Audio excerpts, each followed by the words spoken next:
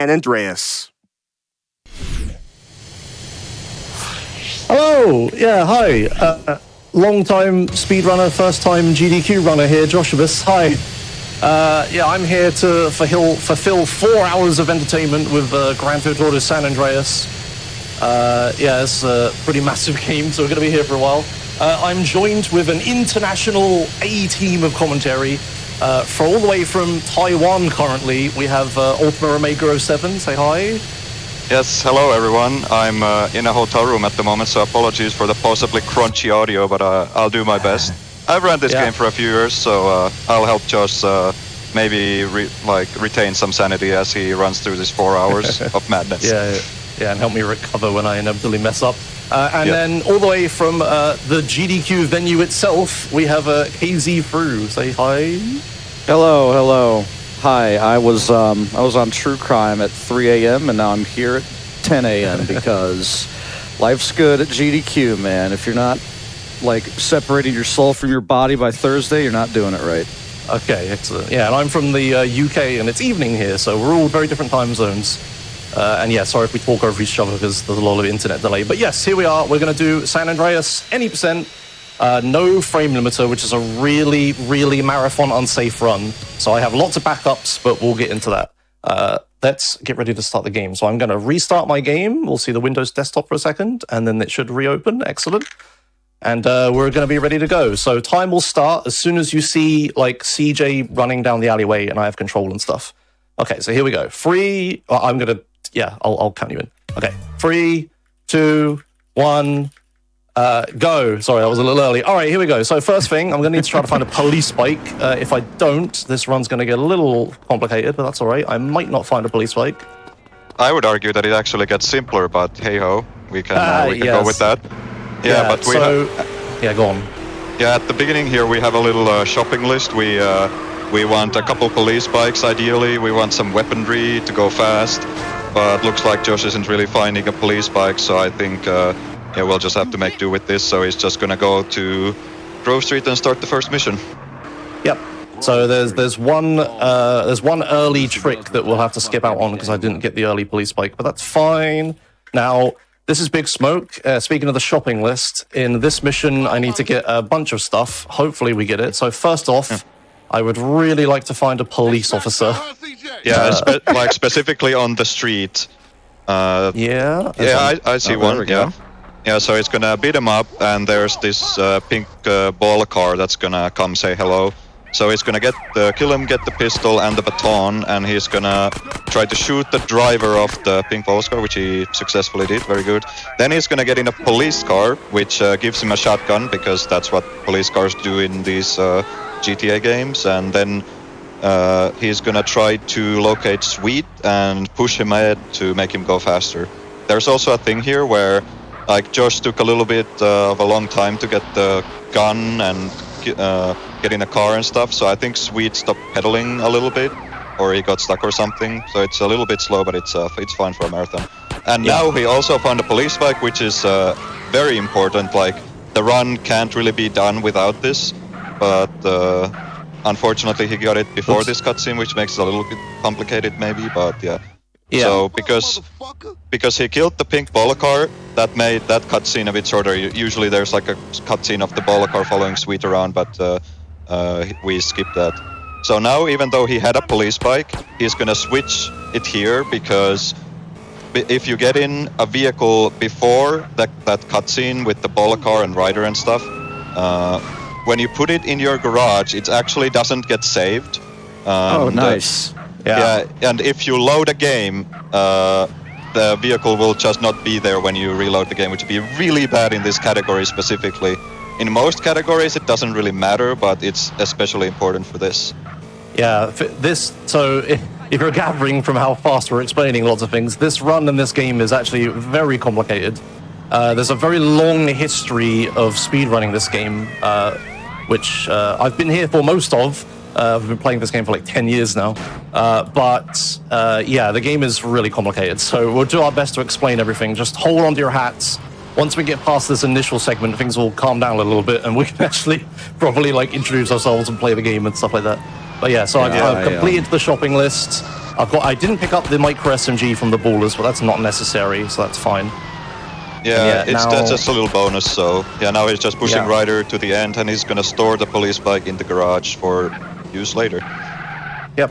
So only one police bike, so I will have to do different strats, and hopefully I actually remember that. There is a second bike. Is it still maybe you can get it.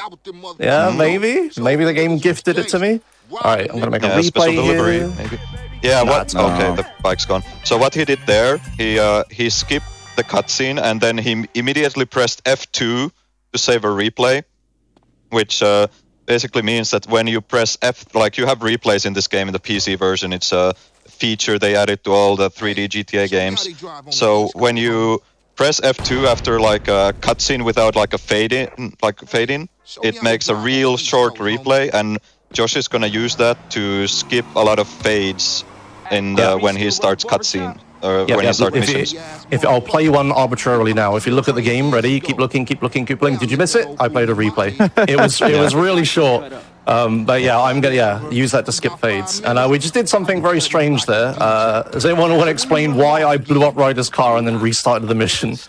It skips a tutorial cutscene. That's all you need to know, dude. It's very simple. Yeah. So very important. I'm going to buy the sexiest haircut I can afford here. This is not a joke. Yes. Yeah. Sex appeal is important. Yeah. This is this haircut gives you barely enough sex appeal to do what we want to do later in the game. So it's imperative that we choose this specific one. Yep. All right, and here's this tutorial. That tutorial that you didn't see, I skipped it because I blew up Ryder's car. Yep. Yeah, now he's gonna do this little nifty movement thing where he's got the police baton, and that he uses that to like stop CJ from running real fast into the marker. Oh, that's nice. That's a new one for me. Yeah. There's going to be a lot of new ones for me. Yeah. Messed it up? Oh. I didn't know. Sort of. I stopped a little short of the marker, but yeah. When was the last time you ran this through? Probably like 2019, 2018. Right, okay. Oh yeah, it's all different now, so yeah. Yeah, good luck. I'm going to be the village idiot of this couch. Yeah. You're the layman who asks questions that we forget to explain or whatever. Yeah, that's fine. That works. I can certainly do that. Yeah. So normally, if Josh was doing like PB attempts, he would attempt to do a glitch here, because he didn't get the second police bike, he's gonna have to do tagging up turf just normally. Yep. Yeah. So we're almost into the complicated glitch part. Is there anything we want to explain before we get there? Because it's going to be a long explanation, and it'd be better if we do it before I try to do it, I guess. How much time does this save? So, okay, so if you do that for tagging up turf, you save like 40 seconds, so... I think you save a bit more than that. You save like a minute 20, ideally. Oh, okay. If you do it first try. Yeah. So here, this is just normal. Yeah, I'm going to spray this tag through the wall, because the hitbox extends through the wall. But yeah, I'm just doing this mission pretty normally, just normal gameplay, running around, spraying things. Next mission is just me beating up people, but it's supposed to be the melee tutorial, but I'm just going to shoot people instead to get through it as quick as possible. So yeah, I guess if we start explaining like why I desperately want police bikes like all of Los Santos, I guess Omega, you do that. All right, so... Good luck. Here we go. Buckle up. Yeah, so as you may be aware, in this game, there are like missions and sub-missions such as Vigilante that you can do to, progress the game and get to 100% and stuff. And the way the game is set up, you have what we call like a free roam mode, where you can start missions, you can get phone calls, and you can do a lot of stuff, basically. And then there is like a mission state where you're like doing a mission or a submission, and when you're in that state, you can't get phone calls or start other missions normally. And the way the game keeps track of this is what we call the on-mission variable. I know it sounds a bit technical, but it's practically like a light switch. You can think of it as, where it's either it's on or off. Like you're either on a mission or you're not. So what you can do in all of the 3D GTA games is you can use glitches to manipulate this, like the state of the game. So essentially, in layman's terms, you can make the game think that you are not on a mission, even though you're actually on a mission, and that just completely breaks the game. And in this run, we do it mainly by using police bikes and the vigilante submission and a phone call. So the way it works is Josh will get on a police bike and he'll make a save because the glitch is very risky to try to pull off. He'll make a save to time that the phone call comes in when he wants to. And then he'll get on a police bike and he'll get off the police bike and start a vigilante submission on the perfect frame. So on the PC version, this game runs at 30-5 frames per second, which is a thing in and of itself to explain. But essentially, oh yeah, that's fun. So in essence, you can think of it as there is one frame out of 25 frames per second where you can release vigilante, and if you get lucky, because there's also luck involved in this glitch, if you get lucky, you get a vigilante submission and a phone call on the same frame, which makes it so that when vigilante cancels because you're not on a police vehicle, it means that you have a phone call, but you can still start missions. And when the phone call goes away, it also switches the on mission state. You essentially use that to break the game. I know it sounds very complicated, but it'll make a lot of sense when you see it, I think. So now, possibly. well, actually, there's still one more regular mission to do, but just got a police bike, which is kind of annoying. He would have wanted it earlier. But essentially, what is going to happen is Josh is going to pull this frame perfect 1 in 3 chance to work glitch, and then he's going to start a mission. And then he's going to have a phone call during the mission. The phone call is going to cancel, and he will start the mission again. And you might be asking, why does that benefit us in any way? So the way the game keeps track of your progress is it has all these mission trees for, characters of the game. Like you have sweet missions and big smoke missions and rider missions. And the game uses a simple counter to keep track of which mission you've done.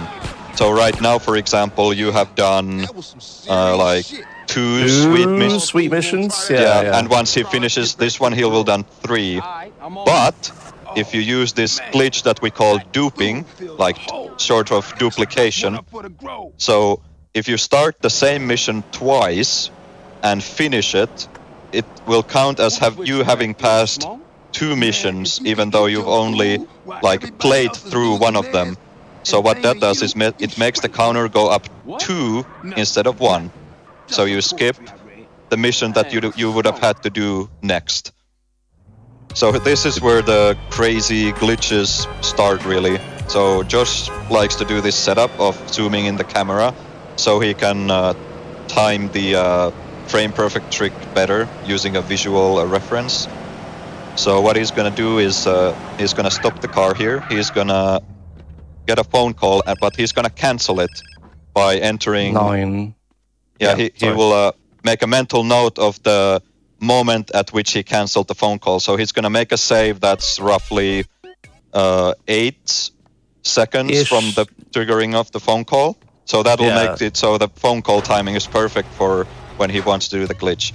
So now if you see he got on the police bike and he's gonna stand next to this mission, and it all seemed really fast, but what he did was he holds the vigilante while he's on a bike, and on the perfect frame of when the CJ getting off the bike animation ends, he will release it to try to time the vigilante and phone call coming in at the same time. Oh, I did it. Oh, thank God. And yeah, that's very nice. good. Yeah, that's very good. So second try is very impressive. Yeah. So as I mentioned before, there is luck involved in this trick. So even if you hit the correct frame, you still only have 1 in 3 chance to get the glitch, because the way the game checks for phone calls on any given frame, you might just get unlucky even if you play perfectly. So this is quite lucky for Josh here. So now that he's on this glitch state of being on a mission, even though the game thinks he's not on a mission, you can see that there's like the phone is ringing during this mission, which normally doesn't happen. But you can also like see mission markers on the map too. Yeah, that's how you tell that the game is in this glitched state, is by seeing like the sweet mission marker on the map. Yeah. So here sorry. So yeah, when you're doing a mission, you shouldn't be able to answer phone calls or start other missions. But yeah, I've got into this glitched on mission 0, we call it, state, where I can do that.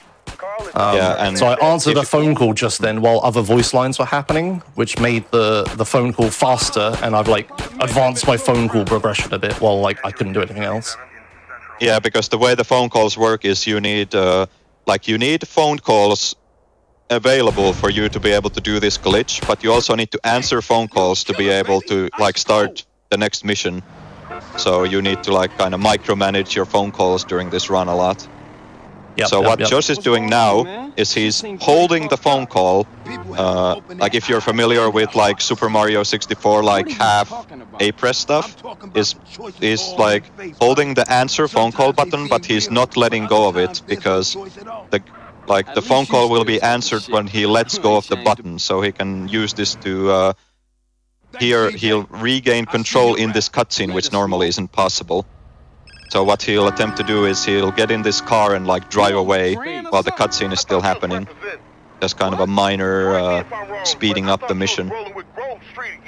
And once he gets to this marker, he'll hold the phone call again, because we actually want to keep this glitched phone call through the next mission as well. So he'll just keep holding this button, and as long as he keeps it held, the glitched phone call will still be there for when he needs it. Yeah, so the whole run is going to be really dependent on my phone calls and me managing them correctly. So yeah, like Mega said, I'm holding the button down and I'm going to keep the glitched phone call through to the next mission. So as soon as I walk into this marker here, I'm going to do a bunch of funky stuff. Yeah, he'll walk in the marker and immediately let go of the phone call, and the phone call comes in, and he'll be on this like glitched mission state. And yeah. I need to save one more time because I forgot to save an extra time because I didn't do that mission earlier. Okay, now I'm on the correct time of day. This is just time of day management. It's not like relating to the glitch at all, actually.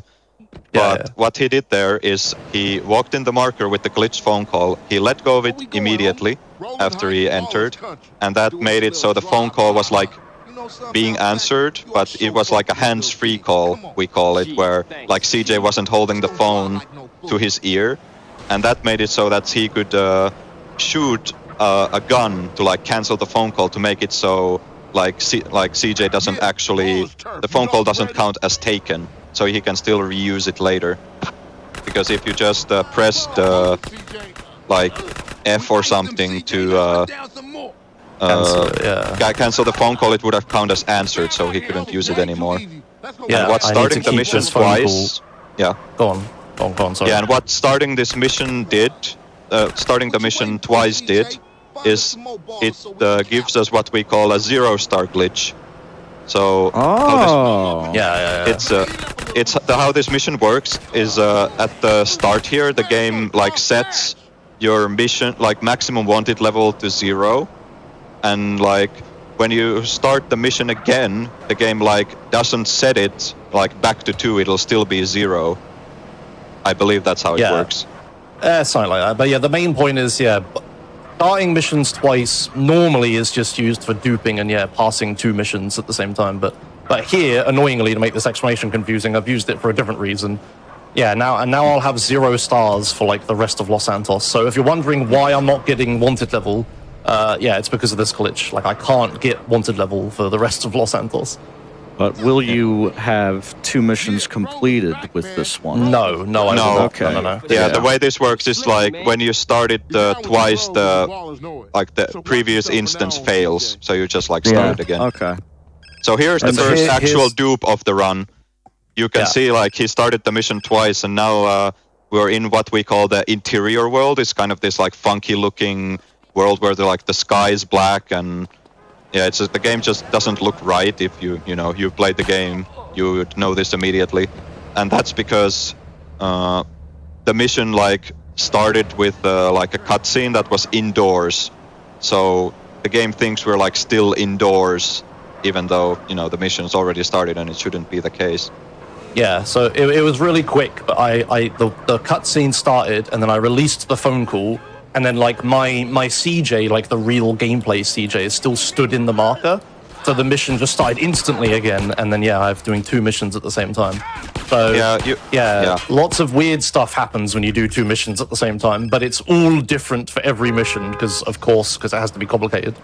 You popped my tire. That's annoying. Yeah, you can think of the glitch phone call as like a light switch, where you press it when you want to change the mission state essentially. Yeah. So I'm doing 2 of these missions at the same time. It doesn't quite look it. Some missions where you do 2 of them at the same time, there's like 2 of everything, like twice as many enemies and twice as many cars and stuff like that. This mission isn't like that for whatever reason. I think it just depends on the mission script and stuff. Yeah. So as soon as I complete this mission, what's actually going to happen is I'm going to complete 2 missions at the same time, and which means I won't have to do the next one because the game thinks I've already done it. It's worth noting that this is kind of a rudimentary way to keep track of game progress, and they don't actually do it this way in 3 and Vice City. Yeah, it's weird how they don't do it there. That way. Also 20 is my... Yeah, sorry, I got it. Yeah, so I need to track... Phone calls come in every 20 seconds, so I need to make sure I remember when the phone call is due to ring. So the phone call is due to ring at 21:40 on in-game time. So I'm going to come out of here. I'm going to do this glitch again. Sorry, I didn't get it. Yeah, so as we said earlier, this is like a frame perfect 1 in 3 chance, like RNG trick. So very good. I will try this many times. If I get stuck on it, I have a backup. Yeah. So what you do here is you make the save because you obviously don't want to wait for 20 seconds between every retry, so you make a save with just enough time left that you can make it to the police bike and the call will ring immediately. Yeah. So we have to do this quite a few times in Los Santos, annoyingly. It makes runs really difficult, and that's why this run is so marathon unsafe. But there are backups, so hopefully I can just get this in some time. The way you can tell if Josh got it usually is if there's the very slightest of beep of the phone call trying to come in, but then it gets interrupted by Vigilante. Interesting. That's the same cue I use for Vice City, because there is also a frame perfect Vigilante toggle. But it's not a 1 in 3, so it's kind of worse here. Yeah, so and also this is you just have to do that once. Yeah. A bit easier in Vice City, huh? I would say so. Yeah, thankfully later in the run there are other ways of achieving the glitched OM0 state, but this is all we have at the start. LS duping, as it is something that came along after I had finished playing, and it was theorized for a long time that you could, in fact, take advantage of duping within the realm of Los Santos. And at the time, it was just limited to the later cities of San Fierro, then Las Venturas, and then eventually returned to Los Santos. And you can do it easier by that time in the game because you have enough driving skill to do the stadium mission that's very close to Grove Street. And that's how you get it later in the game. But we don't have enough for a driving skill for that now. Yeah. Right? That's the reason? Yeah. Right? Yes, that is correct. Oh my god, I said something right. Yeah, you've upgraded from Village Idiot now. Very good. Yeah, I'll try this a few more times, but I won't hold up the whole run just trying to do this. It would be nice to do a legal run on a marathon, but this run is so brutal, it's so unlikely. Later in the game, there's way more things that will probably prevent me as well. Sorry, stop talking then. So I'm not that hung up on it. We'll do it a little bit more. If you've got anything else to keep explaining, I'll do it. But once we run out, I'll stop. Yeah, for context, the worst I've gotten this trick was I hit the frame perfectly 33 times. Nice. And I didn't get it. 33 times in a row, I hit the correct frame and didn't get it, but on the 34th try, I finally got it. Yeah. So yeah, it's nuts. Someone could calculate those odds, failing a 1 in 3 33 times in a row. yeah, I did. It's like 0.00012%. Oh, nice, dude. Yeah, it's crazy. Okay, yeah. So I finally got it. So Anyway. now I've got Vigilante running, but I'm also able to start missions at the same time. So I'm gonna get off the bike, get off the car here. The phone's gonna ring. I'm gonna let go of Vigilante in the marker, mash spacebar, and now I'm doing the mission. So I was running Vigilante. If I have Vigilante running and I start another mission at the same time, the game just instantly crashes. Like you just get kicked to desktop. Like GG, try again. So I need to make sure I never have that situation happen. So what I need to do is I need to get the phone to ring and then use the phone call to dupe the mission instead of Vigilante. So little awkward and there. this is a little teleport. Yeah, when you answer a phone call like around the police station area, you just get teleported to the Los Santos gym for some reason. And being in that like glitched... that's not quite right, but yeah, keep going. Yeah, like... yeah, whatever. It's it's close enough. How he like managed to do that during the mission was being in that glitched state where he can like answer phone calls during missions. So yeah, that's what he did. Yeah, and he specifically had to answer it in the cutscene so he could like teleport while in the car. Yeah. Right. So yeah, to recap, phone calls, Vigilante on Mission 0, replays. Yeah. Speaking of replays, he just made a replay here. Yeah. So in this mission, you drive a PCJ, which is a very fast bike, and Josh would dearly like to use them later as well. So the way the like vehicle spawning in this game works is. As you like, you know, if you think back to when you play this game casually, it's like you're looking for your favorite vehicle and you just can't find it. And then when you finally find it after like 3 hours, they just start spawning everywhere, like crazy. And you're like, it's like, why couldn't this spawn earlier? And the reason for that is the game can only hold like a very, like not that many vehicles in memory at any given time. So the game will mostly just spawn vehicles that are in the memory, like from like whatever car groups that's loaded. So the way we use the replays, in addition to skipping like fades to start missions, is like when you have a replay with like a certain vehicle, you can play the replay to load the vehicle into memory to make it so it spawns like more likely in the world. Oops. Nice route. Yeah, don't mind me. I thought the wall went one lamppost further. Yeah. So keep going. Yeah. So towards the end of this mission, he's gonna play that PCJ replay that he made. Okay, that's some acrobatics. Oh yes, we're going fast. It's fine. Don't worry. Keep going. Yeah. So he'll play the replay maybe once or twice, and if he's lucky, there's going to be a PCJ spawned in the car park of the Burger Shot where this mission ends. Yeah, it's like the game has to load the vehicle to be able to show it in the replay, so I'm kind of... God. It's not guaranteed to load, but it's like an encouragement, we should say. Right, so I'm going to play the replays right here. There's the replay, me on the bike. Now the game's loaded the bike, and now we just look for one. And get lucky. Yeah, if you're lucky, it spawns in the car park, but also there is like, lucky. Okay, that's perfect, nice. If you get unlucky here, you can still have a second chance by playing a replay into the mission, which like respawns the vehicles.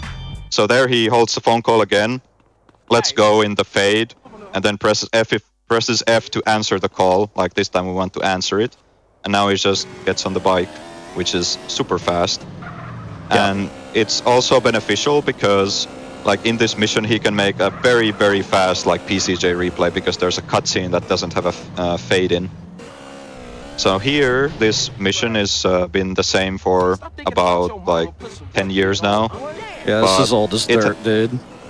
Yeah, but there's a slight curveball which I think you might fail this. Yeah. Oh, that's really bad. Yeah. Okay.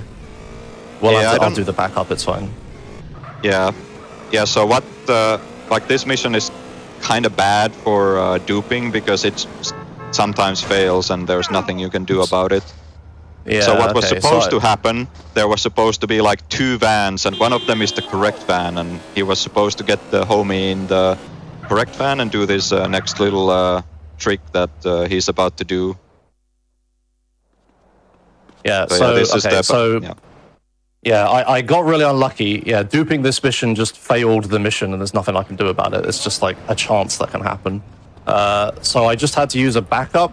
I have a tool open called the on mission changer.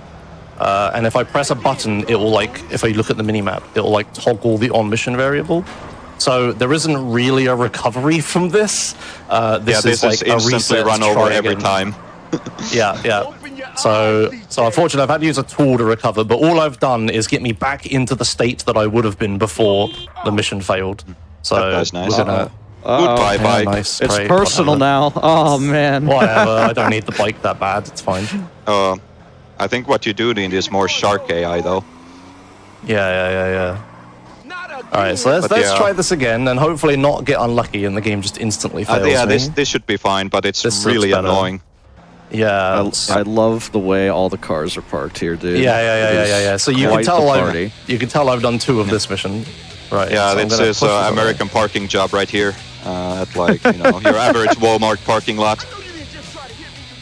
Right. So so what Josh is gonna do is he's trying to get this homie to get inside this van by this van is locked, as you can see, he couldn't get in it. So he tried to get in the driver's side, even though he can't. But if he tries to do that, then the homie will attempt to get in the passenger seat. And if you disband the gang as the gang member is getting into the car, then the gang member will stay in the car, and then you can shoot him in the head, and once he dies, he'll keep the door open, hopefully, which skips like 3 minutes of dancing in the mission. That's a huge skip. Right, and I'm aware that we've been talking for 30 minutes straight now, so we have a little bit of time, so if you want to read some quick donations, I'm very sorry. Yeah, go.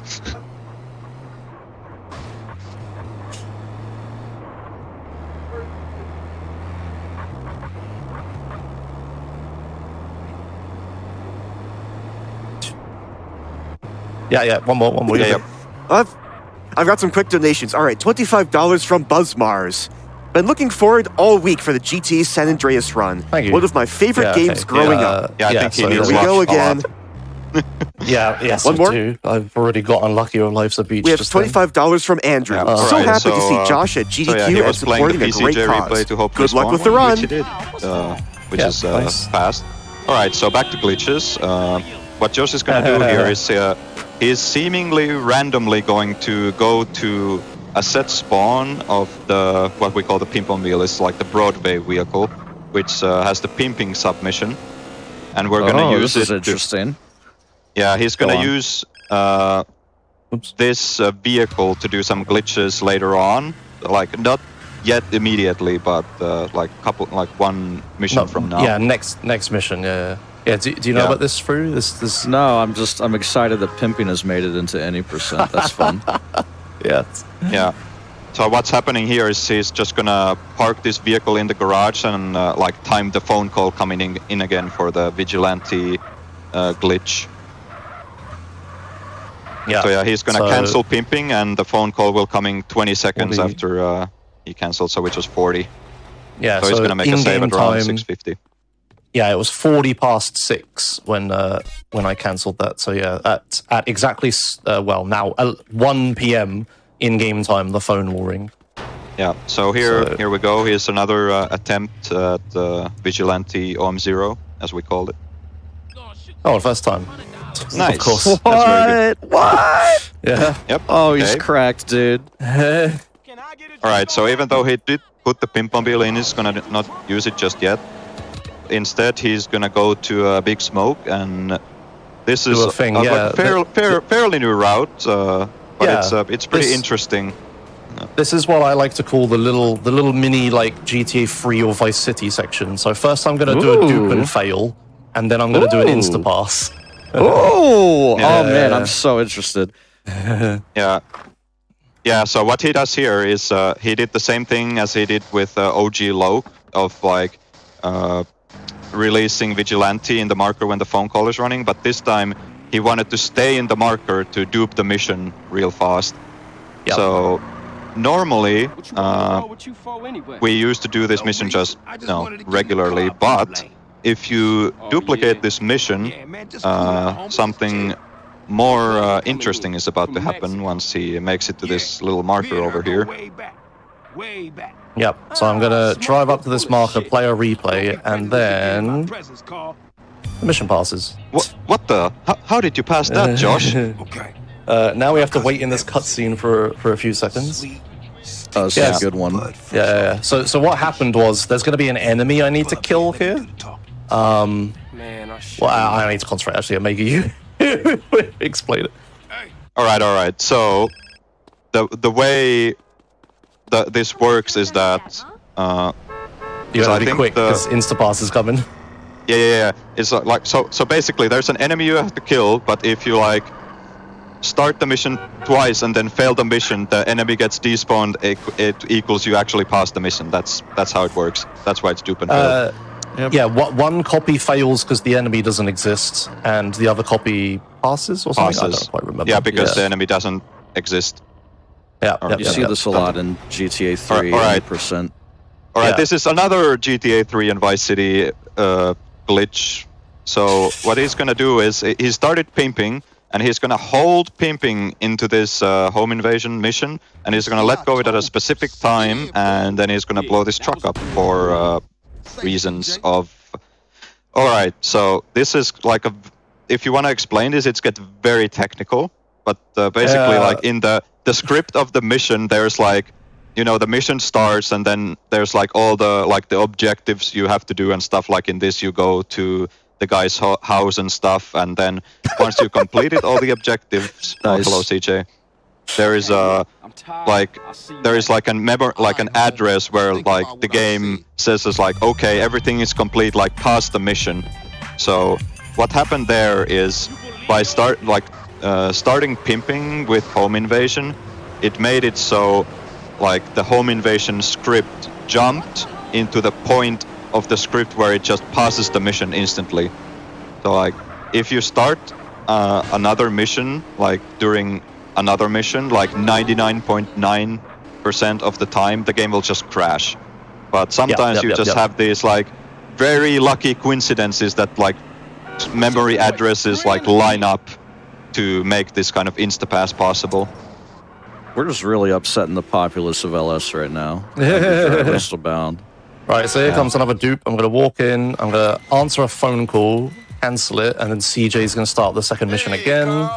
Yeah, see folks, how there's this is the following the train mission for everyone that's been waiting for this. Yeah, so this is wrong side of the tracks, the legendary meme mission.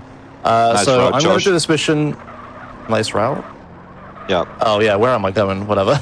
It's because I'm thinking. Yeah, so this mission is it's the one where you're supposed to follow the train with Big Smoke. But in speedruns for a very long time now, we've had this alternate strat that I'm going to do. It's a little bit complicated because I also duped the mission, but I'm going to drive up to the train here. What you're supposed to do is Smoke is supposed to shoot the guys on top of the train, and it takes forever, and Smoke like shoots other things and gets distracted and stuff like that. Blah, blah, blah, blah.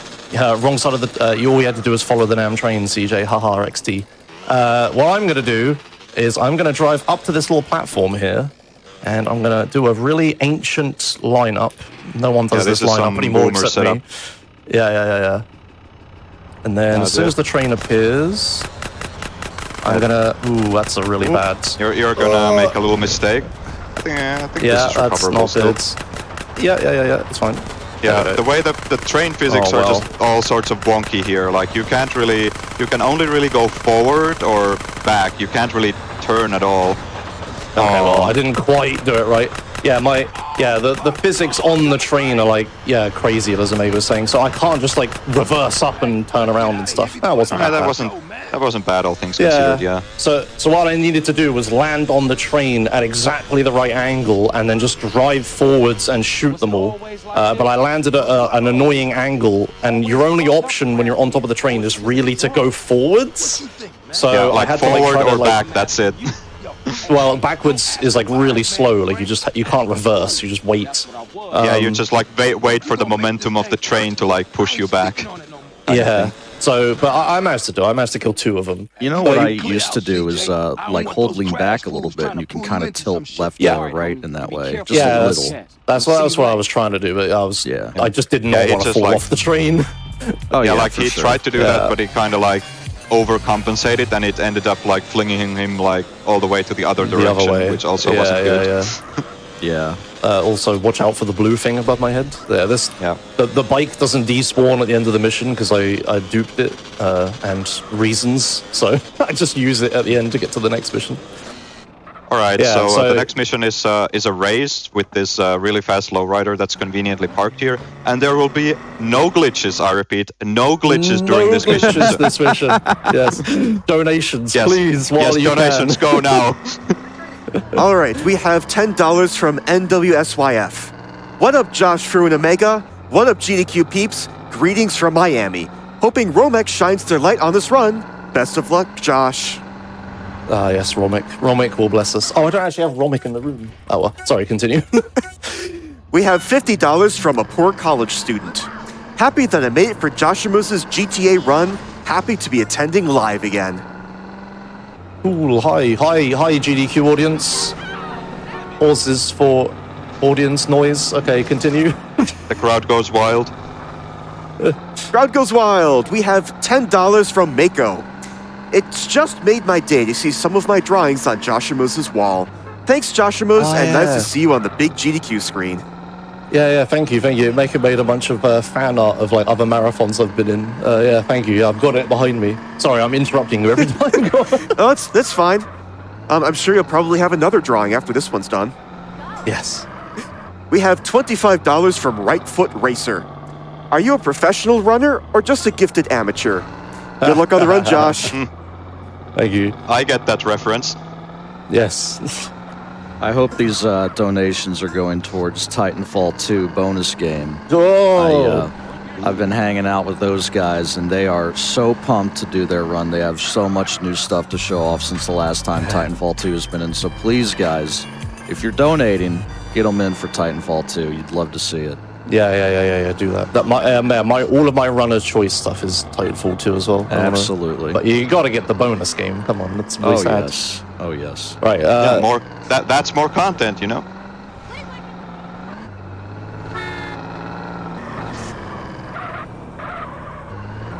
You get out much?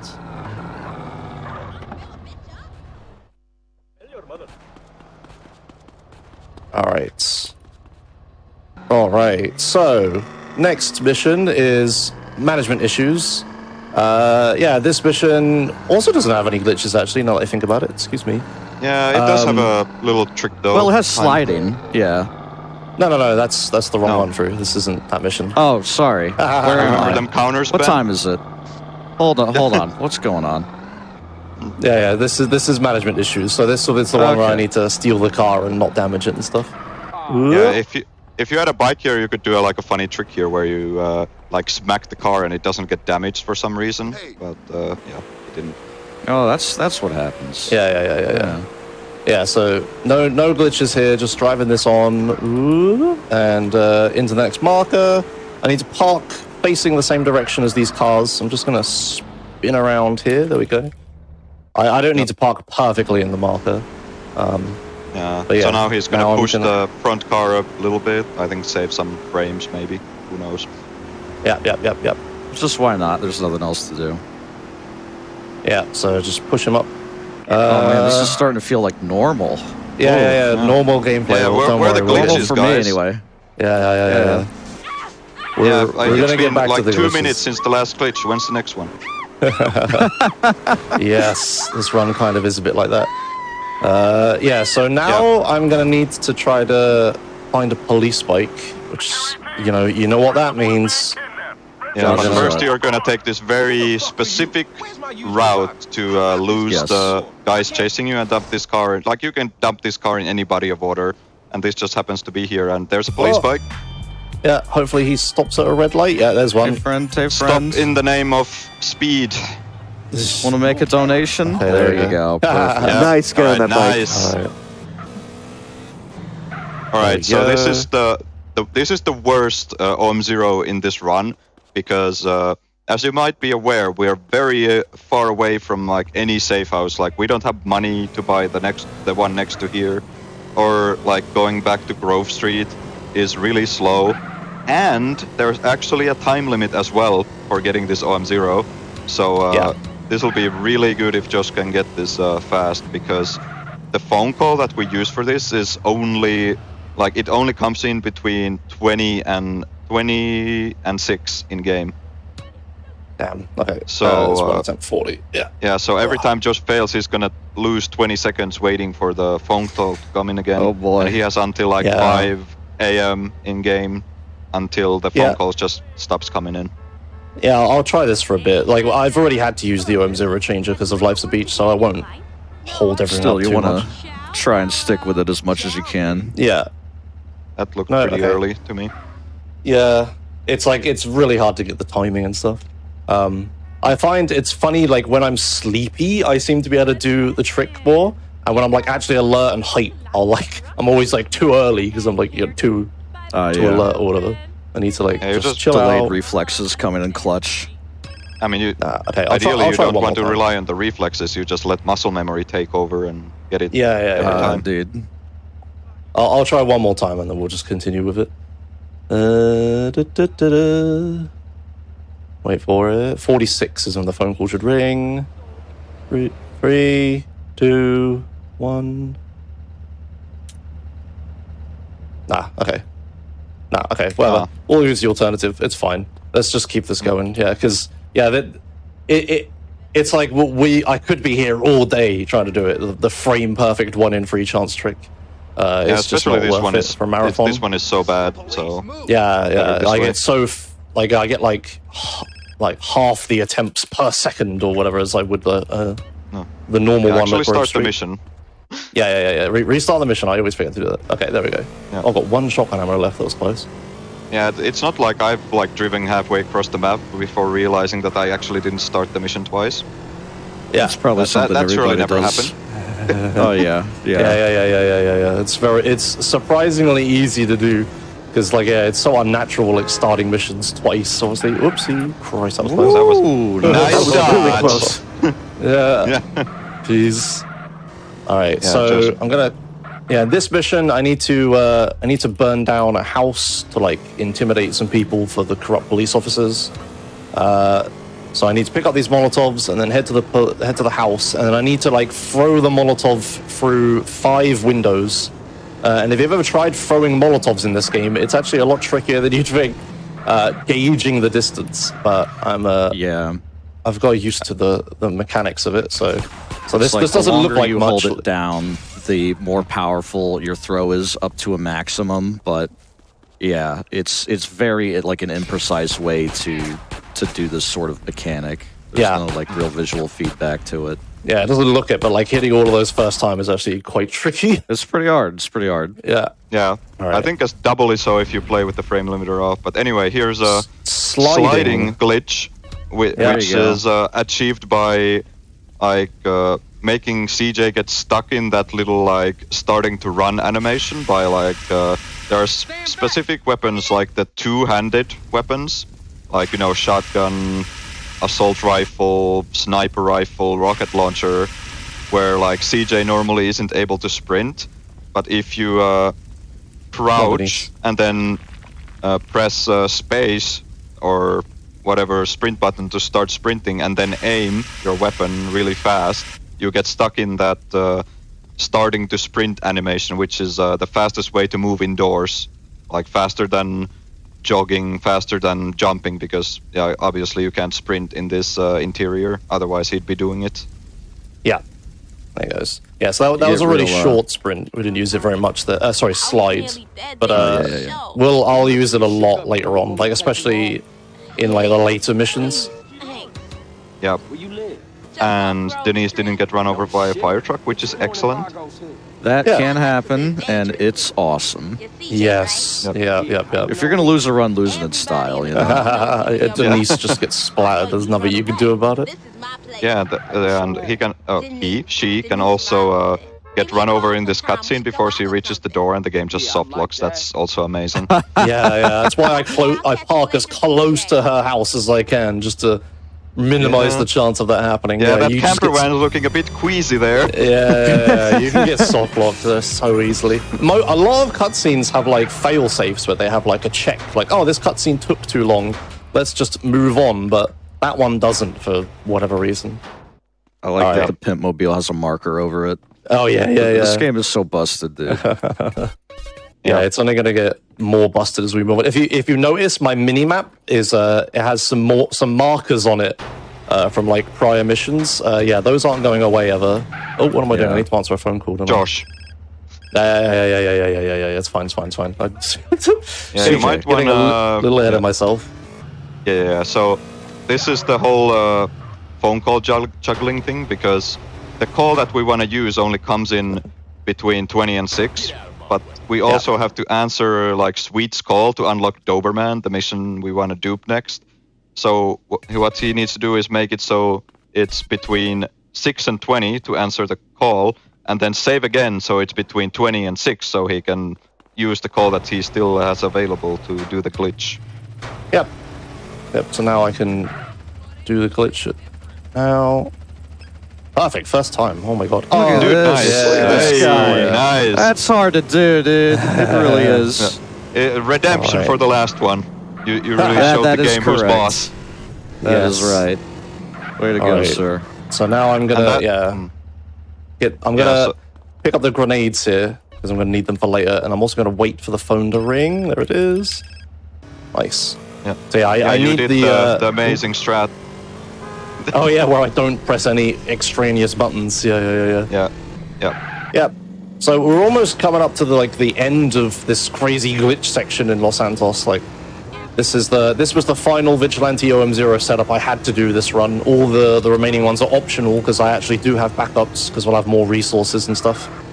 So yeah, we're just gonna dupe the next 2 missions, but like, yeah, I can like chain the OM0 phone call through this mission to the next one. Yeah, let's just do Doberman. So this is a really long mission with some really long cutscenes in it.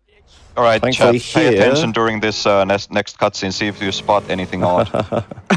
Yeah, something isn't quite right here. I don't know, that seems perfectly normal to me, man.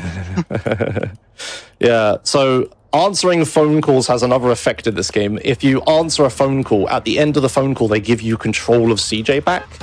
Because they like change your control state while you're on a phone call or whatever. So they give you full control of CJ back afterwards. So we can use that if I answer phone calls in the middle of cutscenes.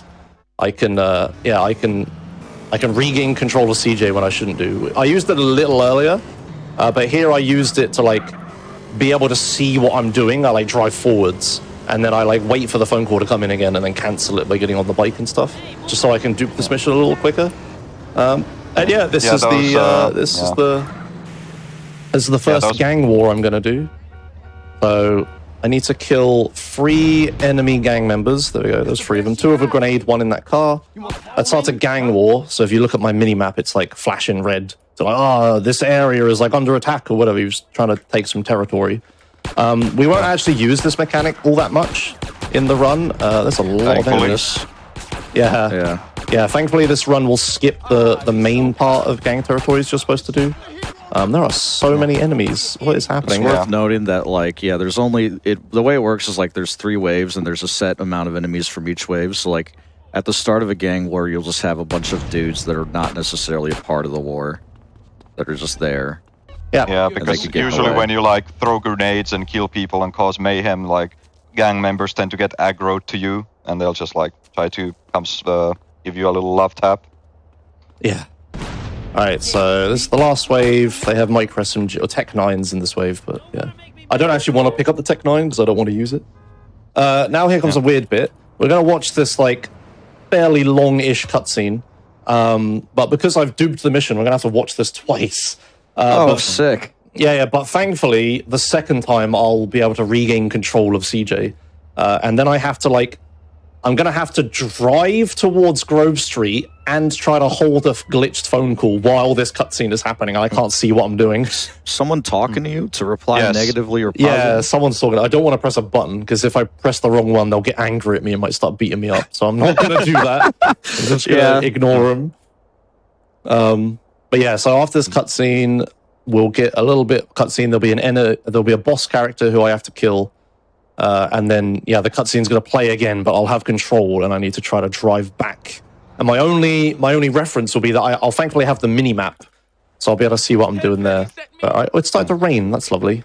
Josh rain ignoring is like... NPCs like a Finnish person. I think it was a drug dealer that was trying to talk to me. Yeah, he stood there. Yeah. All right, so now he passed boss. the first instance, and he's going to start driving away towards Grove Street. And if you look at the subtitles, the cutscene is actually still playing in the background. And now when like the camera changed, the camera will be in this, and Josh is going to try to hit this small little hole to try to get on the highway. And then he got off the bike, and he's now holding the phone call while waiting for the cutscene to end. And he's going to try to drive in the cutscene. Like if you looked at the minimap, you could see that he was moving. So he was just like trying to drive to Grove Street, but unfortunately hit like a car or a lamppost or something. Yeah, I think I hit a wall. That time you said bust a crash set me up. I don't think I've ever seen that. Yes, so this is one of the missions that has alternate dialogue if you do it a second time. Wow. Yeah. They have that in this game, a little tiny bit. And I knew about that generally, but not there. Minor thing, it's worth noting. This garage can only store 2 vehicles, but you can store more than that by just simply get on the bike. Garage will open up and you're good. Classic trick I think everyone did when they played this game. Everyone figured out that if you get out of the vehicle, the garage will open and you can just stuff as many vehicles in there as you want. Yeah, especially like those vehicles with special properties and stuff, you had to do that to get like most of them. Alright, final dupe of Los Santos. After this, we have pretty normal gameplay for a bit, so queue up your donations, get your donations in. Now's the time that I think how to read them. I didn't queue up for normal gameplay. What the heck, Josh? Yeah, this is any percent. So yeah, this mission's kind of weird when you dupe it. There's sort of 2 of everything, but not quite. So I'm going to kill these enemies with a grenade, then this guy. Then there's going to be 2 enemy gang cars here that spawn. I have to kill the second one. Yes, the correct There we go. Hopefully that doesn't kill anyone important. Okay, good. We didn't fail. Very amusing. And now, there's supposed to be a mini game here where I throw a bunch of boxes. Damn, what is that? So the train moves, you throw boxes at Ryder, and he catches them, and you have to like get 10 boxes, or whatever. But we're just not going to do that, and the mission just keeps going. Nice. Yeah. Sometimes when you do missions, it's like the mission state also progresses like within the mission. Like you complete. Yeah, you complete like one objective, but it counts as 2. So that's why the whole grade bollocks gets skipped. Yeah, so they must be using the same variable for like what part of the mission you're in, like whether you're doing the minigame or after it. So because it goes up by 2, we just skip the minigame and drive straight back to Grove Street. Also, I didn't have to lose the police like you're supposed to in this mission because of the aforementioned 0-star glitch I have. I was about to ask about that. Yeah. We don't. The game tries to give me 4 stars, but it just can't. So we just move on with the mission and nothing happens. All right, what time of day is it? It's a little too late. Okay, so I'm 30 seconds too late to be able to start the next mission. It starts only between like 8 and 6, but that's fine. Yep. I'll just save until time of day is right. It's like the whole thing that LS revolves around. Yeah. All right, so in this mission, I'm just going to throw a bunch of grenades at people, and they'll die quickly. And then we'll go to the next mission, which is kind of a long one. We're just going to slide through, and there'll be an auto-scroller and stuff. So, yeah, now's a good time to read donations. You got a while, so go for it. All right. So before I get to those donations, I would like to check in on 2 of our current bid incentives. Yes, 2 of them. We do have our Titanfall 2 incentive where we have raised over $15,000 so far out of $125,000. And we have also just opened up another incentive. That incentive is to upgrade the Gunfire Reborn run to the hardest difficulty, Reincarnation 8. So if you would like to see our runner Shockwave have to deal with the hardest difficulty for Gunfire Reborn, get your donations in for that as well as Titanfall 2 if you would like for our bonus game. We have $20 from K Drakari. Don't wait to get donations in for Titanfall 2. We've still got a long way to go. We have $25 from Cosmic Trash Panda. GTA was one of the first series I played constantly. Awesome to see GTA San Andreas at GDQ. Good luck to the runner. We have an anonymous $50 donation. Oh, hey, GDQ. Hope Joshimuz gets every skip. Yes, even that one. I love all these Josh references that are coming in. Thank you. We have $100 from Hey2. San Andreas was one of my favorite games growing up, and I'm super stoked to get to watch it at my first in-person GDQ event. Best of luck on the run, Joshimuz. Yeah, thank you. Yeah, thanks to everyone who's watching this live as well. Yeah, I wish I could be there with you all, but it's a big old trip that I can't make right now. But one day I'll hopefully come to a GDQ and say hi to everyone as soon as I know that. Have you, my friends. Yeah. And that's one of the great things about having these remote runs. It allows us to get stuff like this into our in-person GDQ event. Yes, thank you a lot for having this. We have a $10 donation from Starzy. A GTA run with Joshimuz, Omega, and KZ never fails to entertain. Let's go Titanfall 2. Oh, I should have said pause buffering here. Yeah, I believe there's a warning for it on the stream, but there will be flashing images and the like during this run at a few points. So if you're sensitive to that, it's kind of difficult. Like, we'll try to call them out, but they do happen like thick and fast a lot of the time. Yeah, the reason why that's beneficial is it's essentially like slowing the progress of the game by like making like the game time go faster. So like as you could see, like the grenade was like suspended in the air for longer, even though like when he like the way you do that is just you hold escape. There's nothing really fancy there. Literally. It just makes it so that like time passes faster, like compared to like the actual in-game event that is happening. Okay, one quick explanation before we go back to donations. I'm shooting my own car here to train my AK-47 skill. If you see on the left of the screen, it said I had gangster level skill now.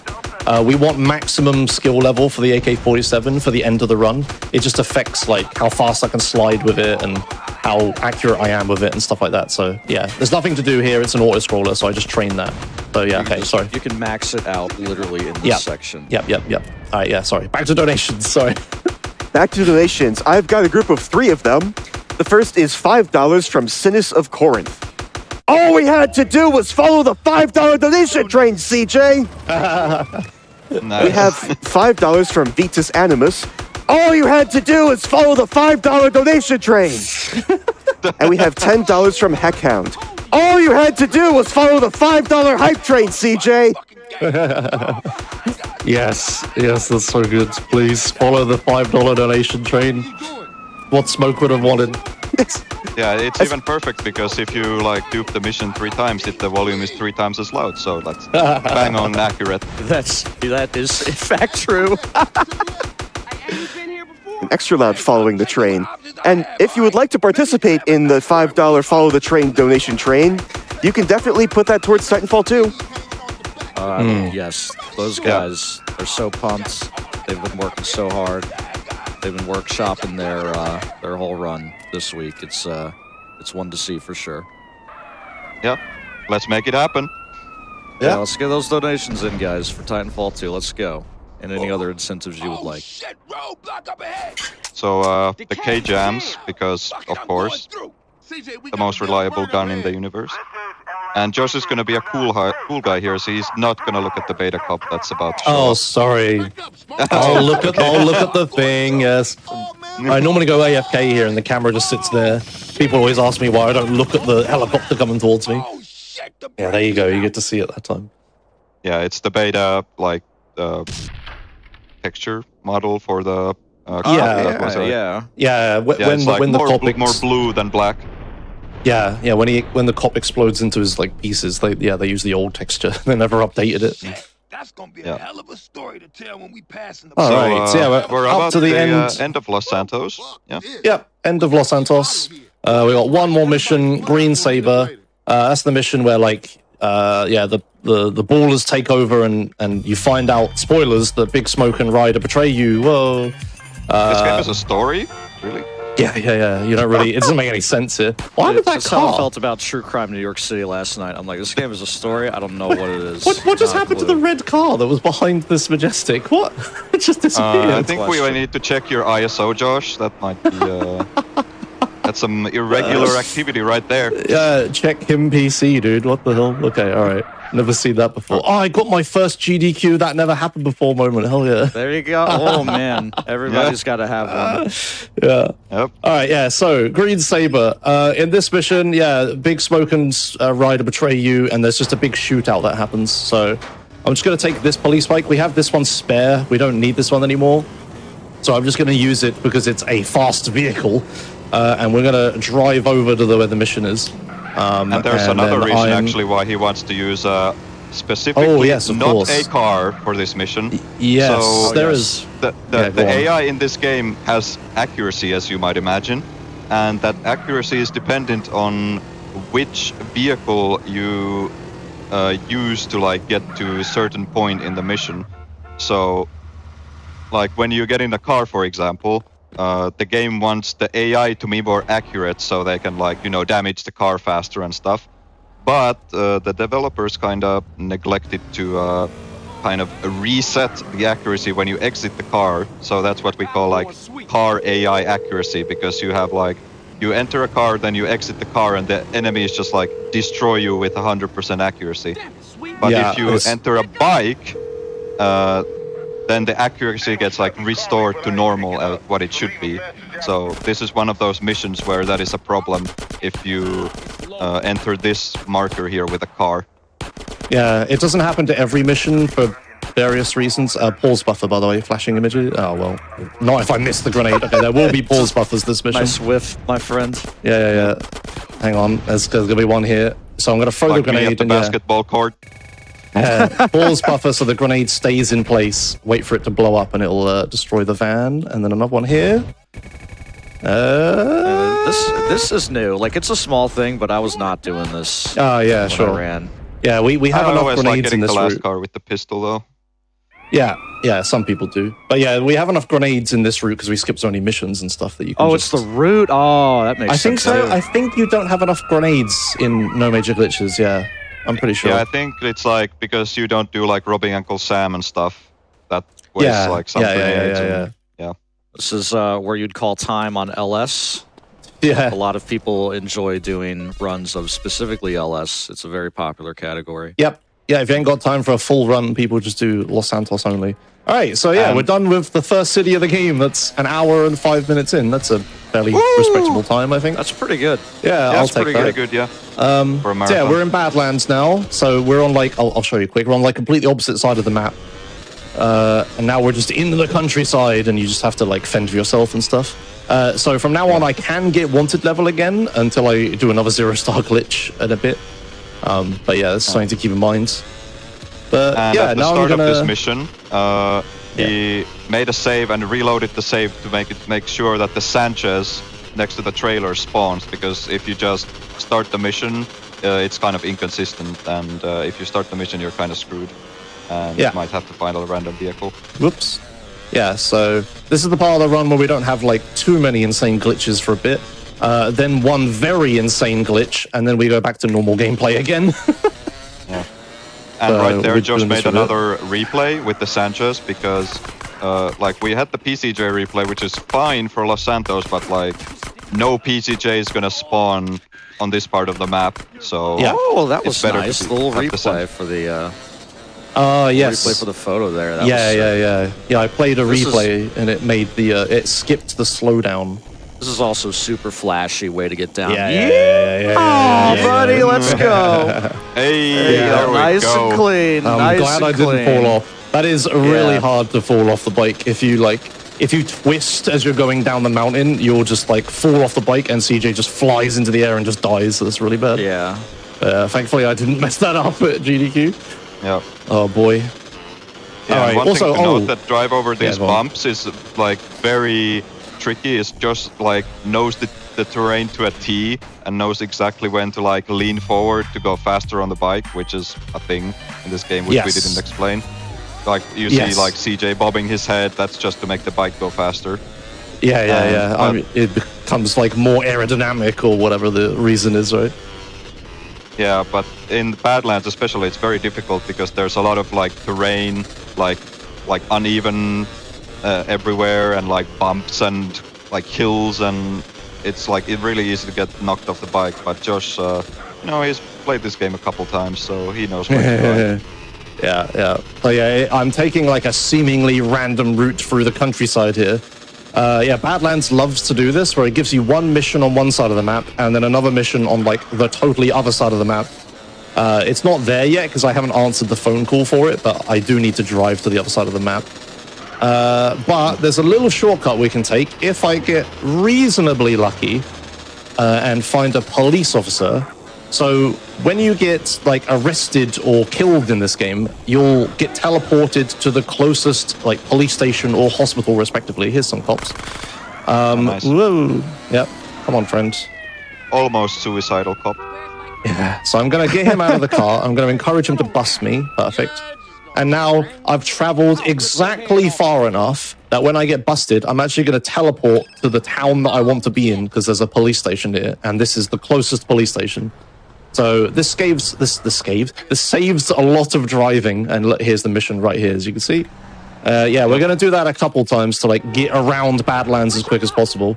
If we want to head west, we get wasted or like die to get teleported to hospital.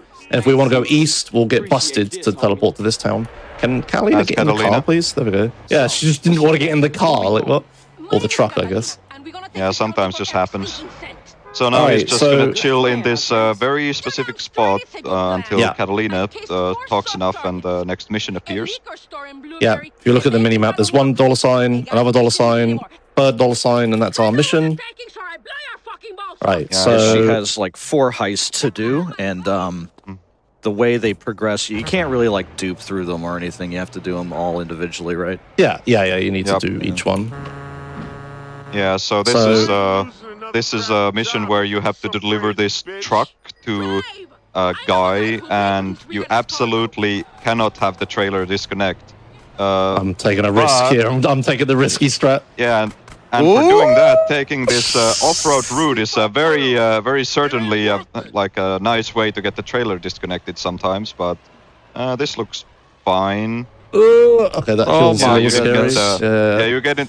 Sometimes the trailer can like wiggle and just like fly off into the atmosphere. Yeah. So I gotta be really careful here. This part here, you can just go too fast and the trailer will just drift off. So I'm gonna slow down a little bit. Yeah. So the trailer disconnects is just game over and you just do the mission again. It's really annoying. So should be good from here. Well done. Well done. Yeah, very nice. Got the risky route. Yeah. Oh well. Okay. Sorry. We're good. Dude, I used to fail tanker commander all the What is going on? Okay, that's unusual. Oh, of course, lateral damage and a bike. Okay, a truck. I guess I'll take the truck. Push bike. No. Yeah. Oh no. The truck's fine. Hundo runners be crying right now when you're taking the line runner. Yes, they're the slowest truck. So yeah, I did that mission. Now we need to go all the way over to the west of Badlands again. So I'm going to drive exactly as far enough as I need to in order to be closest to the hospital on the other side of the map. And then I'll die to like death warp over to that hospital and then we can continue on. And yeah, I'm going to be doing this a few times just to get around the map. So there's this convenient cliff here that is exactly on the boundary of how far I need to go. So I'm going to stop here, answer this phone. Yes, the fastest way to die here, because I don't have any weapons, is to just fall off this cliff, and then we'll go splat, and we'll teleport to the next one. And I'm gonna play what we used to do is we used to get the gun from the police station at the tanker commander mission town. It's called Dillamore, but that's pretty slow. That loses like 15 seconds or something going into the police station.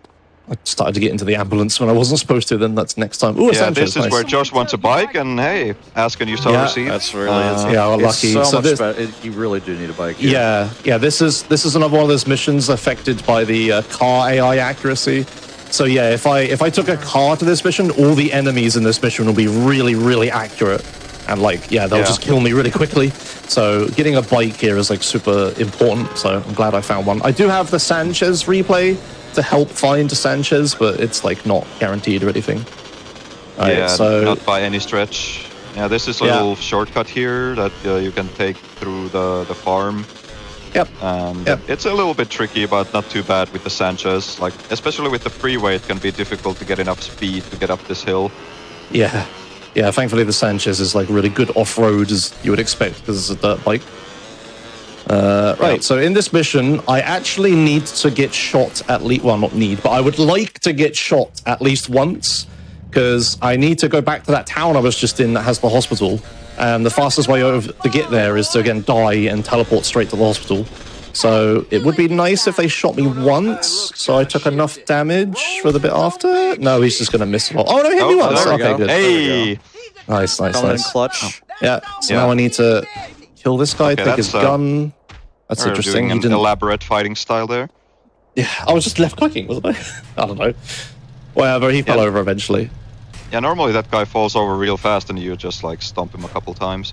But anyway, the reason why Josh wants to take damage is because he wants to death warp again. But there's a car that spawns at the end of the mission. But the problem is that if he stands next to the car and blows it up, that only does 83% damage. So you won't look at you with the from, exact percentage. Yeah, you won't die from full health. So, but the one rifle bullet is just enough to die instantly. Hopefully I don't mess this up here because I need to fly down this hill really quickly, and it's really easy to flip the combine harvester over and fail the mission or hit the ESA legendary tree the ESC tree. It's combine harvester. I didn't. No ESA tree today. We're all right. Very, very nice, Josh. Well done at not flipping. We're all very proud of you. Yeah. Yes. I didn't crash horrendously. Hooray! Yay! Everybody's done it. Everybody's done that. All right. So yeah, here's the car. So I took a little bit of damage. There's a scripted phone call here, and I just need to shoot the gas tank of the car and it'll instantly blow up like that. And we go straight to the hospital. So I'm gonna spawn, just do a 180 and take the ambulance, which is what I did a minute ago when I wasn't supposed to. All right. Yeah, it's and on to important the there next mission. that if you notice that Josh didn't move his mouse at all, because sometimes if you like turn the mouse and face the ambulance too early, it actually might not spawn. So he just like goes backwards with the WASD and presses F to get in without even like seeing the ambulance. Yeah. You gotta just know it's there. It's like quantum physics or something. If I check it, it isn't there. But if I don't check it, it is there. Right? Like, You gotta have really faith. dumb. Yeah. All right, so we're driving back over again. I'm going to do the same thing, take the same route, try to find a police officer and teleport to the other side of the map. So now's a good time for some donations, please. All right, we've got a $5 donation from Sigmatic Saki. Listen up, chefs. I'll have 2 number 9s, a number 9 large, a number 6 with extra dip, a number 7, 2 number 45s, 1 with cheese, and a large soda. Very good, very good. I know where that is from. Nice. Well, we have $25 from Desiderius. Here, CJ, go buy yourself a beer. Good luck to Joshimuz. A lot of hard work has gone into this run. Donation goes to Titanfall 2. Yeah, thank you. Oops. I saw a cop car, but then I fell off my bike. One more donation. We have $25 from Jelmar35. Among profound questions in the universe, such as why is there something rather than nothing, and what is the meaning of life, clearly the most mind-warping is, how could the universe produce beings as beautiful as Josh, Omega, and Fru? Come here. Thank you. Thank you. What? My cheeks are red. You can't see them, but I'm blushing. Yeah, I'm the only one on camera. I gotta keep composure. Oh dear, yeah, thank you.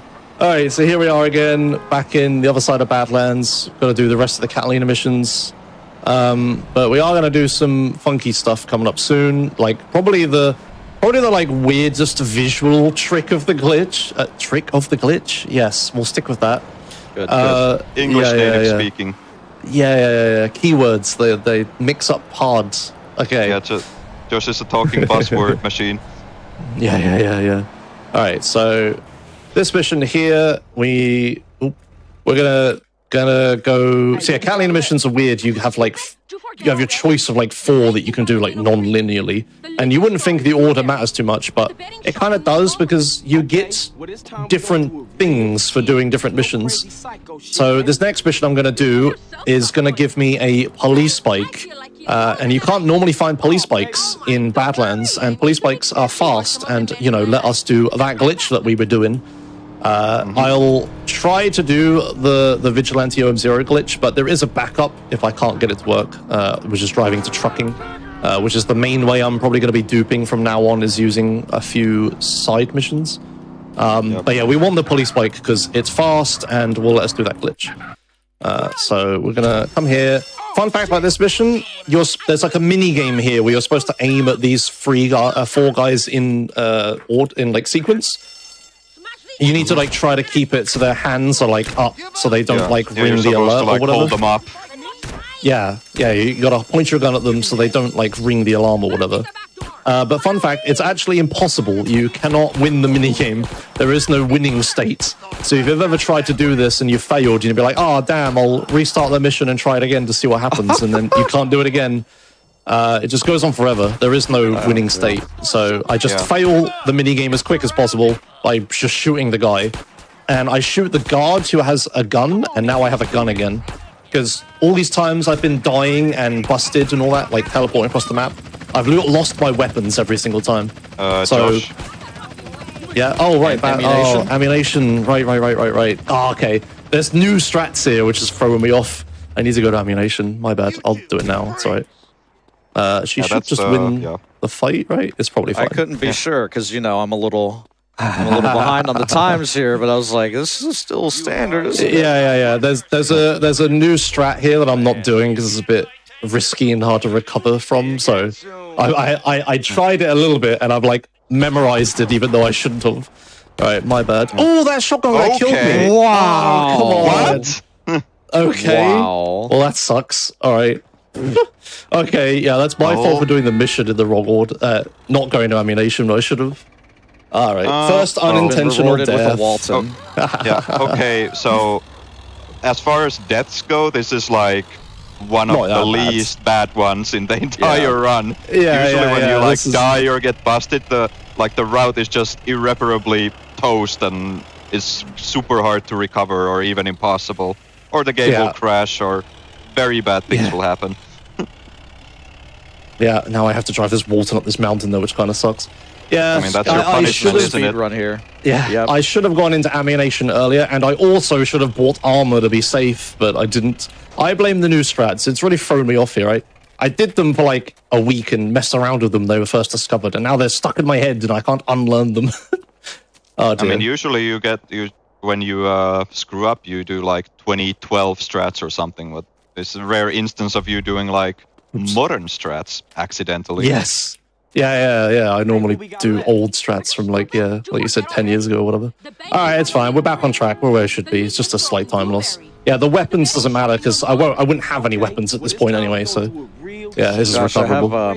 I have gone back once or twice to watch some of your very first runs, and some of those routes, the driving routes, buddy, are winners. Like at one point in LS, you're like in a lowrider and you just drop off a bridge. And it's just so I'm like, that is art. That is artisanal right there. Yeah. When I first started running this game, it was only me and like a few people on the SDA forums. Shout out to good old SDA. Helping me like route it and stuff, and I did a lot of very strange things. It's awesome. Oh man. Yeah. Thankfully, I've learned. I'm a little bit better now. I'm still like doing sometimes I just muscle memory like a really old thing, and everyone's like, "What are you doing?" And I'm like, "Oh, this was the strat from 2014. I've accidentally remembered for some reason."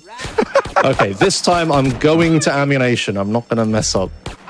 All right. Also, fun fact here, these officers in this mission, they have like a few set patterns that they can spawn in, like different locations, so it's gonna be a little bit different each time that you do the mission.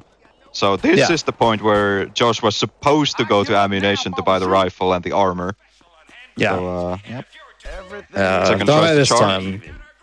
So we need this rifle for a bunch of various things. I'm going to grab that now. And yeah, armor, because it's a marathon and I want to play safe, would be really smart.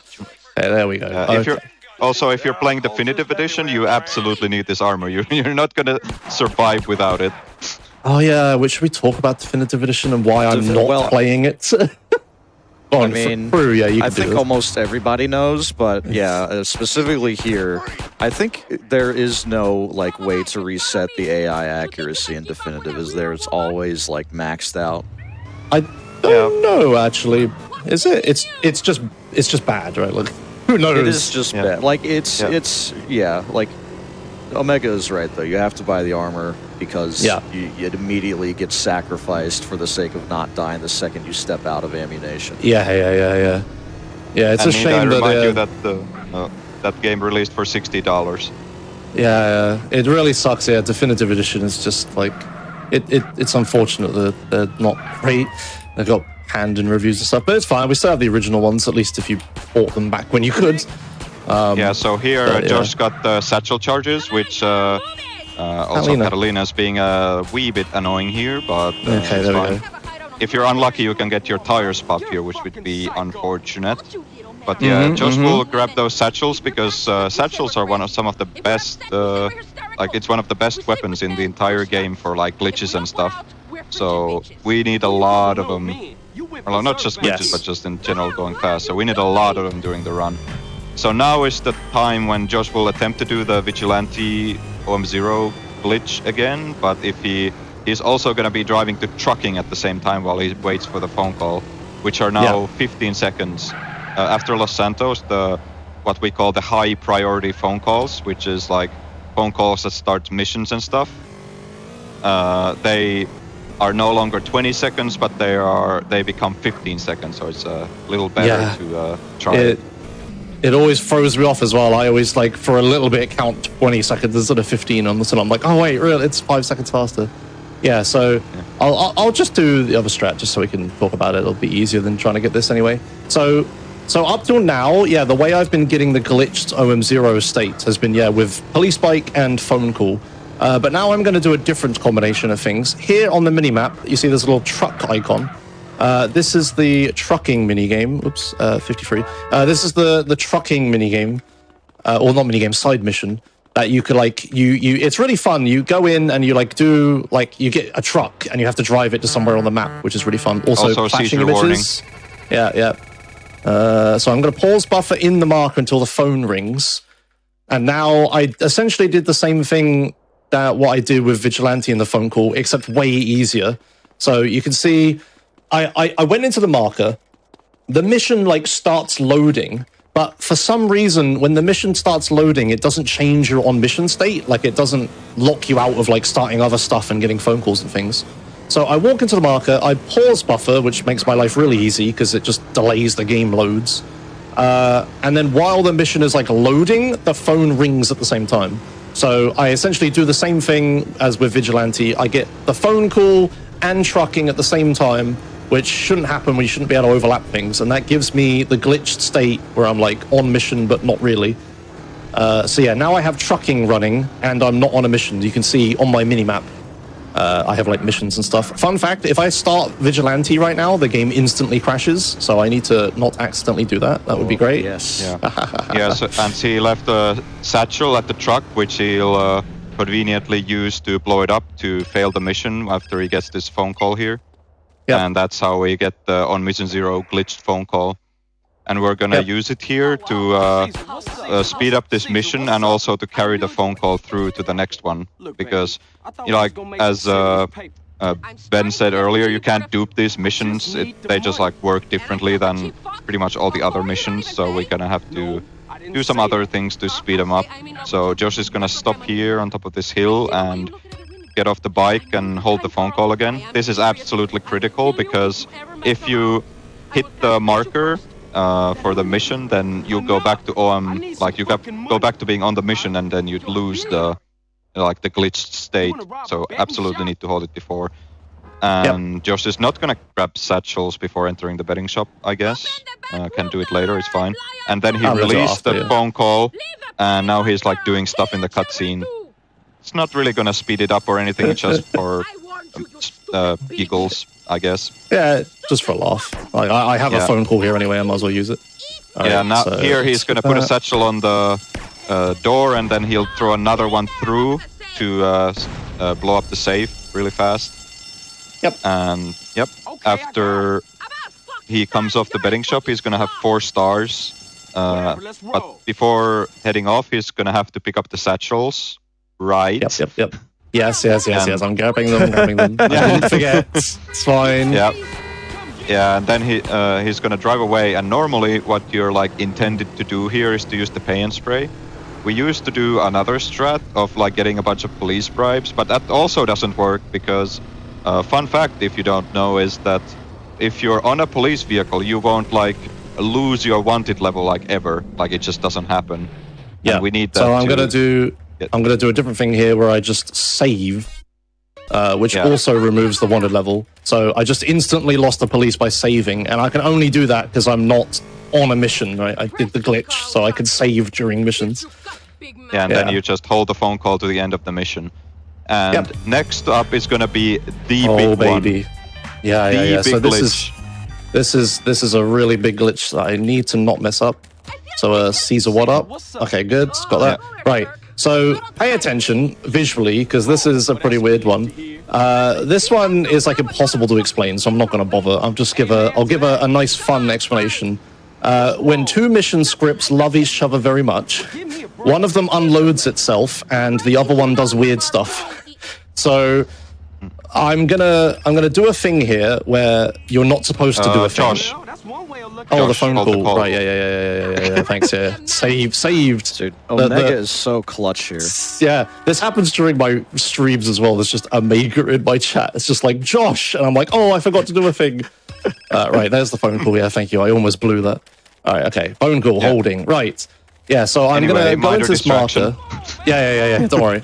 So I'm gonna progress this mission to a certain state, and then I'm gonna do a big no-no, the 99% of the time crash the game glitch. I'm gonna load 2 missions at the same time. Mission scripts. So I'm gonna drive over to here. I'm gonna get close enough to these guys and turn around. Now I'm gonna keep looking at them and keep them on my screen unless this guy knocks me off. Well, that's unlucky, yeah. Yeah, that's right. I'm gonna keep looking at them so I don't fail. Keep looking at them so I don't fail the mission. And I'm gonna drive over to here, and now I'm gonna get off. I'm gonna answer this phone call, and once I answer this phone call, I won't be on a mission, and now I can do free roam things like buy this property. Property shopping. Yep. So I might crash the game here. So he buys. I didn't do it. Okay. It doesn't work 100% of the time. Okay. I'll try it once more. Yeah, so it's typical. We like hype it up and then nothing happens. You're like, what? Yeah. That was so typical. Right. So what I need to do use the backup. Yeah. What I need to do is I need to buy the property and fail the mission at the same time. And then a really weird thing is going to happen. So I'm just going to park this bike over here. I'll use the backup. It's fine. Oops, not yet, Josh. Okay, there we go. All right. Like, I can explain a little bit of why that failed. You might be familiar with this if you play the game a lot, but when you do like an action of like starting a mission or like buying a safe house, it's like when you press the button, it often doesn't actually just like start immediately. So there are like these kind of cycles where the game will oh my god. Yeah, they're like these cycles where the game checks if you're standing within the radius of the buy marker, like buying the safe house, and the game will check on certain frames if you're like pressing the button to buy the safe house. But if you're like unlucky and you just like happen to press it on the wrong frame when the game isn't checking, like it's as if the input just doesn't happen. So and that's kind of unfortunate for this because he needs to buy the safe house, and immediately after the buying of the safe house has commenced, he needs to fail the mission by looking back to do a thing. There we Okay, go. that's And good. if you look There we go. carefully, That's good. And I just bought the airstrip? That's how you buy the airfield. Okay. Yeah. Nice. So way later in the game, there's this airstrip you're supposed to buy that will give you like flight school and all that stuff. But because of the absolutely messed up route we're doing, we never actually unlocked the ability to buy the airstrip. So what I need to do instead is do an absolutely insane glitch where I just combine 2 mission scripts together in a way that is never supposed to happen. In a way that buys the airstrip. Yes. For some reason, you buy that property, but you also just buy the airstrip at the same time somehow. It's like, doesn't make any sense. Yeah, and it's pretty insane that it even works in the first place because, in 99.9% of the cases, the game will crash and there's just no way to do it. It's like an insane coincidence that it buys the one property that we need it to buy. I think people scoured through all of the code, to figure out exactly the combination of things we need to do in order to be able to buy the airstrip, when we're not supposed to. All right, finally got that. So you'd think oh, you just bought airstrip, that's way later in the game. Why don't you just go do flight school and continue on the game, from the airstrip? Unfortunately, that doesn't work. Also, shout out to these snipes, killing these guys. This is one reason why you get the rifle. I missed a couple shots. That's pretty good. Yeah, pretty good. It's all right. Those are really hard, actually. You Yeah. gotta, one could get away very easily. So good job to Josh for that one. Yeah, I'll rate you a 5 out of 7 for those snipes. Great, good reference. So unfortunately, I can't just skip half the video game and go do flight school now and continue from there. It doesn't quite work like that. But what it does allow us to do is do an absolutely massive, insane glitch later. It's called Monster 8X. I'm gonna do 8 copies of the mission Monster at the same time. But that's after San Fierro, so you got a little bit of time until you see that one. Yeah. Stay tuned. It's gonna be insane. But it's so weird that I just buy the airstrip out of nowhere. Yeah, this game is crazy up until the very last section. It just does not stop. Yes. Speaking of stopping, we do actually get a little bit of a break here from more glitches. With the race. Yeah. Yeah, it's because we did the insane airstrip buying glitch. We buy 5 minutes of no glitches, so donation. Yes. Donations. All right, we have $250 from BT7274. Protocol 1, link to chef. Neuralink, established. Protocol 2, uphold the mission. Our orders are to resume Special Operation 217. Meet the Titanfall 2 bonus game incentive. Protocol 3, protect the chef. And we are nearly at $16,000 for that bonus game, Titanfall 2. Thank you all so much for your donations so far, but that is a $125,000 incentive, so definitely keep those donations coming. We have $5 from Arcus. Josh, your time as an enforcer has ended. Thank you. We have $25 from King of Hills. Looking forward to seeing you try to explain Monster 8X. Good luck at the run, and cheers to KZ, Josh, and Omega. Oh, yeah. Okay, yeah, that'll be fun. Thank you. Excuse me. Z, it's Z, folks. It's not Z. Okay. Exactly. Right, KZ has it. KZ has it. We have $25 from 2DSVD. Thanks for all the good work, GDQ. Thanks for the commentary, KZ and Omega. Thanks for all the entertainment, Josh. Do it for Ramek and James Kenneth. There's the first one reference. Yeah, thank you. Thanks, 2D. We have $5 from Massimo. Good luck on the run. Watch out for that tree. The ESA tree. Yeah, I didn't hit it. We're good. Thank you. Proud of you, Josh. We have $10 from Rekelt. Hey, Josh. Grats on the run. Be sure that all the goats will do the ba on you, and that you'll warn all of us for the Caesar salad warnings. Greetings from Stroop Waffleland. We have $50 from Mijo616. Josh, you absolute legend. Thanks. We have $5 from Cray Ray. I never thought that I would ever be watching anything GTA and enjoying it so much that I had to donate. Good job, Josh and Buds. Doctors Without Borders, take my money. Thank you. Yeah. Yeah, I'll quickly intercept to say that, yeah, Doctors Without Borders is like a really, really cool charity to be donating towards. It's like just such a good utilitarian, is that the right word? Like, Yeah, I think that works. Yeah, mission, like just in the world. Like the world needs more stuff like that. So yeah, thanks for all the donations towards One Doctors Without second, Borders. important moment here. Josh just made a replay that he will use for the rest of the game that has a bunch of these very fast cars, which will be very important in the latter parts of the run. Anyway, carry on. Yeah.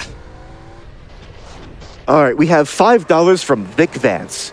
Did somebody call the donation train? And hopefully that went to Titanfall 2. We have an anonymous $50 donation. Yes, chef. Following the train, chef. Right into the tanker. We have $35 from Schrader Haynes. Donating $5 more each GDQ I'm watching, so this is my 7th already? Time flies. I absolutely love everything you do. Please keep it up. We have $50 from Hypest Ivysaur.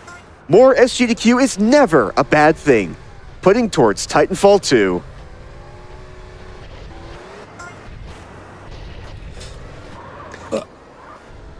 We have $50 from Alice VT.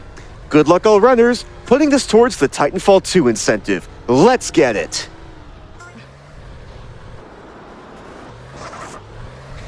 We have $100 from Quantum Jump. We've got plenty of time, but a lot of donating to do before we can get the Titanfall 2 run. Let's go, chat. So I will ask a question here. I believe that it is possible to skip a race, isn't it? Yes, that is the new strat I was talking about earlier. Yeah. Oh, that thing. Okay, Yeah, so there's like a considerable reroute for that. Yes, okay. the problem is that you need to die in order to do it, which loses all your weapons.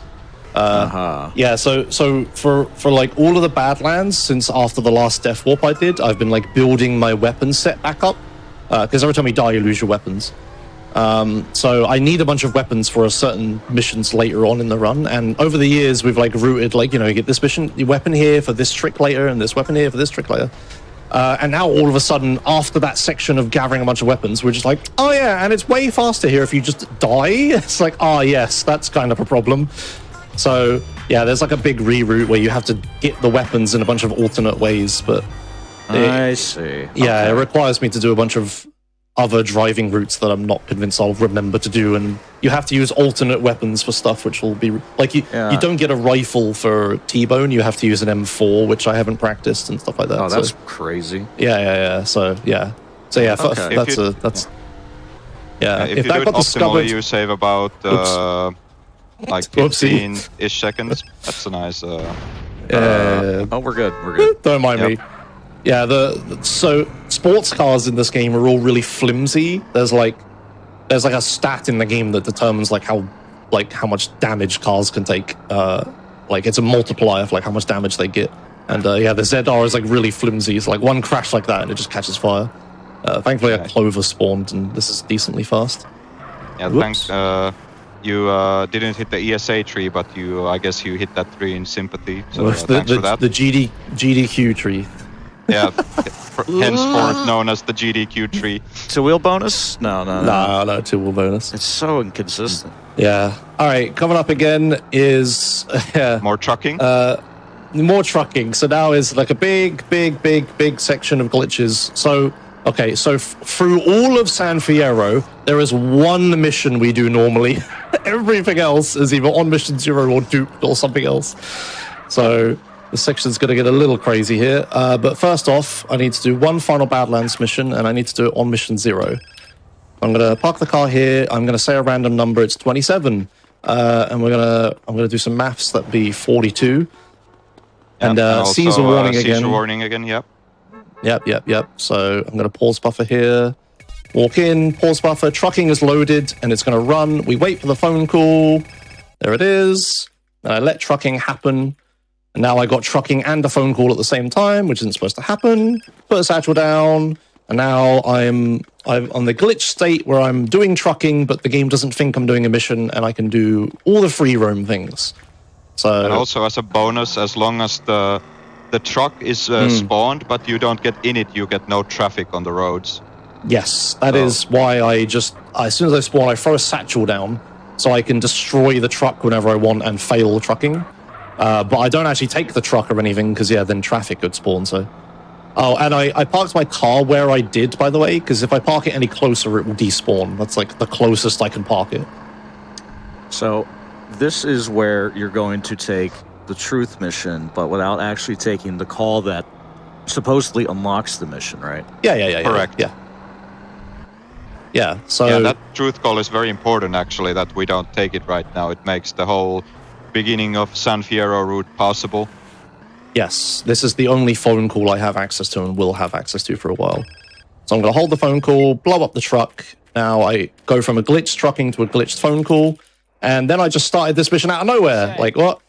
Yeah, so this mission's weird, where, like, the game logic is there to start the mission. Like, if I step into the marker, the mission will start just like normal. But the phone call that I'm not answering that's, like, playing at the same time right now, that is a phone call that will add the truth marker, like, visually, like, on the ground and on the map. But you don't actually need that to start the mission. There's only, like, a handful of missions in the whole game that work like that for some reason. This is one of them. So, yeah, I don't actually need... Of, like, 3, yeah. Yeah. So I don't need the phone call for this mission in order to do it. It's really weird. And yeah, as you notice, I'm not using the flamethrower to burn all the plants. I'm just using satchels instead, which is way faster. So that's one use for the satchels I got earlier. Now, time to shoot this helicopter. I missed one shot, that's all right.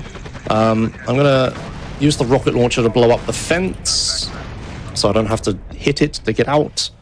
Yeah, and he's looking towards it so it doesn't respawn. Yeah, if I look away, the fence will, like, respawn instantly. Yeah, and now we're going to San Fierro, the next city of the game. We're done with Badlands. We're on to the next section. I like to think of San Andreas as, like, these, like, clean, like, section divides.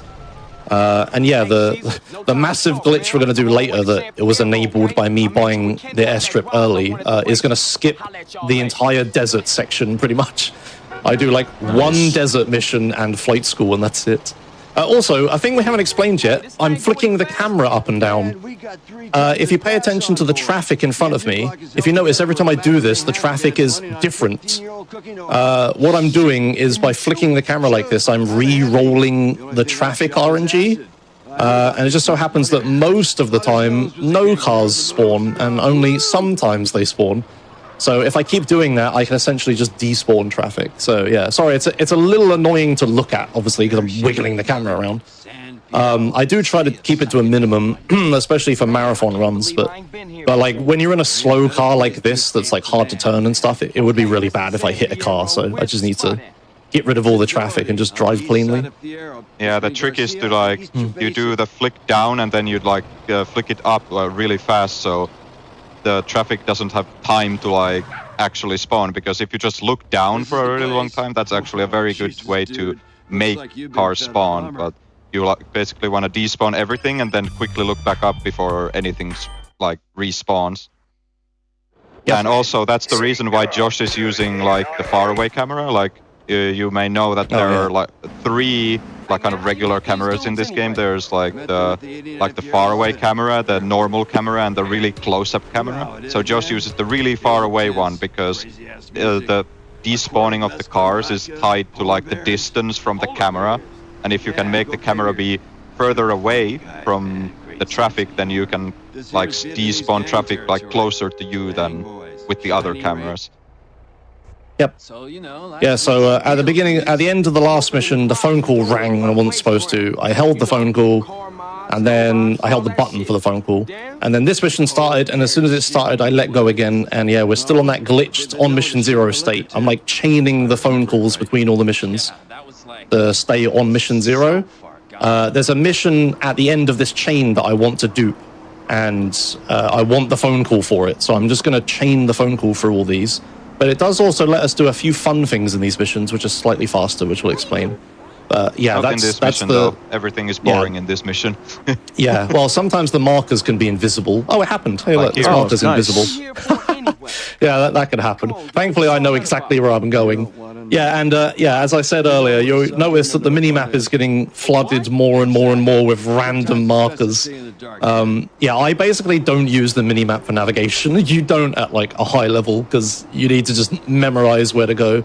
So there's another invisible too. Yeah, there's another invisible one here. Dude, Dwayne, man, Yeah, so later in the run, the minimap will actually run out of markers, which is a real problem because like there's a bunch of enemies that will spawn and there won't be enough markers for them, so I won't be able to see where they are on the minimap. So I need to like memorize where all the enemies actually are. I can't just like use the minimap as a crutch. And like it's really bad when the enemies are random because then I just need to actually figure it out. But that's all right. I know what I'm doing, hopefully. And that's not for a while yet. I've got plenty of markers left in the pool.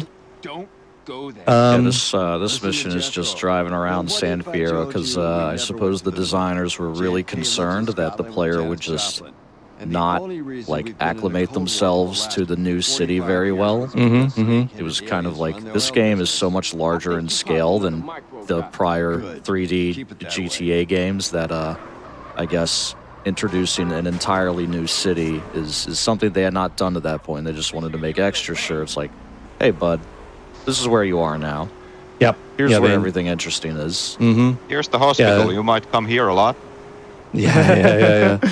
Right, so in order to keep that glitched phone call going, I do need to do a thing here. I will need serious time for this because I need to obnoxiously count numbers for a little bit. Because I have to time things. Yeah, what Josh is going to do here is he's going to let go of the phone call at a certain time, and that starts a timer for when the phone call is going to ring again, and he needs to time it with the cutscenes that are about to happen, that he can hold the phone call. 3, 4, 5, 6, 7, 8, 9, 10, 11, 12, 13, 14, 15, 16, 17, ring. Okay, good, I did it. Good. Yeah, so there's a cutscene in that sequence of cutscenes where the phone call will be answered no matter what I do, and I need to have that not happen. So what I need to do is I need to time the phone call to like not ring during that section. So I have to hold the phone call early, then I have to let go of the phone call, and then in 15 seconds the phone call will ring. So I then have to count to 15. I count to 17 to be safe. But I have to get through that cutscene and then get to the next cutscene and wait for the phone call to ring again. So yeah, that's what I did there. Just a little bit of counting. Good old, it would be simple enough to just use the in-game timer, but there's no in-game timer in cutscenes, so I have to like manually count it. All right, so this is 555 WeTip. This is like one of the worst missions in the whole game. This mission has probably the most failure states of any mission. I can get a wanted star, which will fail the mission. I can kill these valets, which will fail the mission. I can kill the DA, which will fail the mission. I can blow up the car too early. Time later. Yeah, there's a time limit in one part. Why am I holding the phone call? That's kind of silly, whatever. I'll just let go in the cards, all right? Yeah, so I need to very carefully, like going fast in this mission is kind of about like navigating all of the failure states as good as possible. I am stuck shooting because I'm holding the phone call, which was a bit of a whoopsie. That's fine. We also didn't explain that. Like to do all these glitches with the phone call and vigilante submissions, everything, you need to have your keys bound in a certain way, which basically means you bind like actions together that like would be together on like at the PS2 layout. So like like sprint and accelerate are on the same key, and like secondary fire in vehicles and like action on foot are on the same key, and like or submission in vehicle and look back on foot are on the same key. So you need to pretty much have your controls on like a PS2 kind of control configuration. Yeah, Rockstar still do this, I believe. At least they did in GTA 4. The way the PC controls work is that your PC inputs just emulate a controller. It's definitely a thing a little bit in GTA 4. If you've ever tried to use the PC in GTA 4, like there's like bits where you need to use the internet to like go to websites and stuff. And you move the mouse and it feels like terrible. And it's like, how did they mess up a mouse on a mouse, right? but it's because your mouse is being translated into an analog stick, which is being translated into a cursor. It's really weird. But yeah, basically in this game, all of the controls are just being mapped to like an imaginary PS2 controller. So like if I sprint, I'm like pressing X on a PS2 controller and stuff. So yeah, it's like you have to, like Omega said, you have to bind things to be the same button that they would be on a PS2 controller. It's very strange. Yeah, because by default that is not the case. So if you just like load up the game and try to do these glitches, you can't do them unless you change the controls. Yep. Yeah, there's some guide videos out there that'll like explain like what keybinds you need to have.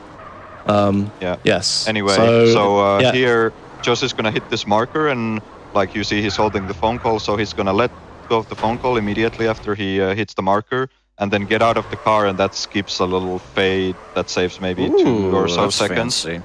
Yeah, a little fancy thing. Yeah, and now he needs to not damage the car, he needs to not get a wanted level, and he needs to get back within the time limit. And the DA and the valets need to not die randomly. Yeah. Oh yeah, that happens too. And you need to not run over the valet yourself, because they're kind of running around the car park and everywhere. It's a mess. Yeah. So let's be careful. You hope that nobody jumps in your way here. Ooh. So yep, that like that guy. Kind of exactly like that. The valet is running up the car hit. park. And the marker is invisible. You can hit the wall. It's like everything can go wrong in this mission. Yeah. It all seems like very minor stuff, but it can just any number of that can ruin you. Yep. Yep. All right, so now we have he's a gonna fun do a fun cutscene thing here. Yep. Yeah. So Josh is gonna hold the phone call into this marker. He's gonna CJ is gonna answer the phone like in the game, and now we're gonna answer the phone call again, but this time it's to regain control, as we've established in Los Santos. And now we're just gonna take this handy-dandy police car that's here and drive off. He didn't need it anyway, so Josh is gonna park up in this little spot, just almost so the cop car is like off screen. He got off, even though you can't really see, and he held the phone call and got back in, and now he's just driving off as the DA gets banished into the shadow realm by that cop. Yeah. For some reason, he despawns. None of the other people do. What the? Where am I? What? Okay, the cop car's on fire, alright? Never been here before. What the hell? Alright, Josh, how did you do that? Wow. Where am Josh, I even? new content, man. Thank you. Another that's never happened before moment. Yeah, That's so I was for the trying highlight to... reel. Yeah, so like before in that Doberman mission in Los Santos, I'm trying to drive towards the next mission while the cutscene's happening. And somehow I've ended up over there? Like, what has happened? Okay, I was trying to go this way. Okay. Yeah, I mean, to be fair, you went like crazy distance in that thing, but maybe a bit too much. Yeah, I guess I should have slowed down a bit. Yeah, that's unfortunate. I wanted that police car because it's fast, but that's okay. I'll just use this bobcat. It's a minor thing. So now he's going to start deconstruction and let go of the phone call again. Yep. And he's going to cancel it by shooting a bunch of rockets. Yeah. So in this mission, you are supposed to kill like the porta potties, right? Yes. Yeah. This mission is one of my favorite like old school tricks in it that's still in the run. So I'm just first stage of this mission. I need to blow up a bunch. I need to destroy a bunch of these buildings. So I'm going to shoot a few with a rocket, and then I'm going to drive into a bunch. I missed one long shot, unfortunately, so I have to do a backup where I get out. Yeah, that's a tricky one because there's like this tiny little like doorway that you're supposed to snipe from across the area with no real like decent reference point. Yeah. So now I'm going to go over here. And now in this part of the mission, I need to put this toilet into this hole. So what you're supposed to do is use like the big bulldozer cars and move them around. But what I'm going to do instead is I'm going to put 3 satchels right here. Josh, the phone call. I didn't answer the phone call. It's right. We'll wait a few seconds for, in anticipation of what's going to happen. So now I'm just going to wait for a phone call. Place your bets, chat. What's going to happen? I hope I don't miss. All right, phone call. Yeah, I was supposed to hold that, and then I'm going to detonate these, and then right in the hole. That was a hole in one. Nice. Very good. That's so hype, dude. It really is one of the oldest tricks in the run, and for a game that has evolved so much like San Andreas, it's cool to see that there are still some things that we do that have just stayed a mainstay for years and years and years. I remember when I first saw Patrick, shout-outs to Patrick, discovered this trick. I was like a teenager in my mum's house when this was discovered. Don't say that. Oh man. It was a long time ago. Oh, there's a blade. Nice, I'll take this. Okay, It's a shipping container, not a house. Yeah. I was in my mum's tiny shipping container room. All right, excellent. So carrying on, I got rain at photo op. That's how you know you're on a NMG pace. Very good. Yep. I remember one time, KZ, you gave me like the best sort of like half praise, half burn that I heard someone you said on your stream. Oh boy. It was like you were doing this or something, and someone brought up the fact how I always like, why don't you have rain in photo op, KZ? Because Josh always gets rain in this mission. And then you said something like, oh, it's on a cycle, so that means like Josh must be like really consistent and always gets to this mission at the same time. And meanwhile, normal convention is if you get rain in photo op, you're really, really slow. So you were like, oh yeah, Josh is like really consistently slow. Like, thanks. There you go. There you have it. It was really funny. Yeah, it's a little different here because I'm doing any percent, no major glitches. So the route is like all over the place. The weather's like kind of random, basically. But sure. But yeah, that was. I remember that someone told me in my chat that was like, "Hey, said slagged you off on his stream," and I was like, "No, I just don't. I don't think he meant it like that." It's okay. You can call me Zed this time for that reason. I'll take it. Yeah, big beef between these two boys here. Oh yeah, big drama. Sure. Yeah. Check out our drama videos.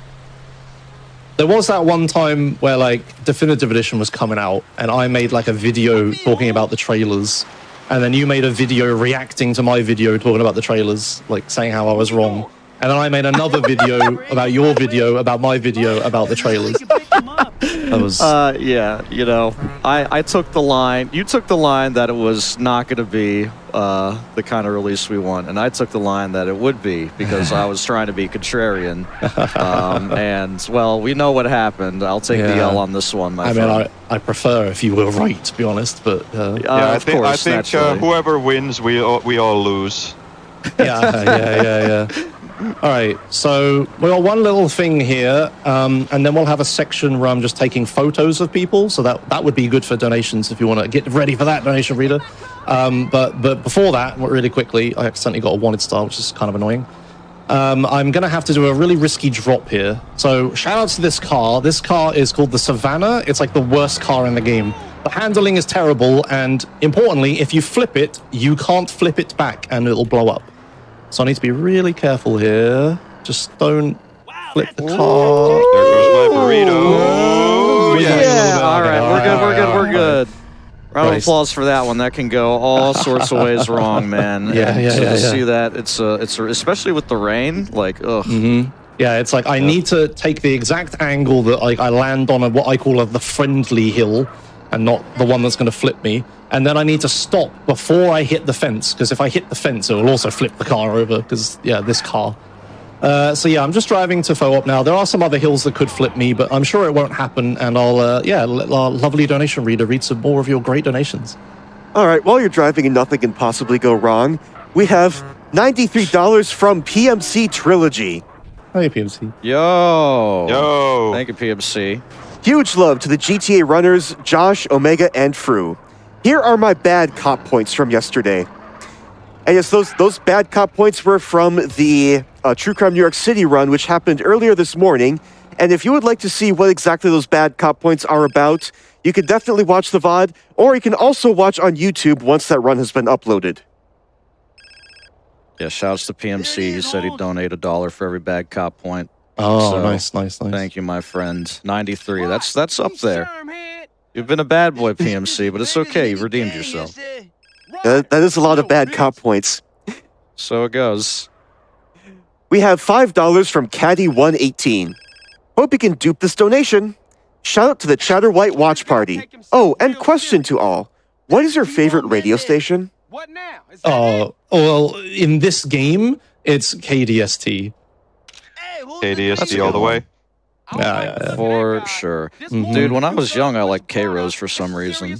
I like it when I'm in Badlands. You got to listen to K-Rose. Sure, it's thematically appropriate. Yeah. Yep. I know a pimp when I see one. They being clever about this. I like the It ain't talk no radio in exchange Vice of City, but incriminate. I think talk radio VCPR is my favorite. I'm not big on WCTR Yeah. in this game. That talk radio in Vice City is awesome. I listen to it all the time when I'm playing. For sure. Yep. Never forget the Freedom River. Rumor says it we're still digging. We need a That river. was some heavy shit. All right, okay. So I've got the glitched phone call again here because CJ's like just stood on foot, so I can hold the phone call. And now I'm actually going to make use of this phone call, but not after we do one more thing. So, well, the time of day is wrong, which is kind of annoying, but I'll fix that. Or should I just use the bullet? Actually, I'll just use the bullet. That's more fun. So if you remember way back at the start of the run when I was doing the second mission of the game, I got a haircut because it was part of the game. And I said I needed to buy the sexiest haircut I could afford and that it wasn't a joke. Yeah, this is where it actually comes into play. So I'm going to date one of the game's girlfriends now, which is like, it's like side content where you can have like romantic relationships with like a few women in the game. But they have a few effects, and I'm going to use 2 of them for Katie, who I'm going to date. So if Katie is your girlfriend, because she's a nurse, she will get you out of hospital without you losing your weapons. Like, she'll return all your weapons for you. So that'll make the rest of the run way more convenient. Like, I can die whenever I want to like teleport and do other stuff. But I won't need to like lose all my weapons in order to do it. So that's really useful. And another useful thing is that I'll be able to go on a date with her, which doesn't sound very useful for the speedrun. Like, Josh, why are you just like taking minutes out of your day to like go on a date with a girl in the middle of a run? But it'll actually be very useful for a dupe I'm about to do because it will unstick a cutscene that I'll get stuck in. But first, I'm going to have to take this bullet. So if you look at the bottom left of the screen, there's a thing called sex appeal. That's like how sexy CJ is or whatever. It's only a quarter of the way up the bar right now. But if I take this bullet and I be very careful to not damage it. Yeah. Mm-hmm. Your sex appeal is also altered by the last car you were in. So this is what we call a sexy car. It has like the highest sex appeal. I will raise my sex appeal all the way to like halfway up. But if you damage the car, the sex appeal decreases because your car's damaged. So I need to be very, very careful to not damage the car here. I think I got away with it. Good. And now here's Katie. And now I'm just barely sexy enough to be able to date her. Hey, I'm Katie. Excellent. Okay, I was a little worried that wasn't going to work then. All right, so she asked me to go out with her. I said yes. We exchanged phone numbers. And now Katie is my girlfriend, as it says on the screen. I'll get out of hospital for free. Easy, folks. That is there you go. Yeah. Just Yeah, so now I drive a have- Ford GT and get a girlfriend. Easy. Yeah. So now I have Katie as my girlfriend. Now I'm going to do a really weird thing. I'm going to dupe this mission. I'm actually going to store this bullet. I probably won't use it, but whatever. I'm going to do a really weird thing. I'm going to dupe this cutscene mission. So we're going to watch this cutscene, and then we're going to watch it a second time. And now one of those cutscenes has passed, but the other one is like stuck. It's like in a stuck state where like it will never progress, and I'm just in it forever. And if I you start just a mission, it'll just crash. Yes, if I start any mission, the game will crash. And I also, importantly, didn't actually dupe it, so I haven't gotten 2 progressions of missions yet. So now, while that cutscene's running, there is one thing I can do that doesn't crash the game, and that's date Katie. So I death warped to get to her house and change time of day so she's actually home. And now I'm going to go on a date with her. I also had to use a replay to find another sexy car, so I was sexy enough to date her. It's fine. We're good. We're good. Nice. No problem. Now I'm going to do a little setup here where I teleport out of a car and watch this cutscene very precisely. Love it. Yep. Like that, and now I teleport back to the garage, and now I passed no. the. Don't worry about it. I Nothing passed happened. the mission. Yeah, nothing happened. So I just passed the. I passed that stuck cutscene that was there, and I wasn't progressing. So now I have successfully passed 2 missions when I'm only supposed to do 1, and it was pretty damn quick because it was just a cutscene. Why do you think your progress with Katie went down? Yeah. I don't know. Nothing happened. Okay. Yeah, nice short so- AI. So then, unfortunately, I'm on the date with Katie, and I need to get off of it. And the fastest way to get off of it is to, shoot her a little bit. Don't worry about it. She's fine. Yeah. She's still alive and my girlfriend and stuff. There's a little bit of additional explanation as well. The reason why you do that little setup at the diner is so that Katie teleports with you to the garage. Yeah. Because if you just kind of go in the diner without, like, Katie, like, being like in the getting out of the car animation, then like she will still stay at the diner, but you'll be on the other side of the map, which is really slow. Yeah. And also the one reason why you wanna cancel the date is the game has what's called like a jealous girlfriend script, where if you're on a date, like obviously you dated Denise before, well we didn't in the run, but like she's also your girlfriend. So while you're on a date, she has, I believe it's a 25% chance of just catching you in the act, and then that'll just be slow for the purposes of this run. So we want to avoid that. That's quite high, 25%, jeez. Yeah. Yeah, so we need to just end the date as quickly as possible. So yeah, that's the quickest way of doing it. And yeah, while Omega was explaining that, I did a thing. So if you remember with trucking, I would like walk into the marker, pause buffer, to hold the mission until a phone rang, and then I would have the glitched state again. I just did the same thing, but this time with Blood Bowl. So that's the thing that we use for San Fierro to get on Mission 0 phone calls. So I unfortunately have to like wait a little bit, so it's really slow, but the setup is worth it. So the exact same intent, but different mission. Yes. Yep. So now I'm holding a phone call. I'm holding the glitched phone call. So I've got a phone call queued up, but the game doesn't consider me to be on a mission, so I can do bad things. So what I'm going to do is I'm going to drive over to, unfortunately, the other side of the map, which is a good thing I have this bullet. So I'm glad I stored it. And I'm going to start this mission, T-Bone Mendez, and we're going to dupe it. So again, I'm going to walk into the cutscene and walk into the mission, walk in a way where like this CJ is still in the marker. I'm going to let go of the phone call, and then the mission is going to start twice. Sky gets all weird. Weather's strange. There's no traffic.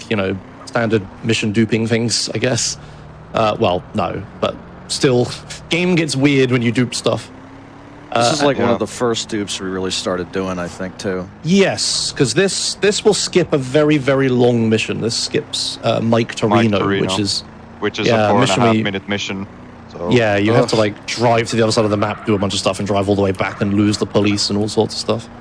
If you remember that, if you remember that rifle I bought earlier, I'm going to use that now as well. So there's going to be 3 dudes on bikes here. I just need to snipe the dudes to skip like a mini game where I'm supposed to chase them. I don't need the bullet anymore, if you're wondering. I just yeet that across the sky. Yeah. Right, so we're gonna precisely shoot these guys. Yeah, the thing here is that I missed. You want to this chase starts when like the bullet hits the ban or something like that, and so you want to hit like there's like pretty much 1 pixel that you can hit with each of the guys. That's like their head, and you need to hit them in the head to instantly kill them. Yeah, but and if you your also lineup is a little bit off, you just like you'll trigger the chase. As, you need.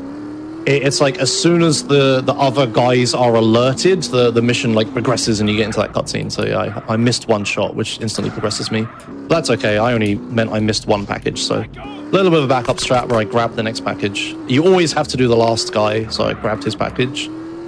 And that's that. Now we're going to drive to the end of the mission. And yeah, this is a really quick mission. It doesn't have any bad side effects to duping it. And yeah, I skip a 4.5-minute mission, which is really useful. Yeah, just unfortunately now you have to go back to the stadium to get another OM0 phone call for the next pretty big and elaborate trick that we're about to do. I guess one thing we should also probably explain, now I think about it, is why I'm running the any percent no external FPS cap, or whatever I've called it, category. So there was a rule change a little while back that allows you, so runners we're allowed to use external tools to like manipulate the frame rate of the game. And that's useful for a ton of things. But the most important one is, that vigilante bike trick I tried to do that has a it's a frame perfect trick with a 1 in 3 chance of success. It turns out if you limit the game to 3 FPS when you try to do it, the frame perfectness is a lot easier at 3 FPS, but also it removes the 1 in 3 chance. Like, it's just a guaranteed thing. So using that tool, you can like just basically get on mission 0 whenever you want using a police bike. It just makes it like basically free. So it means those runs just abuse the police bike constantly for on mission 0. But I'm too much of an old boy to want to learn the game with changing frame rate every 5 seconds to something else. So I run this old category that still uses the old strats, and yeah, I try to make up some new ones. But I find this is more fun because I'm not just like messing around with the frame rate all the time, and we're just playing at like the consistent-ish frame rate. Yeah, right, it does have its downsides, but yeah, it is what it is. Yeah. So here we are again, back at Blood Bowl. Come here to get another On Mission 0 phone call. Coming up next is one of the more complicated dupes of the run. This is Outrider dupe, so I'm going to do 2 of this mission. But unfortunately, this one isn't as easy as just walking into the marker and letting go of a phone call and doing the mission twice. Yeah, there's a lot of steps. Then, alright. I guess to start, if you just try to do like the normal dupe, one of the instances is always just gonna fail. So we didn't do this, like we didn't really know about this dupe for a long time because it is so complicated and it's just not like really easy to do. So what is gonna happen now is Josh is going to go to the mission and start it with the glitched phone call, and he's also gonna when he starts this mission, he's gonna press F to try to get on the bike, so that makes it so the bike doesn't despawn, because this mission has like a huge despawn radius, and normally like everything like within 2 miles would just be gone, but because like CJ's getting onto the bike, the bike is gonna stay. So here Josh is gonna let go of the phone call in a bit. Yeah, there it is, and he's gonna play a replay to hopefully get some good cars loaded. So now he's gonna throw a couple satchels, and he's gonna blow himself up in such a way that he... I don't think I reached the cutscene. Yeah. Alright, so what was supposed to happen was, like this is actually fine. I don't think it affects the glitch in any way, but what was supposed to happen is Josh was supposed to blow himself up with enough like forward momentum that the explosion of the 2 satchels will send him into the cutscene, but like he will die as he enters the cutscene, and that is required for the duping of this mission. So I guess we'll just try that again. Yeah. I was too far away, and I hit the roof of the petrol station, so I just didn't go far enough to trigger the cutscene. Yeah, whoopsie. Yeah, it's alright. What is petrol? Gas station. Thank you. That's better. So the mission is like in the same state that it was, so I could just go over there and try it again. We haven't like lost out on anything. I'm taking a weird route though, but whatever. Yeah, the reason why it didn't fail is because it was OM0, and like most missions, if you're like OM0, aka the free roam state, they won't actually fail even if you die. So they only like fail if you are on the mission state. Yeah. So anyway, let's try this one again. Yeah, I'm gonna go a little closer this time. Yeah, so he's gonna throw the satchels, like walk forward, and the explosion will send him into the cutscene, and he's gonna wait in the cutscene for a little bit. There we go. And then he'll skip in a way that doesn't fail this instance of the mission. So the mission is still running in the background, and it's progressed enough that we're able to start it again without it failing like it normally would. Yeah. So yeah, it's like a weird thing where you have to like you start one copy, you need to progress past that cutscene and then start the second copy. But I need to be in that cutscene basically. So that cutscene, is still like it's like stuck in the background. So now if I start another copy, the game won't crash. But that's not all. There's still plenty of crashes and pitfalls to come. Like that's not even the most complicated part of this trick. Right, so Josh is gonna start the mission normally, while keeping the car again by trying to get in it as he starts the mission, and then he's gonna go to the mission normally for a little bit, And then, as you might remember, What's going on? there is this mission is about there's a van that spawns, and that's gonna just drive around the city through a bunch of like checkpoints, and you're supposed to protect it and stuff. But there is like, if you remember, the Life's a Beach trick, it's not quite the same, but there is a way to get the driver out of the van, and then you can actually drive the van to the final destination yourself to pass the mission really fast, because the game only like checks that the van reaches like the final area of the mission. It doesn't care how it gets there, it just needs to get there without blowing up. So like CJ and the van need to be in that area for the mission to pass. So what's gonna happen here is Josh is gonna park this Washington right outside this marker. He doesn't want to trigger it. Come on, let's go for a drive. He's gonna pick up some weapons for later. He's gonna pop these tires seemingly randomly, and he's gonna throw a satchel charge on this corner also seemingly randomly. And if you look at the van, it's on fire, and the guy has jumped out. Like the driver has jumped out, and now there is nobody in the van. And conveniently, the door is now open. That is normally supposed to be locked. But wait, there's more. So remember how he popped those bike tires a second ago? So now he can't just drive the van into the final area to pass the mission like he would in like no major glitches. Instead, what it's he needs to do this very elaborate setup to make sure the game doesn't crash. And to do that, he needs the bike that you use to trigger the next part of the mission to also be in the same area as the van and CJ. So he's gonna push this bike, which is made possible because the bikes in this game actually have kickstands. So he popped the front tire, and then he gets the bike stuck, or he pops the tire, he knocks the bike over, picks it back up, and then optimally you get like the middle of the bike stuck in the corner of this van and just push it because it gets like stuck in the kickstand. Now, so I need to do this here. This is a really delicate trick. I need the van in this compound, I need CJ in this compound, and I need to be on this bike all at the same time. But if I get on the bike, the game crashes instantly. So I need to get on the bike and play a replay at exactly the right time. Oh, thank God I got it. Okay. Right, very nice, very nice. Nice. Okay. Nice. So I need well done. I need to get on the bike and play a replay to like delay the game crashing for long enough that it will like actually progress the mission far enough and just pass instead. Yeah, that is a 3-frame trick. Like after like the game registers CJ being on the bike, you have 3 frames to play a replay or the game will crash. Yeah, that was... Yeah, there's a few references people use. I use CJ's like animation of getting on the bike, but there's also like the radio stations popping up and stuff. But yeah, I thankfully managed to do it. If I play the replay too early, the game will just crash. And if I play it too late, the game will just crash. I have a 3-frame window to not crash the game. I'm very glad I didn't do that. Okay. Yeah, that whole sequence looked like just straight madman logic. Yeah. So, quick shout out to the GTA community as a whole, because this mission, that dupe was like a real community effort. Like, some people were messing around with it, trying to figure it out, and then other people, like, individually found like a little piece of the puzzle, and another person found it. And that one, unlike a lot of other dupes, was like a big community effort to make that work. It was like a really cool day reading the Discord when people were messing with that.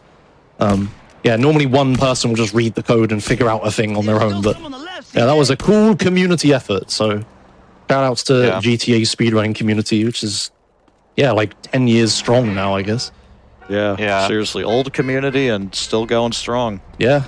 And it's another one of these things where it's like, compound of all the things being discovered, like previously, like being put to use to make this really complicated glitch to happen. Yeah, and that skips one of the longest missions in the entire game. If you, there's a mission called Snail Trail, where I have to like follow a train across the entire map all the way back to Los Santos. Then I have to follow a reporter in a taxi all the way around Los Santos in a wiggly pattern. Then I have to I have to kill him and another guy. Then I have to drive all the way back to San Fierro. So yeah, skipping that mission was like a dream for a long time, and we've finally managed to do it. That mission is really horrible to do. It's so boring, but if you like stop paying attention, you'll fail it if you're not lucky. Yeah. And, and if you blinked, you might have missed the one mission in San Fierro that we actually do normally, which was Pier 69. Yeah, that mission, yeah. No glitches in that mission, I just did it straight up. Yeah, okay, in like 1 minute. so now comes one of the biggest skips in the entire game. Well, one of them. This is going to skip every single Woozy mission, what I'm about to do. So if you may notice, there's like a character called Woozy you're supposed to do missions for in San Fierro. I haven't done any of them, and yeah, that's because I'm not going to. By duping the next mission, I'm going to skip the only mission that requires all the prior Woozy missions to have been completed. That's Yay Kaboom Boom. I'll skip that. The problem is, Yay Kaboom Boom is also conveniently the mission that unlocks the next island. So a lot of bad things are going to happen now. I'm going to progress the missions to the next island so I can continue the game and everything. But the island itself isn't going to unlock. So I won't have, like, the bridges won't be open. And if I go over there, I'm going to get given 4 stars, like, permanently, which is, like, really bad, as you would imagine. But that's fine. We'll deal with those consequences in a minute. But for now, this is actually a relatively simple dupe where I just need to, get on mission 0 again, and then I'm going to go over and blow up a helicopter and pick up some stuff. And yeah, the game's going to get complicated again after that. I don't know. So now's a good time for a few quick donations if you want to actually get in with some. All right. We have $10 from Lunascape. Hey, Josh. Glad to see you at GDQ. Good luck on Monster 8X. Don't hit that sign. Thanks for all you do, GDQ. Thank you. And also, right after this San Andreas run, we actually have a speedrun of Darkest Dungeon, which has a bid war going on for choosing the boss. Currently, Hag is in the lead with $1,376, but we also have the Swine Prince and the Necromancer in 2nd and 3rd place respectively. So if you would like to see one of those bosses, get your donations in for that and apply the donation on the donation page. Nice, yeah. Quick shout-outs to Rebel Dragon, who's doing the next run. He kindly drove me 8 hours across the entirety of the United Kingdom to a speedrunning event a couple weeks ago. So, yeah, thank you, Rebel. He's a homie for sure. Yeah, 8 hours there and then 8 hours back. It was a long drive. Whoa. Yep. Yeah. Did you pay for his petrol? Yes, we did send some money Very for good. petrol. Very good. Yes. Call me out like that. What if I hadn't? I would have been like an arsehole. Yeah. Thanks for the drive, sucker. Yeah. So yeah, coming up now is this glitch I said. So I've duped the mission. So there's hilariously going to be 2 bikes and 2 helicopters and 2 of everything. So I'm going to get on and off this bike. That's for the car AI accuracy we mentioned earlier, just so I don't die. And now there's 2 helicopters. Thankfully, I only need to kill one of them. So I'm going to try a couple setups here. Someone shot me. Oh, there's a setup. That's unlucky. Missed it. Oh, I think that rocket's too early. No, we're okay. I got it. Ow! Stop shooting me. Hold on a second. Kind of need to not die here. All right. Yeah, so now he's going to pick up the rockets, which we'll use for the rest of the game, and an AK-47, which also will be used for the rest of the game. So now a whole bunch of crazy things are about to happen. I had to wait until the mission was over before I could pick them up. If you're wondering why I was just stood there. Yeah. So yeah, go on, Omega. Sorry. Yeah, so now a whole bunch of crazy things are about to happen.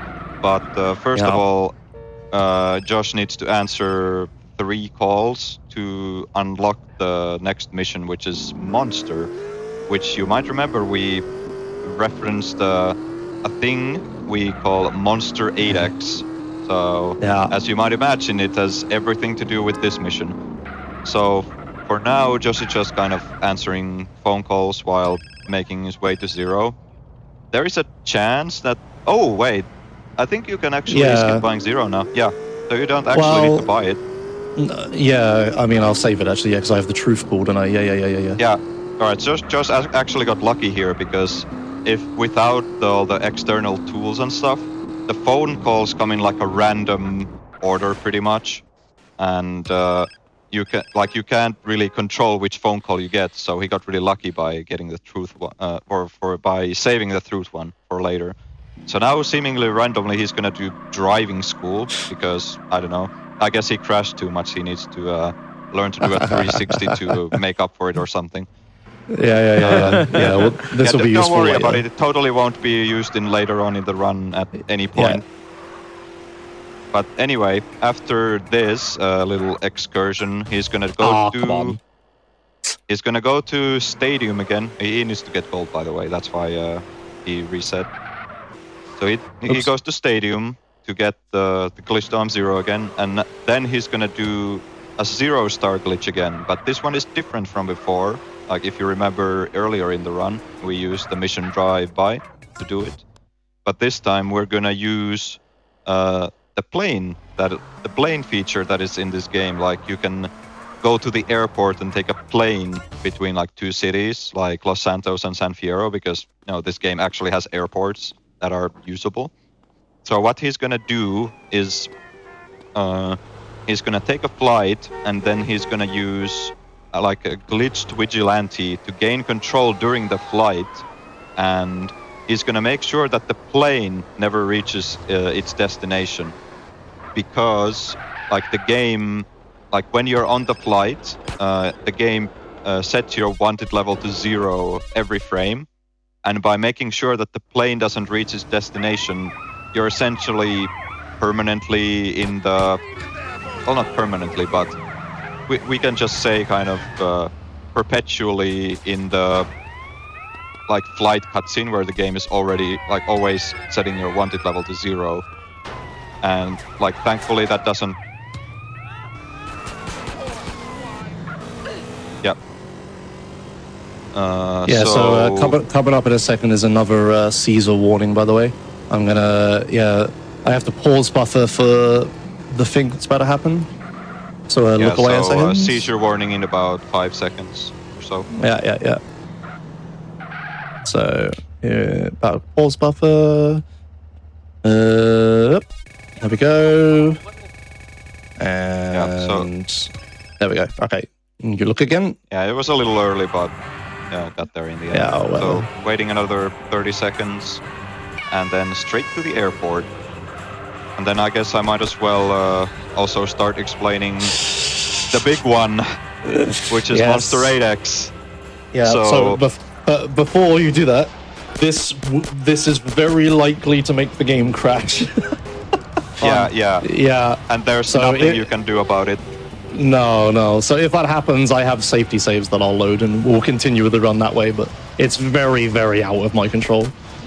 Yeah, so after the whole 0-star glitch, which is going to be next here, Josh is going to fly to trucking, and he's going to start trucking 7 times. Yes, 7 times. And then he's going to use that to, I guess the most simple way to... Okay, that's actually pretty... That's not good. You have the star. No, the star doesn't. Oh, it's fine. Oh, okay, yeah. Yeah, anyway, going, he's gonna start trucking 7 times, and he's gonna turn those 7 instances of trucking into 8 instances of monster. Yeah. So if you remember that usually when we dupe, we only start a mission twice and we skip 1 mission. Well, turns out if you start this mission 8 times, you skip 7 missions. So here he's gonna blow up the plane to get the 0-star glitch. There we go. So the plane blew up, and it will never reach its destination, which is the end of the runway. So now we're permanently in this flight cutscene, and we'll have 0 stars. Asterisk, unless we die, get busted, or random vehicle with the same ID spawns, but that's pretty unlikely. Yeah, it won't happen. Super rare. Yeah, it's fine. But yeah, we have 0 stars. That's all that matters. Yeah, we have. So from now on, we are not gonna get any wanted stars. So we're gonna fly to trucking, and I guess for the next maybe 3 minutes, it's just gonna be fairly constant seizure warning. So might wanna go away for a little while and come back. Yes, that is true. Yeah, I'm going to be doing a lot of pause buffering for the next section, so we'll tell you when it's over. But yeah, it's time to walk away, I'm afraid, for a bit. Yeah. So now Josh needs to park this plane in a fairly specific spot so it doesn't despawn. Like there's this little mound here that you can use. That's like a little bit forward, but I think it should be fine. So here's the phone call, and we're gonna use trucking, as in Badlands, to get the OM0 call. But with trucking, unlike a lot of other missions, you can just keep restarting it over and over again. So yeah, seizure warning starts here. And we'll tell you when it's over. So yeah, this is the first one. So there's one truck. And as you can see, he'll get the OM0, so he's not on a mission again, and he can start trucking again. So every time he gets in the convoy here. The convoy, yeah. Yep. So now there's going to be the second instance of trucking. Yeah, I hope you like trucking. Yep. Yep. Two trucks. And every time he has to like move these trucks out of the way, because if he doesn't, then they're just going to spawn inside of each other and just blow up, which is not good, because that would fail the mission. So yep, third truck about to come up. There it is. Yeah, this is always a fun glitch if I'm like doing runs and stuff and I don't pre-explain it and people in chat are just like, what are you doing? What are you doing? Yeah, we need 6 trucks, so we're halfway there. There's so much of what are you doing in GTA speedrunning. There's so much of it. Yeah, in the glitched categories, yes. Yeah, it's fun to show these runs to like people who like maybe know the game a little bit, but then just like devolves into a bunch of nonsense like very quickly. Yep, 4th truck. So we need 3 more trucks. Yep. Yeah, I'm not really timing the phone call or anything here. I'm just like, I know roughly like on what truck, like how long the phone's going to take, because I have to drive a little bit further away each time I park a truck away, because I like run out of room to park them. So every time I have a little less time to grab the phone call. Yep. So yeah, what's happening is all these trucking mission scripts are like stacking on top of each other. So yeah, there's like all of these trucking is like still running at the same time. So yeah, now we have, what was this? Sorry, 6th truck? Yeah, 6 trucks, so 1 more. Yep. So now we have 6 copies of trucking all running like on top of each other at the same time. And you'll notice there's like less and less traffic each time, just because there's like so many vehicles that are like already loaded. Yeah, right, here's the final time. Spawning new ones. So the final time I have to do something a little bit different. Not to get in the truck, because that would be bad. I need to... Now I need to remove these trucks, so I shoot them, which will make them explode, and then I'll eventually despawn, just so there's like more memory that the game can use, otherwise it's more likely to crash and stuff. Yeah, and if you're wondering, the mission won't fail because these trucks aren't like needed anymore, like the scripts aren't active, I guess, so the game isn't like checking for those specific trucks to not be blown up. Yeah, the one true truck is the one truck I didn't get into. The other trucks are just fake trucks now. Yeah, that one truck is holding this whole contortion of like 7 instances of trucking together. Yeah, so yeah, now truck. Yeah, so now Josh got on the plane, which is very important that the plane didn't despawn, because you don't get in the truck, so there's no traffic, like random traffic. There are some like fixed parked spawns, but they're all really far away. Trucking is truly in the middle. Are there any more pause buffers? I don't think so, right? No, there aren't. No, yeah, seizure warning is over now. Yeah, you can look again for seizure warning stuff. We're good now. All right, so now CJ is feeling a bit hungry, so we're gonna go get some chicken from this little place here. Yeah. Don't worry, after a long day of trucking, you know. Yeah, he's good. Yes. Yeah, after all those trucks, gotta get some chicken. So he's gonna hold the phone call into here. He's gonna walk into this pizza buying or chicken buying marker. He's gonna let go of the phone call and hold the buying of the pizza key, which is, I guess, like R or something for you. Yes. And now that makes it so that we are holding like the pizza buying action. And whenever he lets go of the key, this is kind of I would that fail. Tree is a little unfortunate. All right, okay, we're going for a walk, everybody. Yeah. So because I'm holding this button, I'm like stuck running. So and also stuck accelerating in vehicles. So it's like that tree was blocking me, and that normally you can just knock those trees over, but that one just did not fall over, and now I'm stuck sprinting and stuck accelerating. Oh, I can take a vehicle, I guess. Yeah. So if you remember back to the PS2 controls, for this to work, you need to have a sprint on foot and accelerate on vehicle bound to the same button, like you would have on a PS2 with the X button. Yes. So we're just continuously stuck accelerating while on a vehicle and sprinting while on foot. So I can press brake, which will make it so I at least coast, but I can't actually like slow down at all. Yeah. So now we just need to head to Torino's ranch to actually start the monster. And what'll happen is once Josh starts the mission monster, remember all the 7 trucking instances that we got? They're all gonna turn into a monster instance. So 7 trucking plus 1 monster equals 8 monster. So we'll be doing monster 8 times, which is absolutely absolute insanity. And the game doesn't really like that. Because of my scuffed controls back then, I couldn't actually control the camera, so I couldn't see where I was going, and I just drove into a wall. Yeah.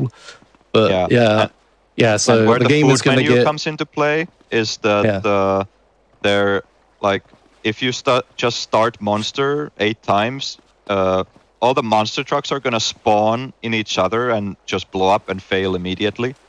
But if you have this food menu and you buy a piece of food, it's like the same as answering a phone call, where after the action of buying the food is done, the game gives control back to CJ, even if it's in a cutscene or something.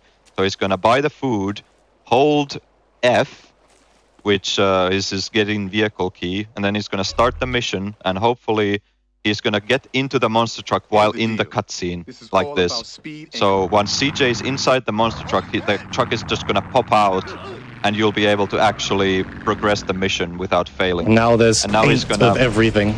Yep, and that's beautiful. So I need to blow those up because there's like so many things loaded. I just want to unload them. So you have to blow up the 7 other monster trucks and the 8 guys that are stood there. But yeah, now the problem is, from this point on, the game is very, very, very unhappy because we've loaded so much stuff into the game. It's very complicated, but basically a bad memory thing can happen at some point, and the game will just cease to exist, and I'll just get kicked to desktop. So hopefully that doesn't happen. Awesome. Yeah, it's like a 50% chance, I would guess, whether the game will crash or not. So I really, this is the one thing I really don't want to have happen at GDQ, is this game will crash, but there's just nothing I can do about it. Yeah. No amount of playing perfectly will prevent the game crash here. It just isn't possible. Yeah. So what's going to happen now is, because I'm doing 8 copies of this mission, I'm going to pass 8 missions at the same time, which, as you could imagine, is quite fast. So can we remember the list of missions this will skip? It will skip Hijack, Interdiction, Verdant Meadows, NOE, Stowaway, Black Project, and Green Goo. Yes. Wow. So it skips all the airstrip missions, so I don't need to fly across the map a bunch of times. It skips, the like, I call them the desert missions. It just skips a good amount of of those are just either long or difficult, or some combination of both. Yeah. But the big we ones just are pray the game doesn't Interdiction crash. and the truth missions, really. And if you remember back in Badlands when we bought the airstrip, this is why. So because I skipped the mission Verdant Meadows, I never actually unlock the ability to buy the airstrip, but you need to do flight school in order to progress. So I had to do that like ridiculous, just like mash 2 missions together and you somehow buy the airstrip on the other side of the map glitch earlier in order to actually be able to progress after doing this glitch. Otherwise, I'd just get soft locked. I wouldn't be able to progress at all. Yeah, because this doesn't skip flight school, because flight school is like a completely separate mission tree to all the Torino and airstrip missions, so it's kind of an oddball thing that you have to do this very complicated glitch to get access to the mission in this route. Yeah, so we're almost done. This mission is just a long race. It's just like to test your driving skills to see if you're good enough or something. But it's fairly easy if you memorize the route and know where you're going. Really the first big opportunity for the game to crash is like as soon as I reach the end of this sequence. There will be a cutscene that plays 8 times on top of itself. So there'll be like 8 guys stood there trying to talk to me at the same time, and then one of them has to walk away, and he'll get stuck inside the other 7 copies, and we just have to wait until he pops out. How many layers of busted are we operating on? We're very busted. Yeah, and even if this glitch works, we're gonna get stuck with a really annoying side effect, but I'll explain that if it actually works. My one question too is, since I'm watching this with no audio, is there some fun audio during this 8 cutscene extravaganza? Sometimes the voice can like play 8 times, like da da da da da da, and then like plays properly, but no, it doesn't play 8 times as loud or anything, thankfully. That. Yeah. The audio in this mission's good. Yeah, thankfully. There's none of that. Okay, so I'm going to do a few placebos here, which I'm pretty sure don't actually affect anything. I'm going to use first-person camera, and then I'm going to play a replay into the cutscene, but it's pure placebo. It doesn't do anything. Yeah. Okay, here we go. My heart is absolutely flipping pounding. Please do not crash, video game. Yeah, this is the first one as he enters the cutscene here. Oh, come on! Oh, right. No, dude. Okay, all right. Please, so yeah, give me a second, and I'll find a safety save. So I guess now's a good time to say shout outs to Anakin for making a ton of safety saves. Absolutely loads of them. So let's see. I want this one. Yeah. If that were to happen in an actual run, you would lose about, I don't know, maybe 18 minutes or something. So yeah, that's just easily run dead. Yep, there is nothing you can do about it. Right. So yeah, sorry, this will take a few seconds. So if you want to read some donations while I'm doing this. All right. It's unfortunate about that crash, but you know, it happens. Yeah. So checking in on our bonus game, Titanfall 2, we have raised $17,777.74 towards that incentive. And then checking in on our Darkest Dungeon, which is the next run, we still have Hag in the lead with $1,376. So get your donations in for those. Awesome, yeah. Thank you. We have... so we're coming back. Go ahead. Sorry, go on. Keep going. Okay. We have $100 from Windlenot. This isn't iRacing. Good luck, Josh. Really enjoyed your previous GDQ run. Oh, that's a good one. Thank you, yeah. All right, okay. We're back in. We're back in. Yeah, unfortunate. I really, really wish that hadn't happened during GDQ, so unfortunate, whatever. So I had to load a safety save. We have skipped a little bit of content, so unfortunately you won't get to see me do flight school where I just fly a plane for several minutes. Tragic. Yeah. So that skips a little bit, but that's okay. This is the very next mission I would be doing right after that sequence, so unfortunate. It has some benefits though. So the thing I alluded to, the side effect of doing Monster 8X, is that it will put the box at the end of the mission. There's like a box that like tells you your score and like how well you did versus other people, and that box has like a big black border to it that is just like is behind the text or whatever. That black box, there will be 8 of them. And at the end of the mission, it will only unload 1 of them. So I would have to do the rest of Los Venturas with this big black box covering like a quarter of the screen. Yeah, so that's the one upside, is we don't have to deal with that. We won't have to have constant questions of why is there a box on the screen. We have new hair. Oh yeah, we got a new haircut. Yeah, this is the other sexy haircut I could have gotten. Yeah, we've turned into Will Smith. The flat top. Yeah, the flat top's good, man. But yeah, oh well. So we didn't miss anything. We just don't have that annoying box on the screen, and I didn't do flight school, but that's all right. I am disappointed, but oh well. The game giveth and game taketh away, I suppose. Yeah, I mean, you all gave things it your best shot. Yeah. You know, there are some constraints that cannot just be helped, and we do the best we can to work around that if they do come up. This is the problem with this category, is like, San Andreas is like very, very marathon unfriendly. But through the power of like OM Zero Changer and safety saves, I can get through any issue. It's just upsetting that I have to just load a save or whatever. Oh well, carrying on. This mission is explosive situation. I have to go to a quarry, and then I have to. There's going to be 4 boxes, and I have to like just run them over with the dozer. And if the dozer gets destroyed for any reason, the mission will fail. So hopefully I don't do that. But we have pretty normal gameplay for a bit here. I'm just gonna do like a bunch of missions like totally normally. We won't have a glitch for like a good few missions. I remember we used to dupe this mission. Yes, nice flip. You can, but it's a coin flip because when you dupe this mission, like this dumper truck, there are 2 of them gonna be spawning into each other, and you're just hoping that they flip out from each other in such a way that not like neither of them like get stuck or blow up. So yeah, it's just you can't really manipulate it at all. So you just hope that the game gives you good bounce.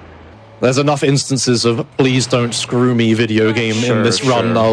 I'll skip explosive situation dupe for now. Thank you.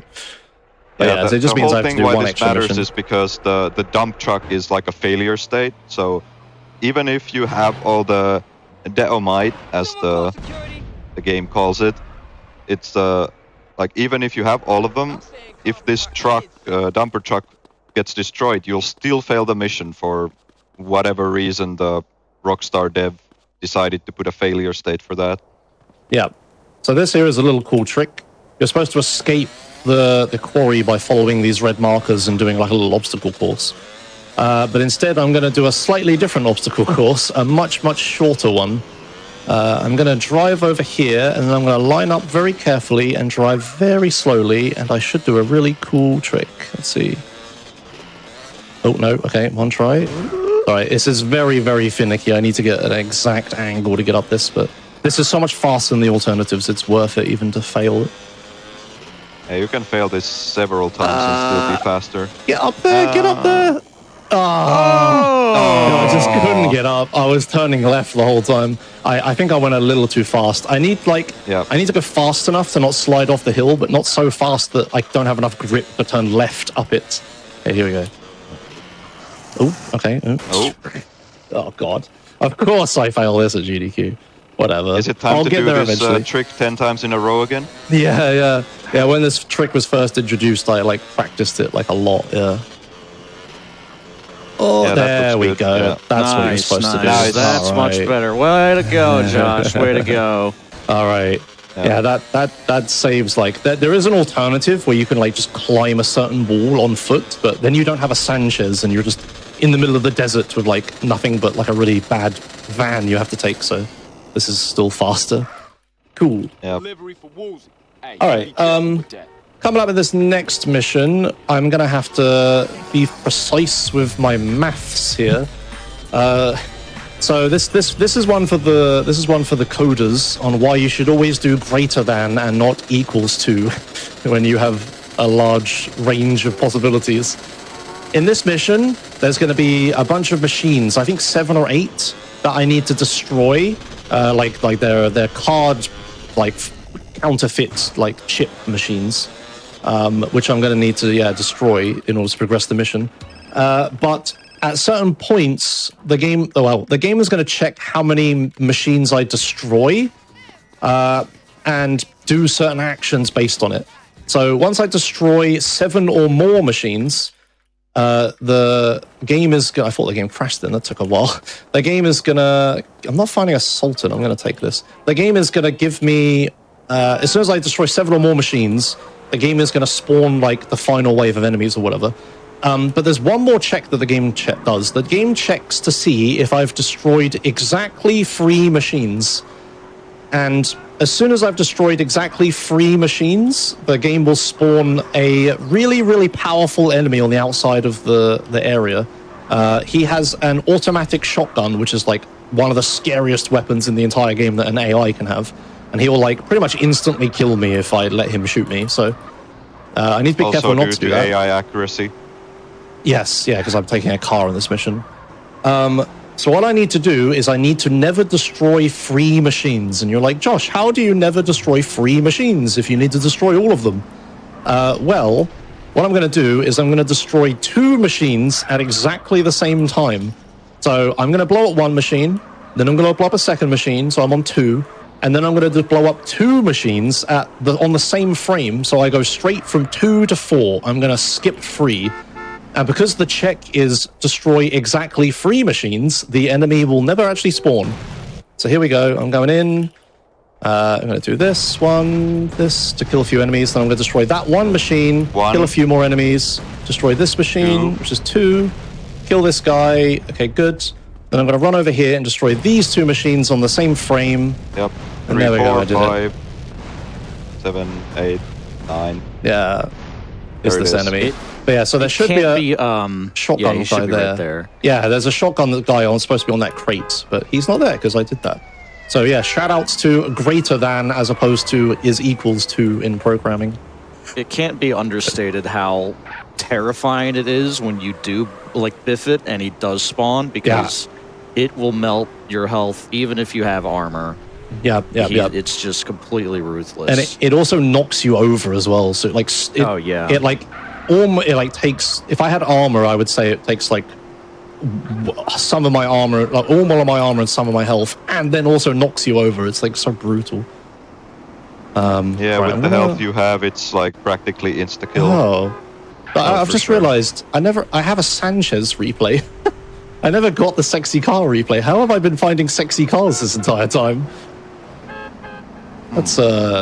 That's lucky. Okay. You're a sexy man, Josh. Yeah. I've just been getting good cars really luckily. Yeah, I've just realized the replay is of a Sanchez, not a sexy cars. Okay, so it's a good thing I found this Admiral. So yeah, this next mission, I need to drive across the map and pick up some guys. But there's 2 of them, so I need a 4-door car. And they're also off-road, so I need a vehicle that's like good off-road. And there's one car in the game that fits that. It's called the Sultan. It's like, I think it's a Mitsubishi Evo crossed with a Lancer Evolution, if you know cars. It's just a rally car, basically. It's good off-road. That would be the ideal car to find in this situation, and I should have a replay of it, but for some reason I don't. I must have recorded the replay too quick. But it's fine. This is probably the 2nd best vehicle I could get. This is an Admiral. It's not that good off-road, but it's just a fast 4-door car. So it's still quite good. It's fast. Yeah, so I would say it's top 3 after like Sultan and police car, maybe. Yeah. So yeah, I'll just take this and that's fine. But this is a really long drive. Nothing interesting happens. I'm just going to drive across the map, pick up some guys, drive them to a place, kill some guys, and drive back with no glitches or anything happening. So now is a great time if you would love to read some of those fantastic donations. All right. We have $25 from Deuces Mongooses. We have to see the Gunfire Reborn run done at the highest difficulty. This is a sleeper of a good game, and a new DLC just came out. Let's get it. And we have raised $115 towards that difficulty upgrade for Gunfire Reborn. We have $10 from Chris. We are watching you from an outdoor camp in Sweden. Game on. Ooh, thank you. Hello. We have $5 from Ku Kaiser. I'll call you when the whoop-de-doo is ready. Just make sure you get that cash. References. We have $23 from Fintius Darkwood. 23? As in 2023? The truth was right. There are patterns all over the place. Happy to see San Andreas and Josh at GDQ. Thank you, Vintas. Hello. We have $5 from Ray Factor. Hi, Joshimuz. One of your YouTube-only viewers here. You seem to post your highlight videos whenever I'm not feeling well, and they always make me feel better. So happy for you getting on GDQ. Thank you. Yeah, there'll be a few highlights from this, though. Probably get on that. There sure have been some highlights this run. Yeah. We have $50 from Demon's Metal. I love San Andreas, and Joshimuz is killing this run. Putting this towards Titanfall 2. Thanks. We have $25 from TR. Good evening from Finland. I've been waiting for Joshimuz, the GTA guru, the whole week, and it's always impressive and funny. Greetings to KZ Fru, too, who apparently found his way out of the sea where he fell into. Man. Yeah. Man. By the way, is there a bouncy castle in the hotel for him to relieve his stress? I wish, brother. That would be great if there was a bouncy castle in the hotel. For sure. So he's picked them up now. It's now you're going back. You make a quick pit stop at this I don't know, saloon. You fire a rocket and then you go on just all the way back to Caligula's casino, where we're gonna pick up some missions from there as well. And I guess an interesting little speedrun lore fact about this whole sequence. I remember, man. Oh, it's a snake farm, of course. Who could forget the snake farm? I remember back when like the speedrun strats were etched on stone tablets. We would have a helicopter for LV. Oh, yeah. Largely for like this mission in particular, but that is just like, that's a long time ago. It's so slow to do that now. You would have to fly there with like a crop duster to get the helicopter. And you'd fly the helicopter back to the casino, and then you would park it there, do like fender catch-up. You would use it for explosive situation, I think. Yes, you would, yeah. You would, and then you'd use it for, you've had your chips, and you use it for this, and man, I mean, yeah, that's a long, long time ago. We haven't done that for maybe 2016 at least. Yeah. That was back when all the driving routes were way less optimal, and just driving through the missions was slower than just flying like as the crow flies with a helicopter. Yeah, for sure. Yeah, it took a long time to get the helicopter because there's only one you can get, and it's on top of a building that you have to approach from the air from in order for the helicopter to spawn. But yeah, we don't do that anymore. We just drive, unfortunately. Flying was fun, but yeah. Yeah, those are driving in ancient itself strats. isn't really slow, but it's just getting the helicopter that was the bad part. Yeah. Whoa, hello. Okay, nice. Curbs? What the? Nice stunt. Okay. Good thing the car didn't flip over and blow up then. Had that happen in a practice run. Like, the curbs there are just brutal. I need to be more careful. All right, so I need to answer a few phone calls here just to get the next mission. Yeah, this is a weird part of the game where just we answer phone calls willy-nilly. Like, normally they're so integral to do some of the like glitches and stuff, but the way the route works out, we just kind of have to answer like everything at the moment. So hopefully that's the right phone call. No, one more, another 15 seconds. Yeah, it's just so many phone calls. Like, yeah, there's a queue of phone calls, and they come in like a certain order most of the time. And yeah, you say that LV is like a little less jacked than the rest of this run. Yes, it is. Yeah, this is a lot of like regular gameplay, but the first half anyway, like after Monster AX. But I think this is the last mission that I'm not gonna glitch. Like, this is the last one I do normally. Also, shout outs to this casino. If you play a replay when you walk into that marker, like I do with every other mission, the game will instantly crash. So that's that's a fun muscle memory to fight. Also shout outs to the floor that allows you to run in that casino, as opposed to the other casino where you can only run on certain like stairs. Yeah, it's a good floor.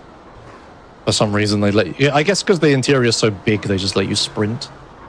Yeah, because it's like the floor plane that lets you run and nothing else. Yeah. So anyway. This mission is one of Rockstar's classic designs. This is what we call a free vans mission, or what I call it, based from Never GTA gets old, 4. does it? Yeah. So in this mission, there are 3 objectives. There are 3 ambulances. One of them is the correct ambulance that has our friend in it that we need to rescue. The first ambulance you check will always be the wrong ambulance. Like it's never that one. It's never the first one. So what I'm going to do here is I'm going to go up to this ambulance. He's driving away, but I want to be on this road. So what I'm going to do is I'm going to get out and I'm going to shoot it, which will spook the driver and make that count as checked. So now what's happened is the game has now like flipped a coin, and it has picked one of the other ambulances to be the correct ambulance. The way I can tell it in this game is the one that stops moving. Unfortunately, there's so many markers on my map that it kind of gets hard to see where the ambulance even is. I'm pretty sure that one on the right. Yeah, the one on the right is so far away that it must still be moving. So I'm going to come over to this one, and I can see it already. This ambulance isn't moving at all. So it's very likely this is the correct ambulance that will have the goons in it. Yes, it is. It's this one. And I need to just now kill these goons so they don't drive away. Nice. And take the ambulance. So yeah, for whatever reason, Rockstar loves this design element. That's like in loads of their games, they have this thing of there are 3 objectives. The first one is wrong, and the second one is a 50% chance of being right. Yeah, the other example I have is it's I can't remember what it's called, but the mission in GTA 4 where you're like in a punishment. Crime and Punishment, yeah. There's like 3 vans, and one of them has like the stuff in that you're looking for, and the first one's always wrong, and the second one is 50%. What are the other missions that are like this? 3 taxis in Vice City and 3 vans in GTA 3. Right, yeah, okay. Yeah. Are there any in GTA 5? Do they do this? I don't know anything about that game, brother. No.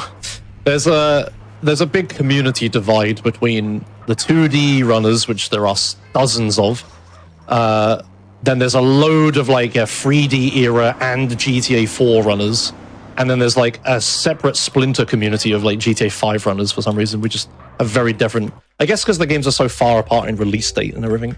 They are, and there's just spread across all 3 of those, subsections of the larger umbrella of GTA. There are so many people, honestly, in the community. Yeah, for some reason, GTA speedrunning isn't that prevalent in North America, where most GDQ runs are and stuff. But in Europe, there is like a massive GTA speedrunning scene. We have our own marathon called GTA Marathon that we do every year, where we all just get together online and do some runs. And we also mostly attend ESA, which is like a big European speedrunning marathon as well. Right, here, I think the clock was 19. Yes, 19. Okay, thank you for tracking that. So I've answered all of my high priority phone calls because I had to. Caesar warning, by the way, I'm about to be flashing images for a second. I've answered all my high priority phone calls, so the only thing I have left is 1 single low priority phone call. But those take 1 minute to ring instead of the usual 15 seconds. So when the mission ended, we were at 19 minutes in the 15th hour. So I need to now, very carefully... This is like Blood Bowl again, where I'm going to walk in, pause buffer, wait for the phone to ring. I'm going to hold the phone call button. And now I have the glitched phone call again. Caesar warning is over. No more pause buffering for a minute. So yeah, now I've got a glitched phone call again, just like Blood Bowl and trucking, where I'd walk in, pause buffer, the mission loads, then the phone rings at the same time, and then the game gets a little broken. But yeah, so I do that, but I had to do it with the minute phone call. So yeah, the previous mission ended at 15:19. So that meant that the phone call was going to ring at 16:19. So I had to wait until then before to do the trick. The low priority phone calls are stuff like, Catalina calls, for example, where it's just like, it doesn't progress the story at all. Yeah, she just calls you to like troll you a little bit. There's a few phone calls like that. All right, so what I'm going to do with this phone call is now I'm going to start this mission on mission 0 so I can carry this phone call through to the next mission. Because that's like the only really convenient point at which we can get the glitched phone call. So I now have to carry this glitch through the next mission. So I'm feeling right at home right now with this route, man. This looks awfully similar to what I'm Las used to. Venturas hasn't changed that much in the past couple of years. Yeah, the removal of desert changes it a little bit because we don't have to go to the airstrip to do Black Project and Green Goo and High Noon and that lot. But yeah, the actual city of Las Venturas itself is it's pretty largely the same. Okay. Yeah, so this is a big shootout mission.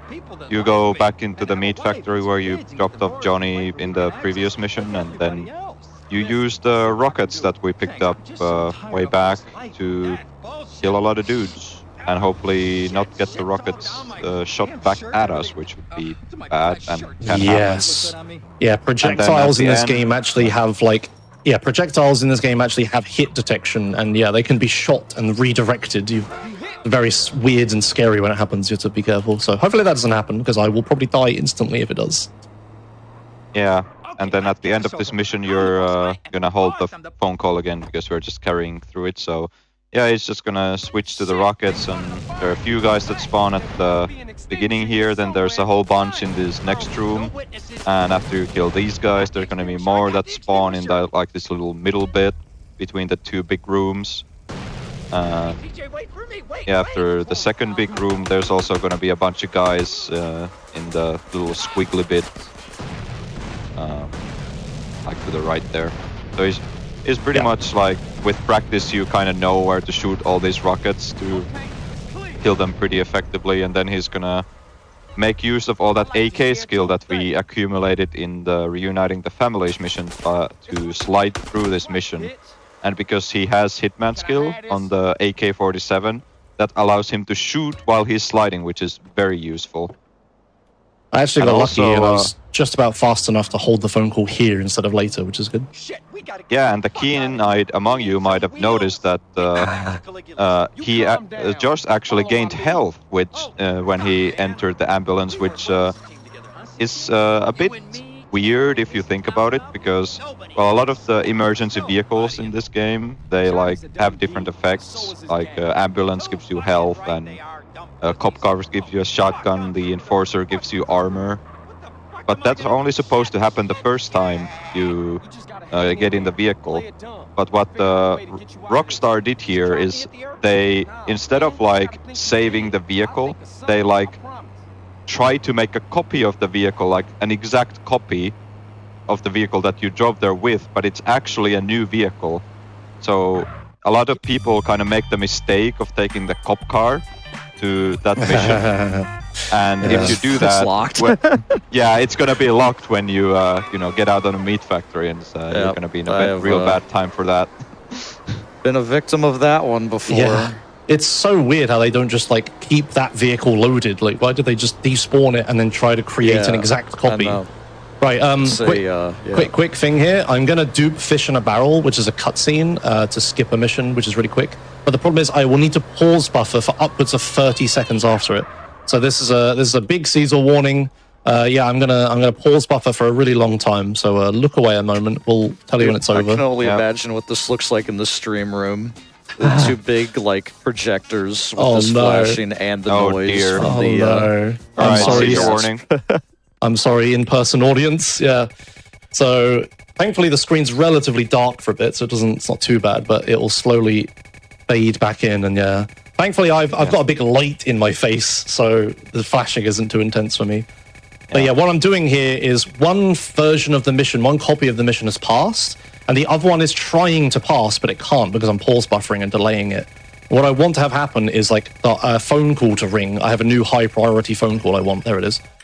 And I'm going to hold this phone call, and then you see I got teleported just then? That's the second copy of the mission passing. And when a mission ends, it will set me on mission 0 again. So I just got the glitched phone call again and didn't have to like set it up with bike school a second time. So you basically dupe that mission for free, which is like really useful. Yeah, so it works because the warning's over. Yeah, go ahead. It works because the missions like don't pass like on the same frame. Like a lot of missions in this game, when you dupe them, they just pass on the same frame, which means you can't really do this sort of thing in pretty much like most other times when you dupe missions. So this mission is you picking up Mad Dog, but we'll also spice it up a little bit with carrying a phone call through it. So Josh is gonna get out of the truck here, hold this phone call, and then there's this little mini game where Mad Dog's walking around the roof, and he will randomly decide to jump off at like a random time, and you gotta be in the correct position to catch him. Quick shout out to everybody who played this game when it came out and got stuck on this mission and could never progress. There are certain cheat codes in the game that you can use that will alter the AI like permanently, even if you like save and load and stuff like that. And yeah, some of the cheats, if you use them, when you get to this mission, you can't do this mission because Mad Dog will just walk off of the platform instead of doing the scripted slow motion jump, and you can never save him. So yeah, shout outs to everyone, including me, who played this when it came out on PS2 and could never get past this. We had too much fun with too many cheat codes. Yeah, I think it's mostly like the pets attack each other cheat that causes that. Yes, I think it is that one, yeah. People believe it to be the riot code cheat, but it's not that one, it is the pets attack people cheat. Yep. Yeah, it never turns off correctly.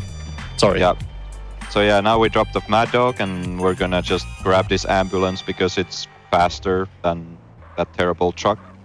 So now there's going to be another dupe. The reason why we carried over the phone call is to dupe misappropriation, which is the second to last crash mission in Las Venturas, and that will skip high noon, which isn't that, like, if you think about it, like high noon in the speed run is really fast, but this dupe is so free that it's still worth to do it, even if you skip like a 30-second mission. Definitely. Yeah, it's like I'm getting a free, like, glitched on mission 0 phone call from Fish in a Barrel anyway. So it's like, there's no reason to not do this. Like, I'm always going to be able to have a phone call here. And funnily enough, I could also keep the glitched on mission 0 phone call after this mission. But unfortunately, because of this route where we don't do flights, we don't do desert missions, there's actually no target for it. Like, the next mission, I need to answer all my phone calls in order to be able to do it. So I can't actually use it to dupe anything, which is kind of sad. But yeah, you have to give up a free glitched phone call, but that's okay. It's still fast. Yeah, instead, I'm going to actually just answer a phone call in the middle of the mission because it's slightly faster. Oops, flipping around a bit. Dude, the Nice Buffalo flips. never flips. Like, the Buffalo flips, but it like almost is never on its roof. Yeah. It's all over. All right, so I'm going to fly over to the mission here. Whoops. Fly over. Yeah.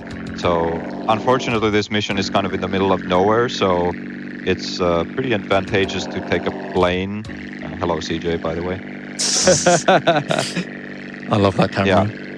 Yeah. So you're just gonna fly the plane there and do like a somewhat tricky landing on this kind of uneven terrain, because he wants to keep the plane for the flight back to Las Venturas. And then to dupe this mission successfully, you actually need to get the 2 briefcases for the 2 missions. But it's not as simple as it sounds, because when, like, if you, all right, so you kill this one guy here that has the briefcase, you pick up the briefcase, but the second one is actually like kind of stuck, and you need the AI to like pick it up so it doesn't like despawn. Yeah, like right there. You need the second AI to pick up the briefcase, because that's like a mechanic in this mission where if you kill the briefcase guy, but you don't pick up the briefcase, like somebody else can pick it up. And that's actually works here to like makes us able to do this mission. So he answered the phone call because it's just convenient here. No real reason you don't have to do that. It's just kind of convenient. And then he kills the second guy and picks up the second briefcase. Very easy. Yep. And now he's just gonna fly back to Las Venturas and answer a whole bunch of phone calls. So I think this would be a good time for a couple of quick donations. All right, we have $5 from Sneaky Man, who would like to let you know, Joshimuz, the Sultan is the Subaru Impreza. Right, thank you. That's the one. We have $5 from R. Kargov. Josh, have you done the thing with the thing yet? Yes, I've done many things with things this run. Thank you. That's good to know. We have $50 from Kaz. Hey, GDQ, longtime viewer, and I have to donate when one of my favorite childhood game is being played. Lots of good memories come back during this run. Thank you. Yeah, thank you. Yeah, this game is great to play casually. Good childhood game for sure. Yeah. Yep. We have $50 from Simon. Thank you all for the great work you do, and shout out to the doctors and my dog who is chilling next to me. Aw.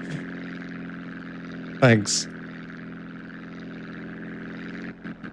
We have $100 from Arth. Titanfall 2 and Gunfire Reborn? Definitely need to do my part to unlock the bonus game and try to get that run upgraded to Reincarnation 8.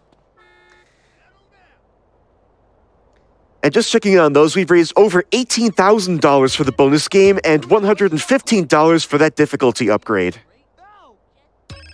Let's definitely keep it rolling, guys. Yep. Keep them coming. Yeah.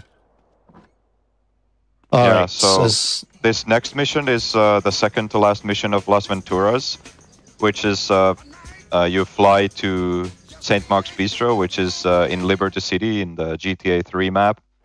I mean, this mission, like when you do it casually, it's pretty cool, but it's really, it drags on for way too long with the flights. in between the cities, so it's kind of annoying in the speedrun actually. But there's like it's mostly normal, but there's a slight strat where you can like make you can skip killing a lot of the guys in the mission by just like running past them. But I'm for going that, to the Josh vending needs machine, to. if you're wondering. Yeah. Yeah, sorry. Yeah. Wait, really? I need health. Yeah. Oh, Yeah. For this guy. Come on. yeah, Get for outta that here. strat, He you need damaged as me. much. Yeah, you need as much health as possible, like maximum health, maximum armor, to be like absolutely safe. But even that Yeah. isn't enough sometimes, so that's why Josh is trying to heal to maximum, and Yeah. then he's gonna also pick up the armor that conveniently spawns at the end of the runway. Yeah, if I get any inkling that something's going wrong or I've taken more damage than I want to, I'm just going to bail on the strat and do the mission normally. But I have full health. I'll give this a shot. I might die here. It might be funny.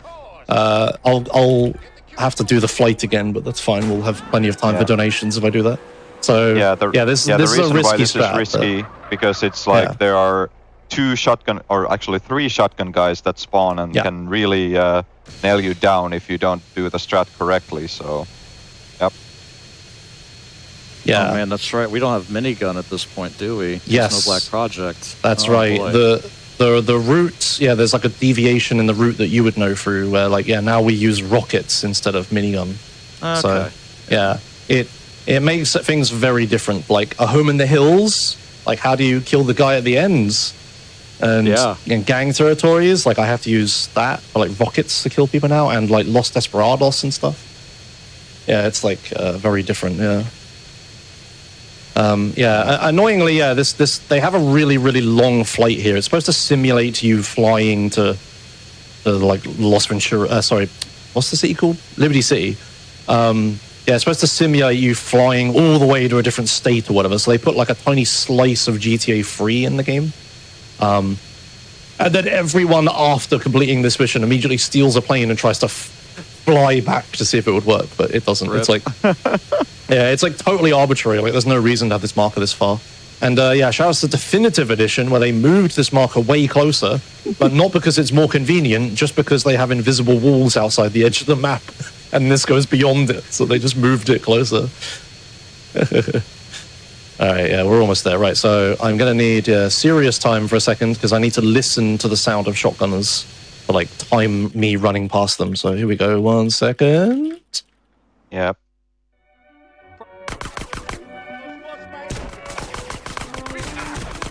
Okay, I made it. That's looks nice. fine. So now he ran very past good. a whole bunch of guys, and he's just gonna kill everyone in the kitchen here and the 3 guys at the end, and he will have skipped killing all the others, and even the boss of this area is just kind of decent. Also check for parachute, by the way.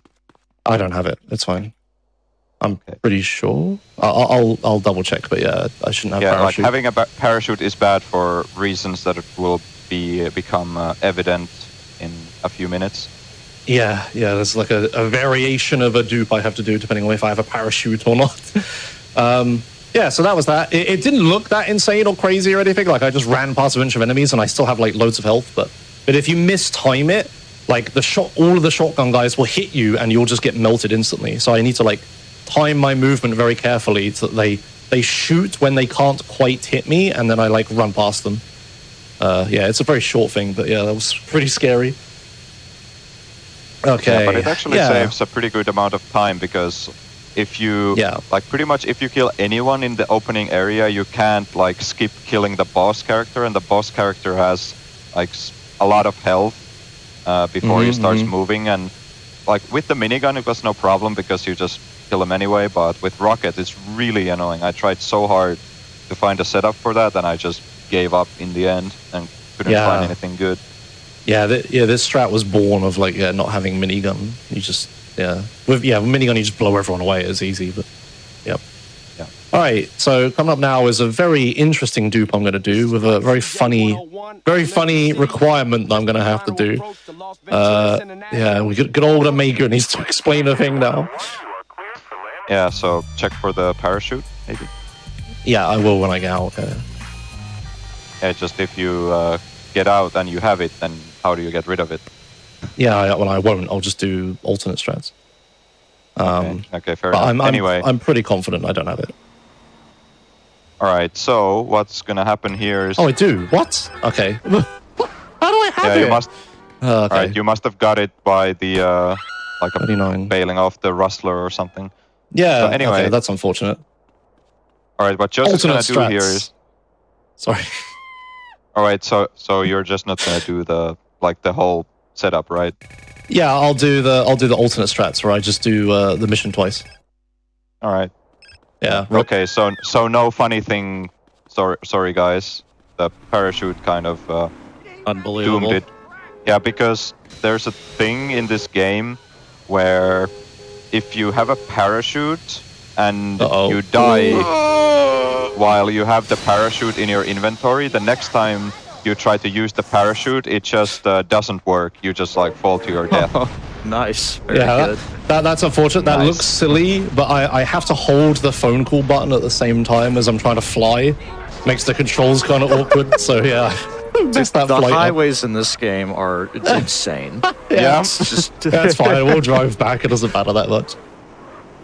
Vegas traffic, baby. Yeah.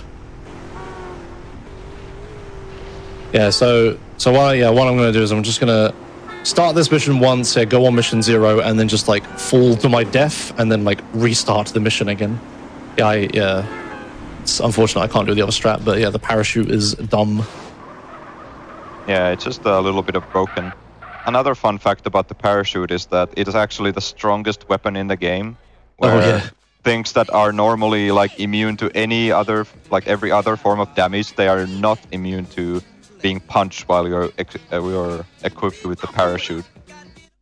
So yeah, gonna step in the mission, and You ever jumped Yep. he's just On gonna... mission 0. Yep, you're on mission 0. You're gonna jump, and you're gonna jump after them, but yeah, you're just gonna fall to your death to teleport back to Las Venturas. Yep. Yeah, I won't fail the mission because I'm on mission 0. I will try to do a sort of funny thing here if I can pull it off. No, I missed. Whatever. Yeah. Doesn't matter. So yeah, what I'm going to do is I'm just going to splat as quickly as possible. Yeah. Did we? I phased out. Did we explain why I can't do this with the parachute?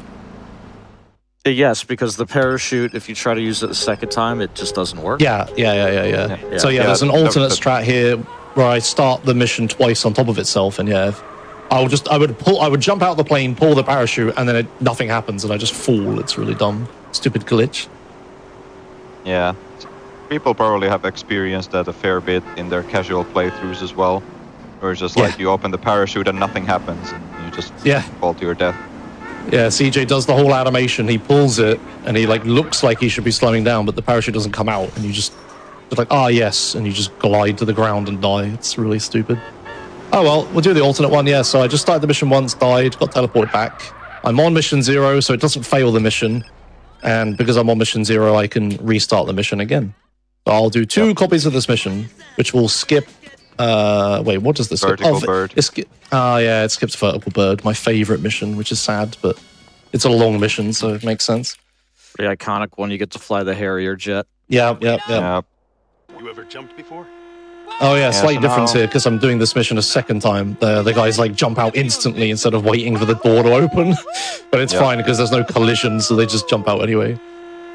I think we just get teleported out, don't we? Yeah, the plane just disappears. Okay. Yeah, we Very just have to good. wait. Yeah. Alright, good. Parachute worked. Wonderful. It's always sketchy. Also, there's gonna be Caesar warning in about like 10-15 seconds where like you're supposed to get on the roof of the mansion here, and you could go around, but it's there's this little jump you can do from this side of the mansion on the grass, but you kind of Caesar warning. I'm gonna pause buffer. Yeah, so like what you do is like, or the way the game works is it'll check like every single frame if CJ is like close enough to like grab the ledge, and with the pause buffer you can kind of like extend that window of when the game is checking of when CJ is close enough to grab it, so it can make that jump consistent. if you just try to do it without pause buffering, it's really difficult without any like unlocking the frame rate. Yep. So now we just have to wait for our friends to get here. I'm just shooting these guys for fun because I'm not really doing anything else. And the armor doesn't matter too much because where I duped the mission, there's like 2 armor pickups. There's like this extra one, so I can stop messing about now. And health isn't really an issue in this mission these days anyway, now that we, you know, stopped taking cars here like 10 years ago. Yeah. Who would ever do that and get stuck on this mission for 30 minutes? Yeah, no one would ever do that. Yeah. Anyway, we enter the mansion and now it's time to slide with the AK. So, yeah, like these guys will hurt you a little bit, but not too much. We shoot a couple of them just because they happen to be in the way. Yeah, and because I skipped Mad Dog's rhymes, there's actually an armor pickup in this mission when there normally shouldn't be. Oh, yeah. Yeah, because you never pick up this armor. And this armor only spawns the one time in the game, and after that it's gone. Yeah. Which is and here Josh needs to do, he needs to look at the ground after killing this guy here to make sure that Big Papa reaches his destination. Because if you go through too fast, he kind of like soft locks the mission and doesn't get out. And now we used to do this with a minigun, but we don't have a minigun now. So Josh is gonna do a little bit of a precise shot to shoot this phoenix through the floor. Oh, here we go. Yep. Yeah, very nice, very nice. Oh man, that's so sick, dude. What? Very good. We used to climb onto this wall and just shoot him with a minigun as he drove away, but yeah, you can't with the rocket launcher. That's awesome. Nice. Well done. Well done. Yeah, it's a bit of a difficult lineup. Yeah, I think I came up with that setup for like Eben when he was doing like the cheat engine duping category because they didn't have minigun either. So I was just like, yeah, I'll just find a setup. Yeah. There's another category for this game. There's like a meme, like fun category called, oh my god, I've set myself up for this. On mission. No. MD, like mission duping with OM0 change, like mission duping via cheat engine, whatever. It's like it's a really long name. It's like MMVDAM with OM0 or cheat engine or something. It's just, it's a category where we use like a tool to change our on mission state at will. So it's a theoretical run. Like if we could dupe as many times as we wanted and get on mission 0 whenever we wanted, what would the route look like? And yeah, it's like a really insane run where you're doing like 7 copies of like every mission. Yeah, it's really cool. And yeah, we actually use some of the stuff in that route now. Yeah, because where the game's evolved over time, we do more and more things. We keep coming back to that route and finding stuff from it. Yeah, and this mission is just normal in this route now. We used to do a dupe for this mission, but that has become obsolete pretty recently because of a magic setup that Josh found randomly by doing the wrong thing and then finding out that it actually works better than what we used to do. Oh, nice. Hey man, that's how I roll. I remember when the big like 15-minute missions like game skip was found. I did it wrong one time. I missed a bunch of steps and it still worked. And everyone was like, "Oh, you could do this faster by just not doing a bunch of steps." Yeah, classic. And I'm like, "Ah, sick! I helped."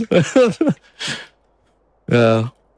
So this mission is just normal, just gang wars. Yeah, I'm just gonna try to do this as quick as possible, kill as many gang members as possible. So if you remember that mission from earlier where the car blew up, where I did like, I did gang territories to try to, I have to take this area back from the enemy gang members. And there's just these ballers that spawn, I just have to shoot them. I think now would be a good time for donations, because this mission's fairly long, as long as I don't die here, okay? All right, we have $50 from Rasputin.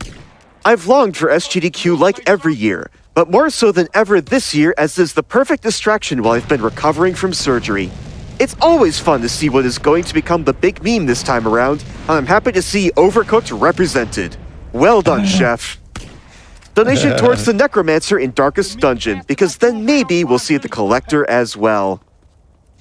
And it looks like Hag is still in the lead for that Darkest Dungeon Choose the Boss bid war.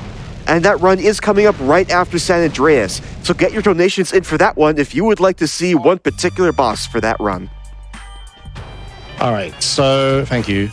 Coming up next is first dupe of Return to Los Santos.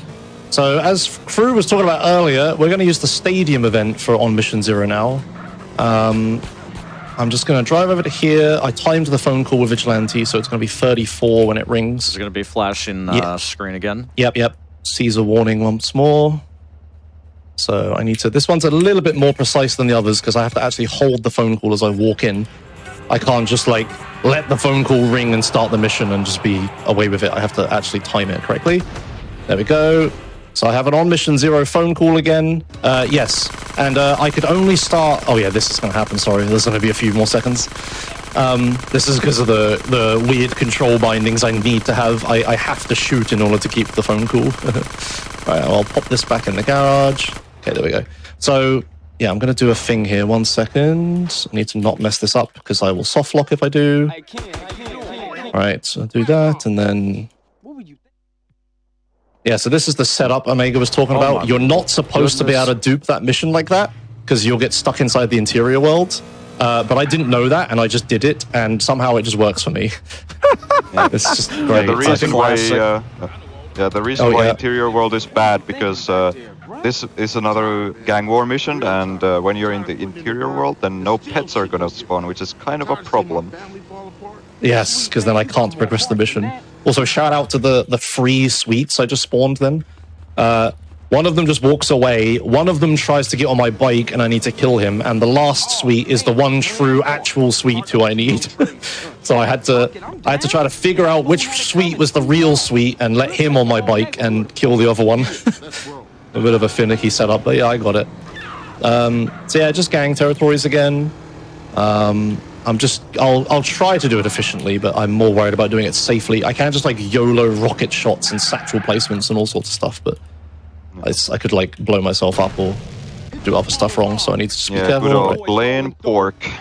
Yeah, so this is again where the route is very different. Normally we'd have a minigun here, which makes this easy. You just like point and shoot at all these guys and they just fall over, but now I have to like Halo 3 style, like try to shoot the rocket on the ground near the enemies, like not actually aim at the enemies to get the splash damage to kill them. Also, Josh is gonna leave the police bike in a specific spawn, so it's not gonna get despawned by a trick that he'll attempt to do at the end of the mission to keep the OM0 phone call that he actually doesn't have at the moment. Yeah, there's gonna be flashing images again towards the end of this mission. Park the bike over here. That should be good. Yeah, so also, I think I should say, this whole time I've been doing gang territories, like now and way back at the beginning of the run, I'm standing in certain positions and looking certain directions to like manipulate where the enemies will spawn just so I can kill them quicker. Right, so I need a little bit of serious time here a second. I need to... Who's alive? Right, guy on the right. Oh, yeah, okay, very cool. Right, so I need to very carefully do this one here. Okay, there. I have to skip that cutscene as quick as possible, then do this. Then as soon as this cutscene ends, there's going to be pause buffering, so, yep, Caesar warning. I'm down for that. Right, very, very, very long Caesar warning as well. Here we go. So, again, I've made it so one copy of the mission passes before the other one. So I'm on mission 0. I just need to stand here, wait for a phone call, and then I got it. Nice. And the bike despawned. Okay, great. Whatever. Yeah, so... I think the bridge is only the truly one safe place to park the bike. Right, when you do the setup. Yeah, okay. Fair enough. Yeah, if you do the old one, like the bike stays like pretty much anywhere you put it, but with that one, it has to be on the bridge. Right. Okay. Well, never mind. There's only a short drive. It doesn't matter. Well, I got the phone call. That's the important thing. I got the glitched phone call. Yeah, one copy of the mission passed, and the other one is like waiting to pass, but I'm pause buffering to stop it. And then I wait for the phone call to ring, and then hold that, and then pass the mission at the same time, which, yeah, gives me the glitched phone call again.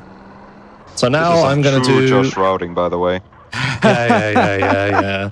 I'm just driving all the wrong ways, I know. Just slowly sliding down. I don't know why I didn't drive up the hill, yeah. when I stop paying active attention to what I'm doing, I accidentally do 2013 strats all over Very again. good. Yeah. I love the peek behind the curtain there with the ancient stuff. Yeah. All right. Okay. So there's a It's mission like the marker Josh here. It's Iceberg. invisible. Yeah. Josh Iceberg. Yeah, so again, if you remember from earlier, the truth mission that I could start without having a visual marker for it, these are another set of missions that are like that. I haven't actually answered the phone call that's supposed to unlock these missions, but like the logic for starting the mission is still there. And yeah, I know where the marker is, so I can just walk into it without even being able to see it. Yeah, so I started this mission on mission 0, so I've glitched it again. Now, hello. Now I'm going to do a really tricky jump. Quick shout outs to Duva for providing me with a visual reference for this jump. He made the hitboxes for this cutscene trigger like visual, so I could tell where I need to jump. And I don't really fail it all that often anymore, and I'm going to now that I've said that out loud. So I'm going to need a lot of speed, and I need to not drive into a car, and I have to try to yeet myself over to this cutscene. So that seems fine. That should be good. That's fine. Yeah, whatever, we're good. There we go. It's pretty generous if you know generally where to land. Yes, yeah. Before we knew where to aim, it was terrible. So in this mission, you're supposed to like come here and like confront Oglok, and you're supposed to. There's a big set piece thing where you're supposed to chase him with a hovercraft. But we're not going to do that. We're just going to get out of the hovercraft and get straight into the news van, which is there and unlocked, and we'll just do the mission of a news van. I do need to be careful though, because if you get too far away from OG Loke, the mission will fail. So I have to drive this really specific route of just like hugging the ocean where he is and like drive along. But this is faster because the hovercraft is just so slow. And also you can flip on this ramp if you're not careful and stuff like that. So this is just a little better route. Shout outs to the dish that isn't spinning on the news van, by the way. Oh, yeah. Yeah, shout out to Silent with his Silent patch. He made like a fan patch for this game that fixes a bunch of issues. And one of them is the aerial dish on top of the van. It's supposed to spin, but it just doesn't because of a glitch, and he fixed it. Does it like spin on a console? I don't know. I don't know if it's a PC thing or what, actually. I don't recall it spinning on console either, but I could be wrong. Yeah, it's supposed to spin like the cement truck does. Anyway, the rest of this mission, I'm just chasing Oglok. There is a glitch I need to do at the end. Chase, dude, just out of nowhere. Yeah. Yep. Yeah, so now's a good time for it. I guess. A quick few donations in quickly would be fantastic. All right, a few quick ones. We have $50 from Silver Woofamute. Happy Pride Month. Trans rights are human rights. Yes. We have an anonymous $10 donation. San Andreas is my favorite game of all time. Thank you, GDQ, and all the streamers for the week-long entertainment. Thanks. We have $5 from Crypt Earth. Watching GDQ on the go and just passed by one of those self-service package pickup stations with one of the doors open and the screen a bit glitchy. Looks like someone has set up a package dupe buffer while holding onto a glitched call. Greetings from Germany. Fantastic, thank you. That's very good. All right, one more. We have $25 from Deadly Foxy. A human's concept of love requires admiration, attraction, devotion, and respect. Conclusion. I am 100% in love with an SGQ Titanfall speedrun. Nice, thank you. Yeah, so the glitched phone call I have... Oh my lord. Nice. Yeah, that can happen. Oglok is like on rails. He just nails everyone out of the way. So I've got a glitched phone call. I need to keep the phone call through the end of this mission, so I need to do like fancy stuff at the end. Similar to the wear flowers in your hair mission at the end of San Fierro. There's a cutscene where like I can't hold the phone call through it, so I need the phone call to ring after that cutscene. So we're gonna drive up here and around, and then Oglok is gonna go this way, and I'm gonna get off here, and I need serious time for a second because I need to count out loud. So I'm just gonna go up here so I can see Oglok like now.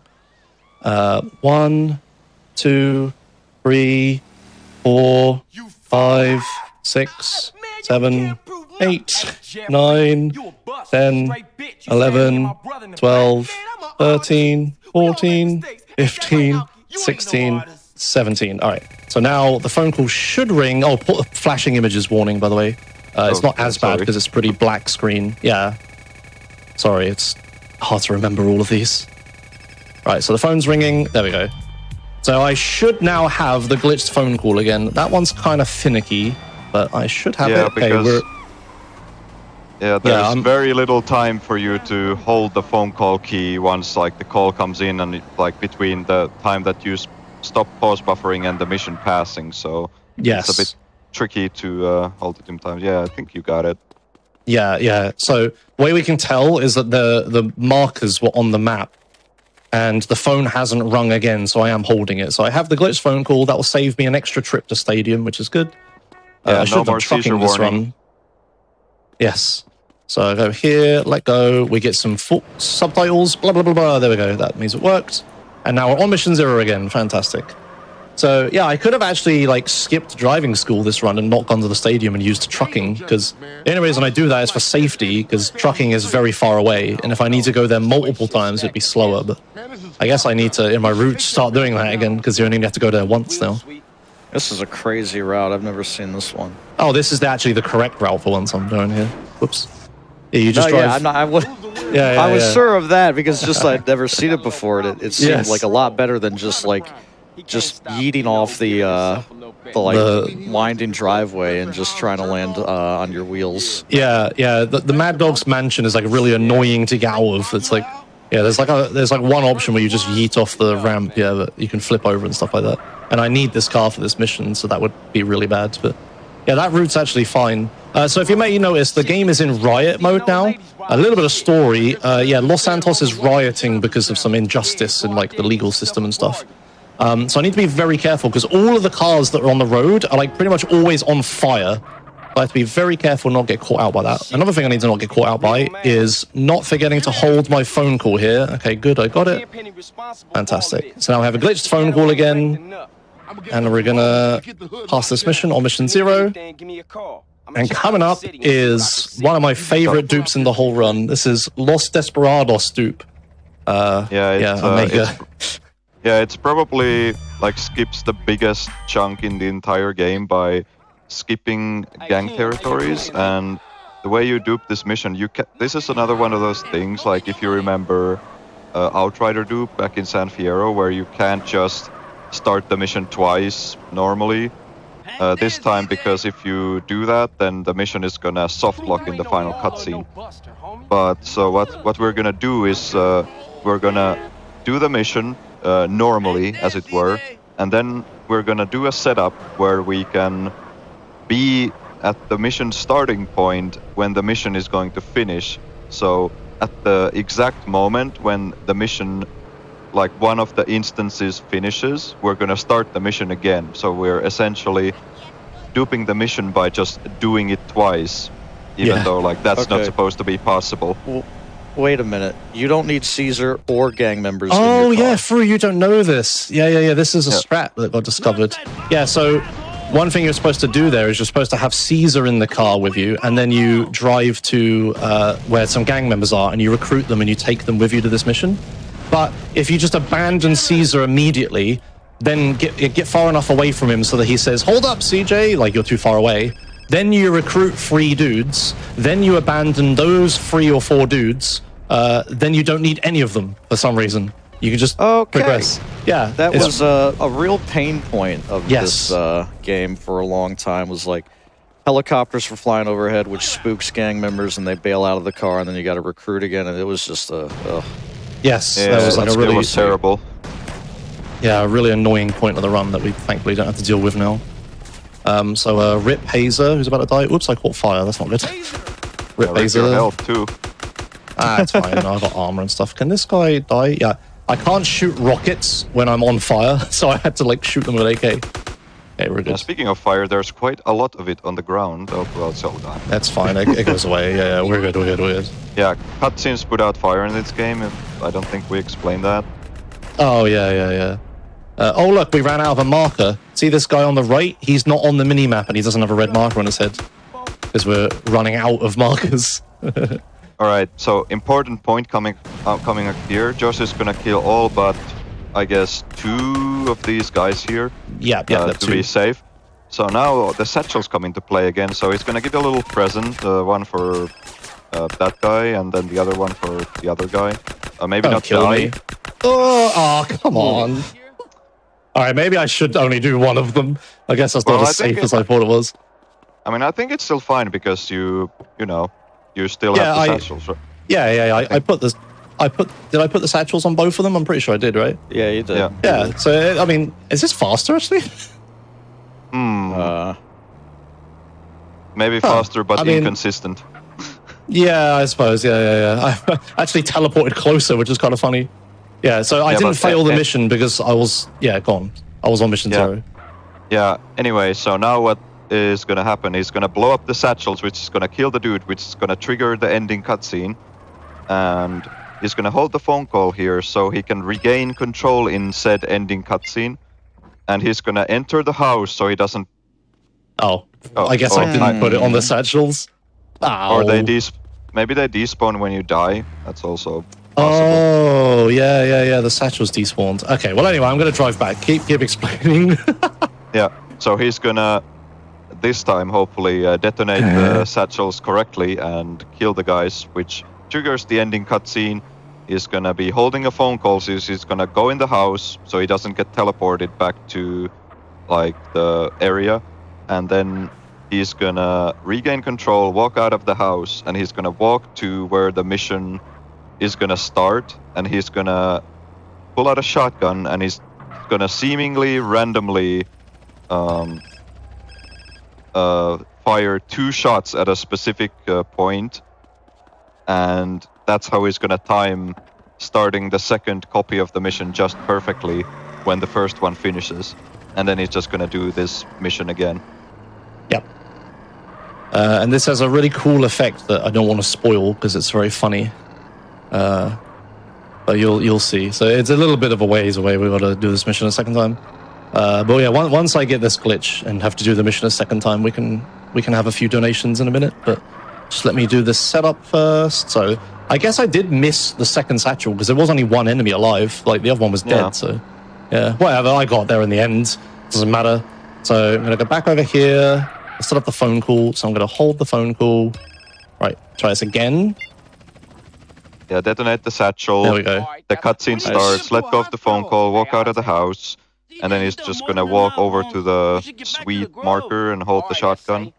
He's gonna aim it so he doesn't start the mission too early. And when the Caesar finishes saying the lines, he's gonna start the mission again. Or he's gonna shoot twice and then just let go, and that'll start the mission a second time. Yep. And you can tell he's done it correctly because his OM1 is on the mission. Why is Caesar in the car? I guess I was fiddling. Yeah, I quickly turned you down because I needed an audio setup. I forgot to say serious time. Doesn't matter. Yeah, so I'll have to leave Caesar behind here. Hopefully there's homies at the end of this road. You usually are. Yeah, that setup with shooting the shotgun twice is like, it's the perfect amount of time to buffer between like the end of the voice lines playing and when you should start like the mission again to do it correctly. So it's such a sick lineup. Yep. Yeah, it's pretty cool. Get out of here, homie. Yeah, okay, so yeah, we're just going to do the whole mission a second time, and then a really cool thing is going to happen at the end. So yeah, we've got some time for donations while I do this again. All right, we have $10 from GH Cosplay. Love Titanfall 2. Gotta donate for this to get ran. And checking in on that incentive, we have raised just under $18,600 for Titanfall 2. So if you want to see that bonus game get added to the marathon, get your donations in, and remember to add in that Titanfall 2 bonus run to your donation on that donations page. We have $15 from Twiggy, who just gives us a heart. Thank you, Twiggy. We have $5 from Thrill House. Greetings from Los Angeles, the real San Andreas. Pretty sure I just saw Joshimuz drive by my house. Awesome run of a classic. Keep it up. Thank you, thanks. All right. Oh, whoa, okay, buddy. Whoa, come no. on. Oh, dear. Come on. Man. The dead body hit the flippin' grenade, the rocket. Okay, I need a safety save to recover from that. That's so annoying. The flipping. Oh man. Oh dear. Yeah, that's a rough one. That's like the last moment you really could have biffed it there. Yeah, there's like the last real thing that could have gone wrong. Okay, that's all right. For sure. I have setups. It's safety saves are all right. I will have the minigun though, which is a little annoying, but that's fine. I'll make do with it. All right, sorry. While I find a safety save, keep reading donations. Yeah, good luck with that. Yeah, thank you. We have $9 from Tempest Mask 1000. Just giving my friend Josh and the Comms Couch some support and hype as he brings a Rockstar classic to the GDQ stage. And I say, let's get Titanfall 2 at least a quarter of the way there by the time we get to Mega Man 6. I believe in you, chefs. And Josh, can I have a number 9 large, please? Just DM me with the receipt. Thanks, man. Yeah, thanks, Ted Best Miles. Hello. Oh, dear. Can the game open, please? Sorry, keep going. I sure hope the game can open. We have $5 from Nougat. I can't reliably beat the normal difficulty for Gunfire Reborn, so I really want to see a speedrunner destroy the highest difficulty. Good luck for all the runners, and greetings from France. All right, welcome back. Welcome back. Yeah, we're back in. Sorry. That's typical San Andreas luck. Like, a dead body just flies in front of my face while I'm shooting rockets and just instantly kills me. Wow, it put me to so low health that the next guy just killed me. I think it's my rocket, actually, but I was going to die. There was no way I was going to live. Oh, dear. All right. So, yeah, we're going to do this mission 2 more times. Then this run will end, I promise. Yeah, it's okay, I'm having a good time. Yeah. Yeah, it's we've got plenty of time on estimate. Like, yeah, I think I was actually, because of all the safety saves and stuff I was using, I think I was 2 minutes ahead of my PB back there before I died. Oh, dear. Yeah, it happens. So, marathon things. Yeah, of course it happens at the one point that I can't possibly recover from as well. Oh, yeah, minigun this time. Yeah. All right, well, I get to show minigun, I suppose. This is what the run would have looked like if I had this. It's just, you just blow everyone away with this instead of rockets. I love the minigun, dude. It's so fun to use. Yes. Because it's just, melts every single thing. Yeah, it's like balanced for PS2, like controller, because when you have the minigun, you can't auto-aim, you have to manual aim. But obviously on PC, that's like not a problem. I'm manual aiming all of the time, so it doesn't matter. So yeah, it's just really, really overpowered. So I'll just blast through this with this minigun. Yeah, kill all those by blowing the car up. My phone's ringing, which is good. Kill these guys. It also makes setting the satchels up easier as well, because it's scary to kill the 2 guys at the end, because I might accidentally splash damage kill both of them with the rockets. Now I have minigun, I can just snipe one of them off and be done with it. This is great. I'm like muscle memory and no major glitches and alt strats. There you go. This is fantastic. Yeah. All right, here we are. End section again. Kill the rocket launcher guy. Kill this guy. This guy. Yep. So then we need to give this guy the present again, so we can remotely pass the mission. We saved that guy. Yeah, we saved that guy, by the way, because he hides behind that fence. And like, I have allies here. I have these 2 guys that can shoot at him. But also, I popped my tire with a minigun. I think that was smart. But yeah, that one guy like hides behind that fence. So thankfully, they don't kill him. So we have plenty of time to set this up. All right, back around again. Right, so we have to do this again. I'm gonna, walk. I'm gonna turn Discord down preemptively. I'm gonna walk into the house. Yeah, and oops, and pass like. Get the final cutscene, walk in at the same time, release the phone call to get control, walk back into the marker, shoot the shotgun at with the voice line ends, which is why I'm turning everyone down, because I need the audio cue.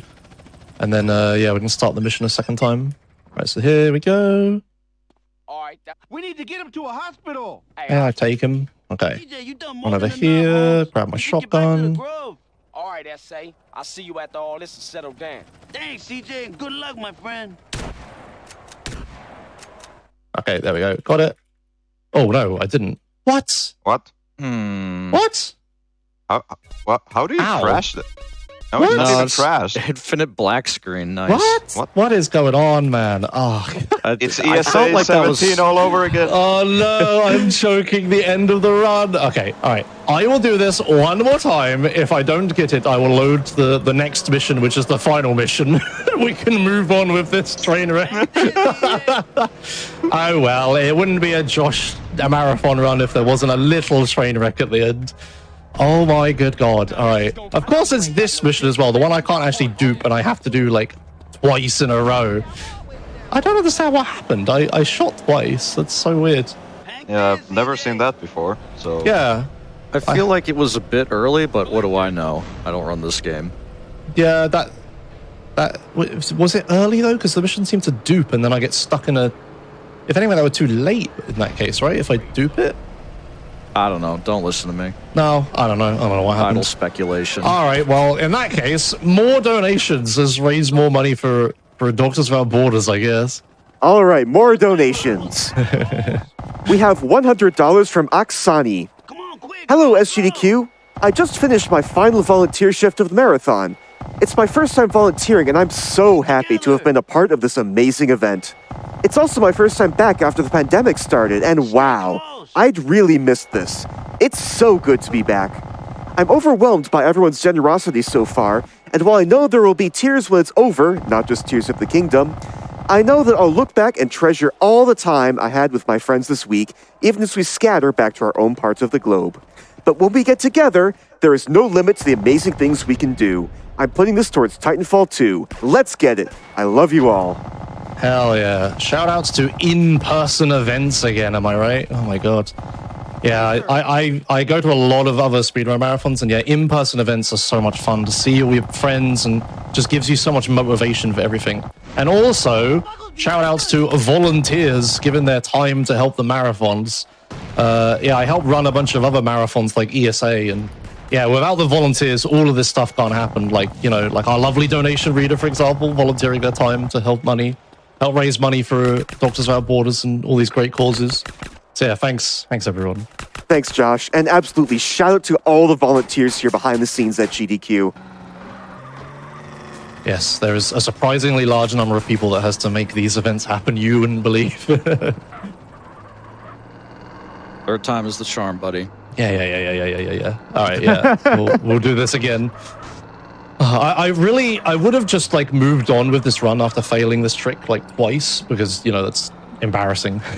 But this trick is really cool and has a really funny effect that I really want to show off at a marathon. So it would be swell if the game could just let me have this. That would be great. Cheers.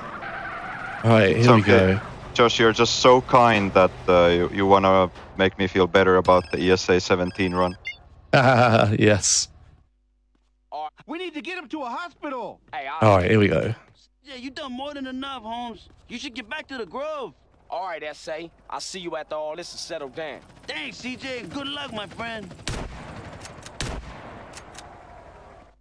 Okay, that looked correct that time. I There we don't go. know what All right. happened the other time, but whatever.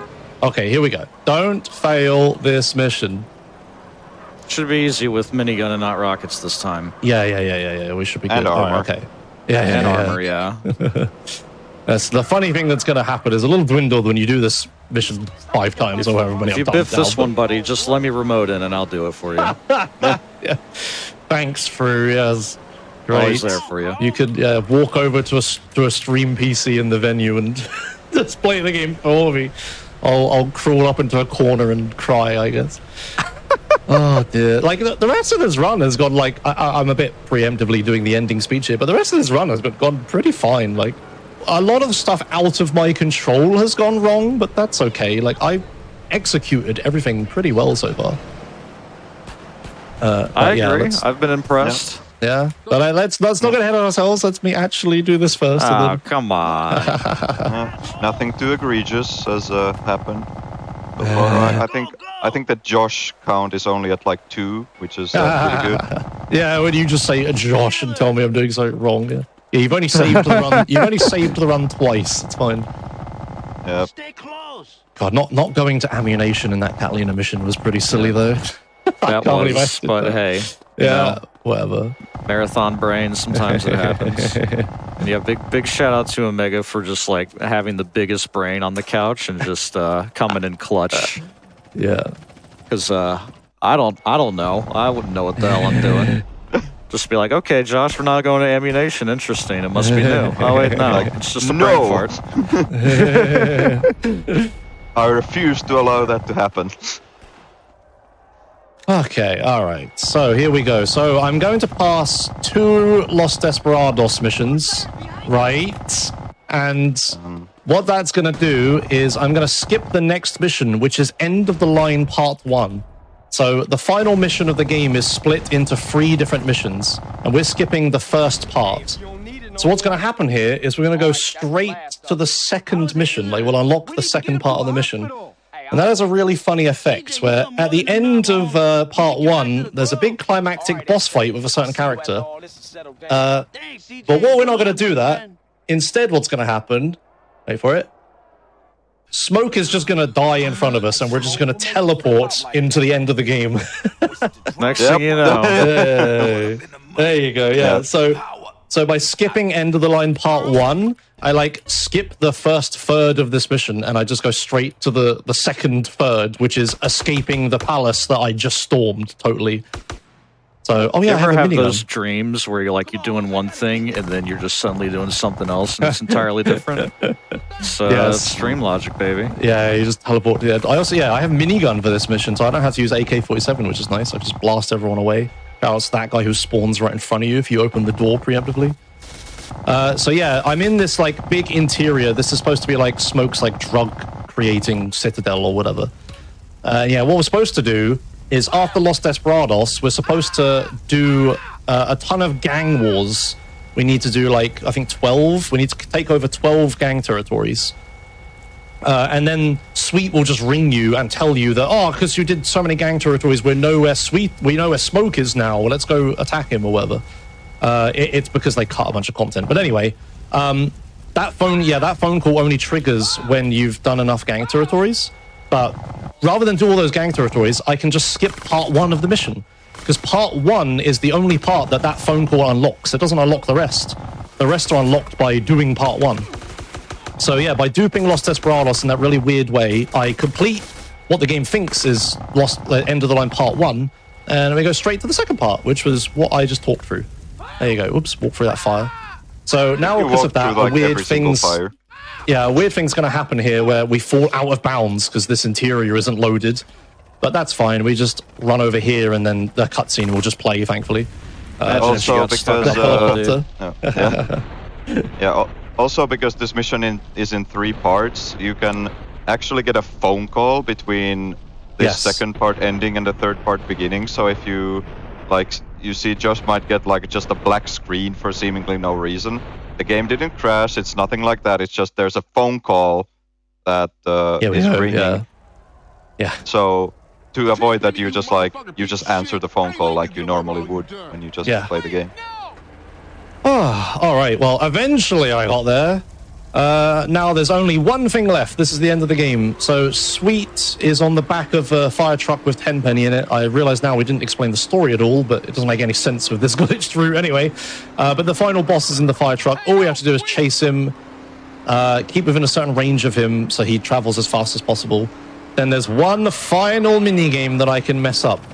At the end of this little section, Sweet's grip is going to loosen and he's going to fall off of the fire truck, and I need to grab him with the car.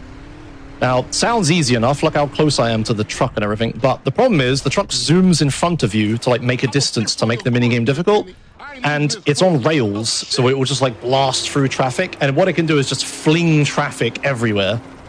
And if I get unlucky, some of the traffic that's being flung around is going to crash into me and prevent me from grabbing Sweet. So all I have to do is not have that happen. The final thing that can go wrong that's a little bit out of my control, I'll try to like manipulate traffic so it doesn't happen. But, you know, ultimately it's just like RNG and luck whether it happens or not. So yeah, we got a little bit until then. And then after that, there's a nice long auto-scroller where we can all do our ending speeches. Or, well, my ending speech, I guess, and everyone else can join in. And yeah, and then the run will be over, and we should be fairly far ahead of estimate, so that's good at least. Didn't go over rest of it horrendously. Helped the marathon catch up a little bit on schedule. That's always good. Other minor detail here is you might have noticed that you're driving this car around and there's like a lot of action. There's Molotovs being thrown and stuff, but vehicles can have certain like proof properties applied to them, like bulletproof or explosion proof, stuff like that. This one is known as all proof, so it's basically impervious to damage. Yes. Including dents. It's dent proof. Yeah, so all the Molotovs and stuff being thrown around don't really matter, but I just have to keep up the fire truck. Okay, here we go. Here comes the minigame. All right. I am nervous for this final thing. It should not be a problem, but like the way the game's been going, it's a bit of a meme. You know, if you're like on good pace and you do this, you're like, okay, just don't miss sweet. Yeah, this is like the final thing that can go wrong. So I'm gonna sorry about the camera flicking, but I really do not want traffic in front of this fire truck.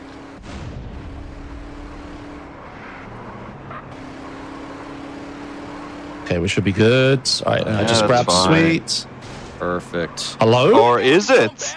Video game, don't do this to me. Oh, you got it, man. You got it. See, no problem. I jump out for fun at the end, by the way. But yeah, okay. Yeah. You're allowed to bail. Nice. Right. Well, that's like the last meaningful input, so. Yes, that is it, really. Now we've got this final auto-scroller.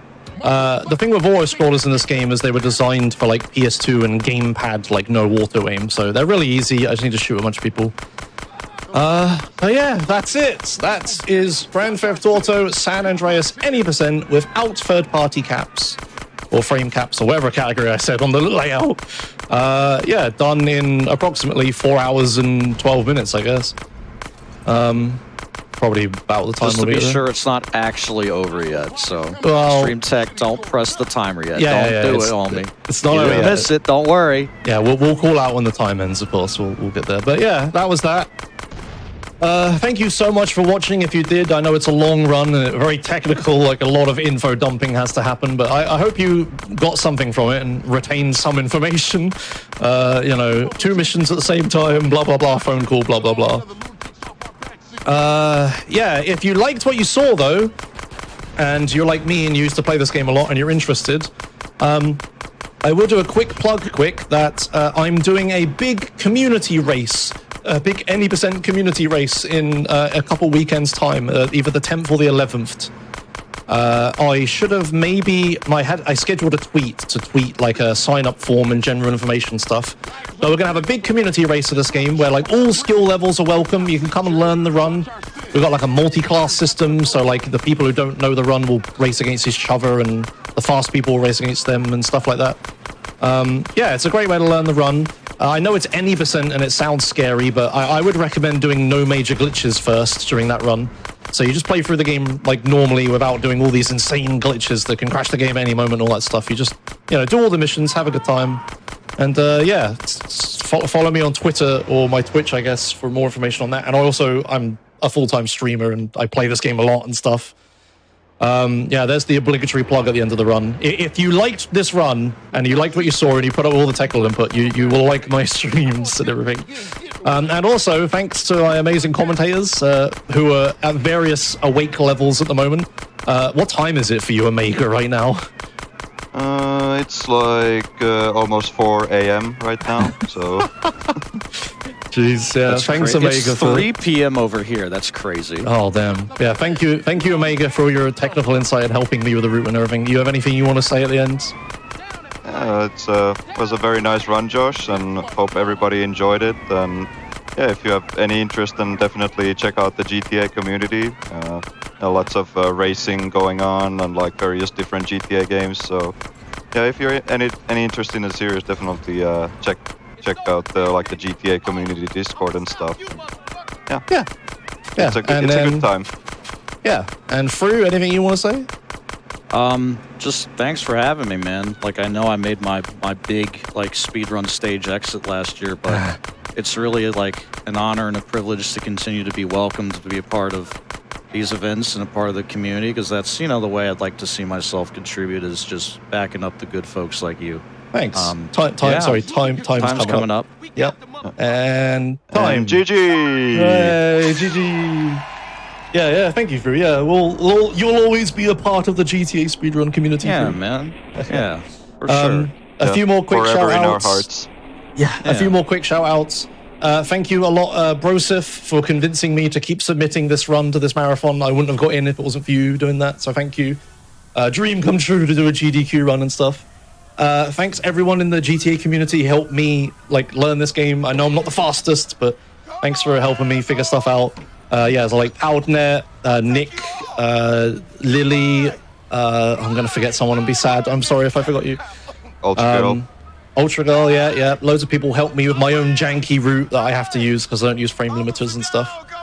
And thank you, the audience. Oh, thanks to my community for believing in me and watching all my silly streams and stuff and all the fun donations you did. And yeah, thank you, live audience, if you stayed and watched the whole thing live. Thanks a lot. Well done. I hope you enjoyed it. And thank you, everyone watching at home, all the viewers at home. Thanks for watching this really, really, really long run. Now, yes, let's enjoy the credits as we get played off. We're done. Play me out, coach, or whatever. Thanks for watching, guys. Yep. Thanks for watching. And thank you, Joshimuz, for playing through San Andreas for us in 4 hours and 10 minutes. Nice. And having to deal with all of the stuff that this game threw at you, especially towards the end there.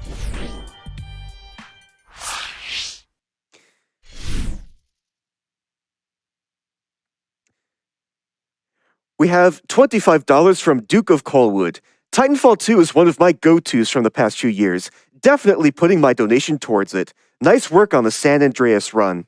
And with that, that is going to end my time at the donation desk for today, but I will be back early Saturday morning for some amazing runs on the final day of SGDQ. In the meantime, we're going to take a quick break, and then your next host will be right here for you, so stay tuned.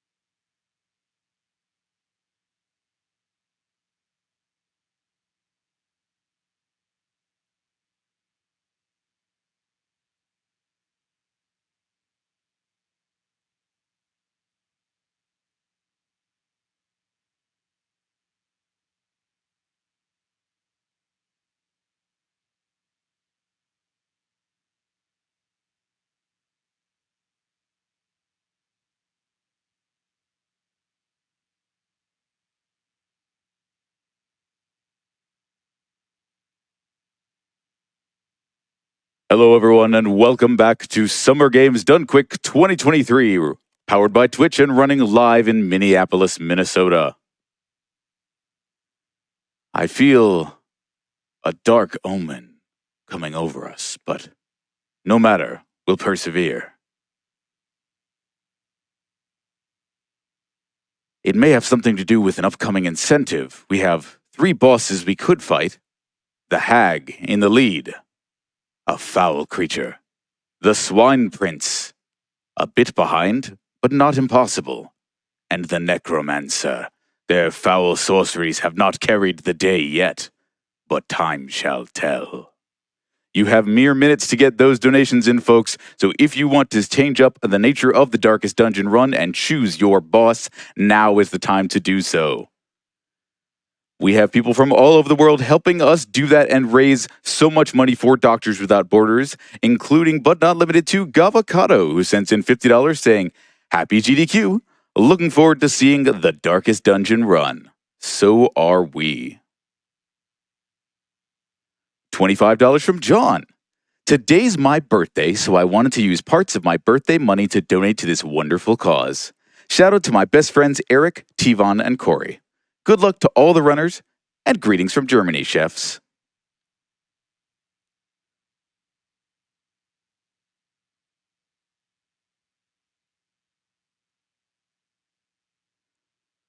$100 in appreciation from Burb for that last run.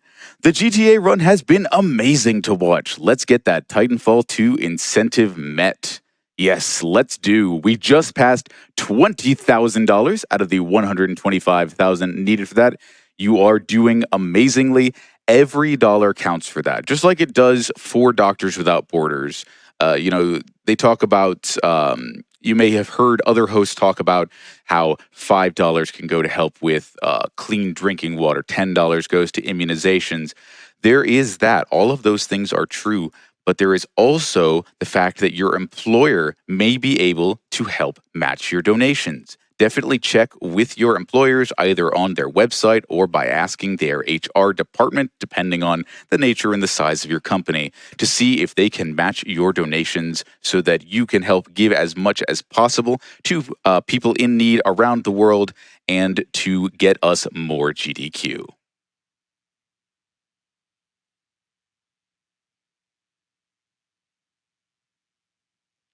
Speaking of work, Corduroy sends in $50 to MSF saying, "Closed my work laptop early to catch the rest of this run. Let's extend this marathon so I can do the same tomorrow."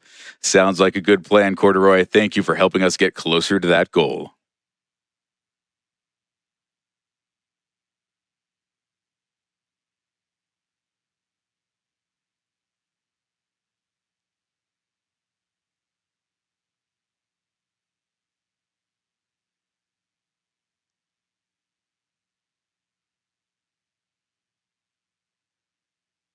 A2 sends in $50 saying, "To the fall of Titans."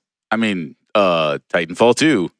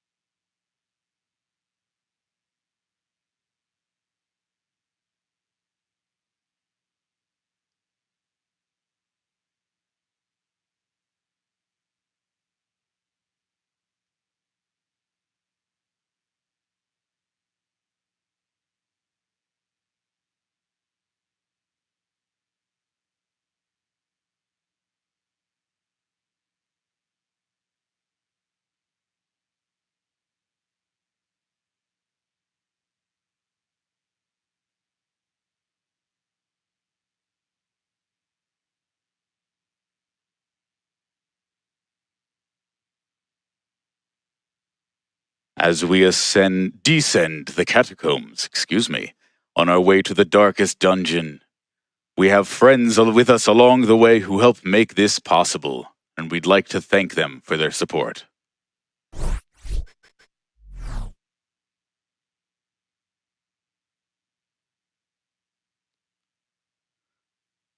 Doctors Without Borders, also known as MSF, brings medical humanitarian assistance to people affected by conflict, natural disasters, epidemics, and healthcare exclusion.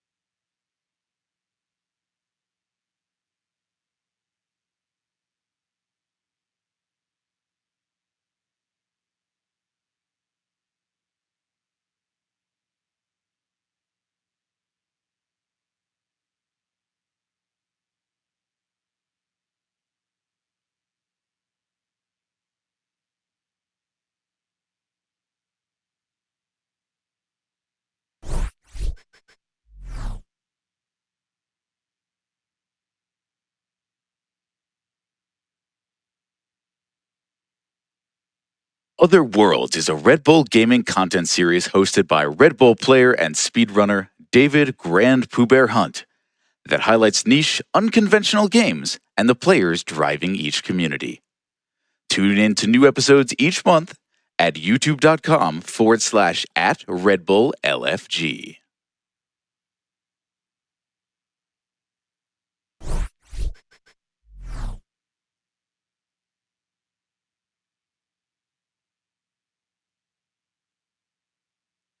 And while we do have amazing runs coming up for you momentarily, we'd also like to wet your whistle for more amazing things we can show you later on today, including an interview we have for you right now for Mega Man 6 with Adef, Dark Terex, and P.1.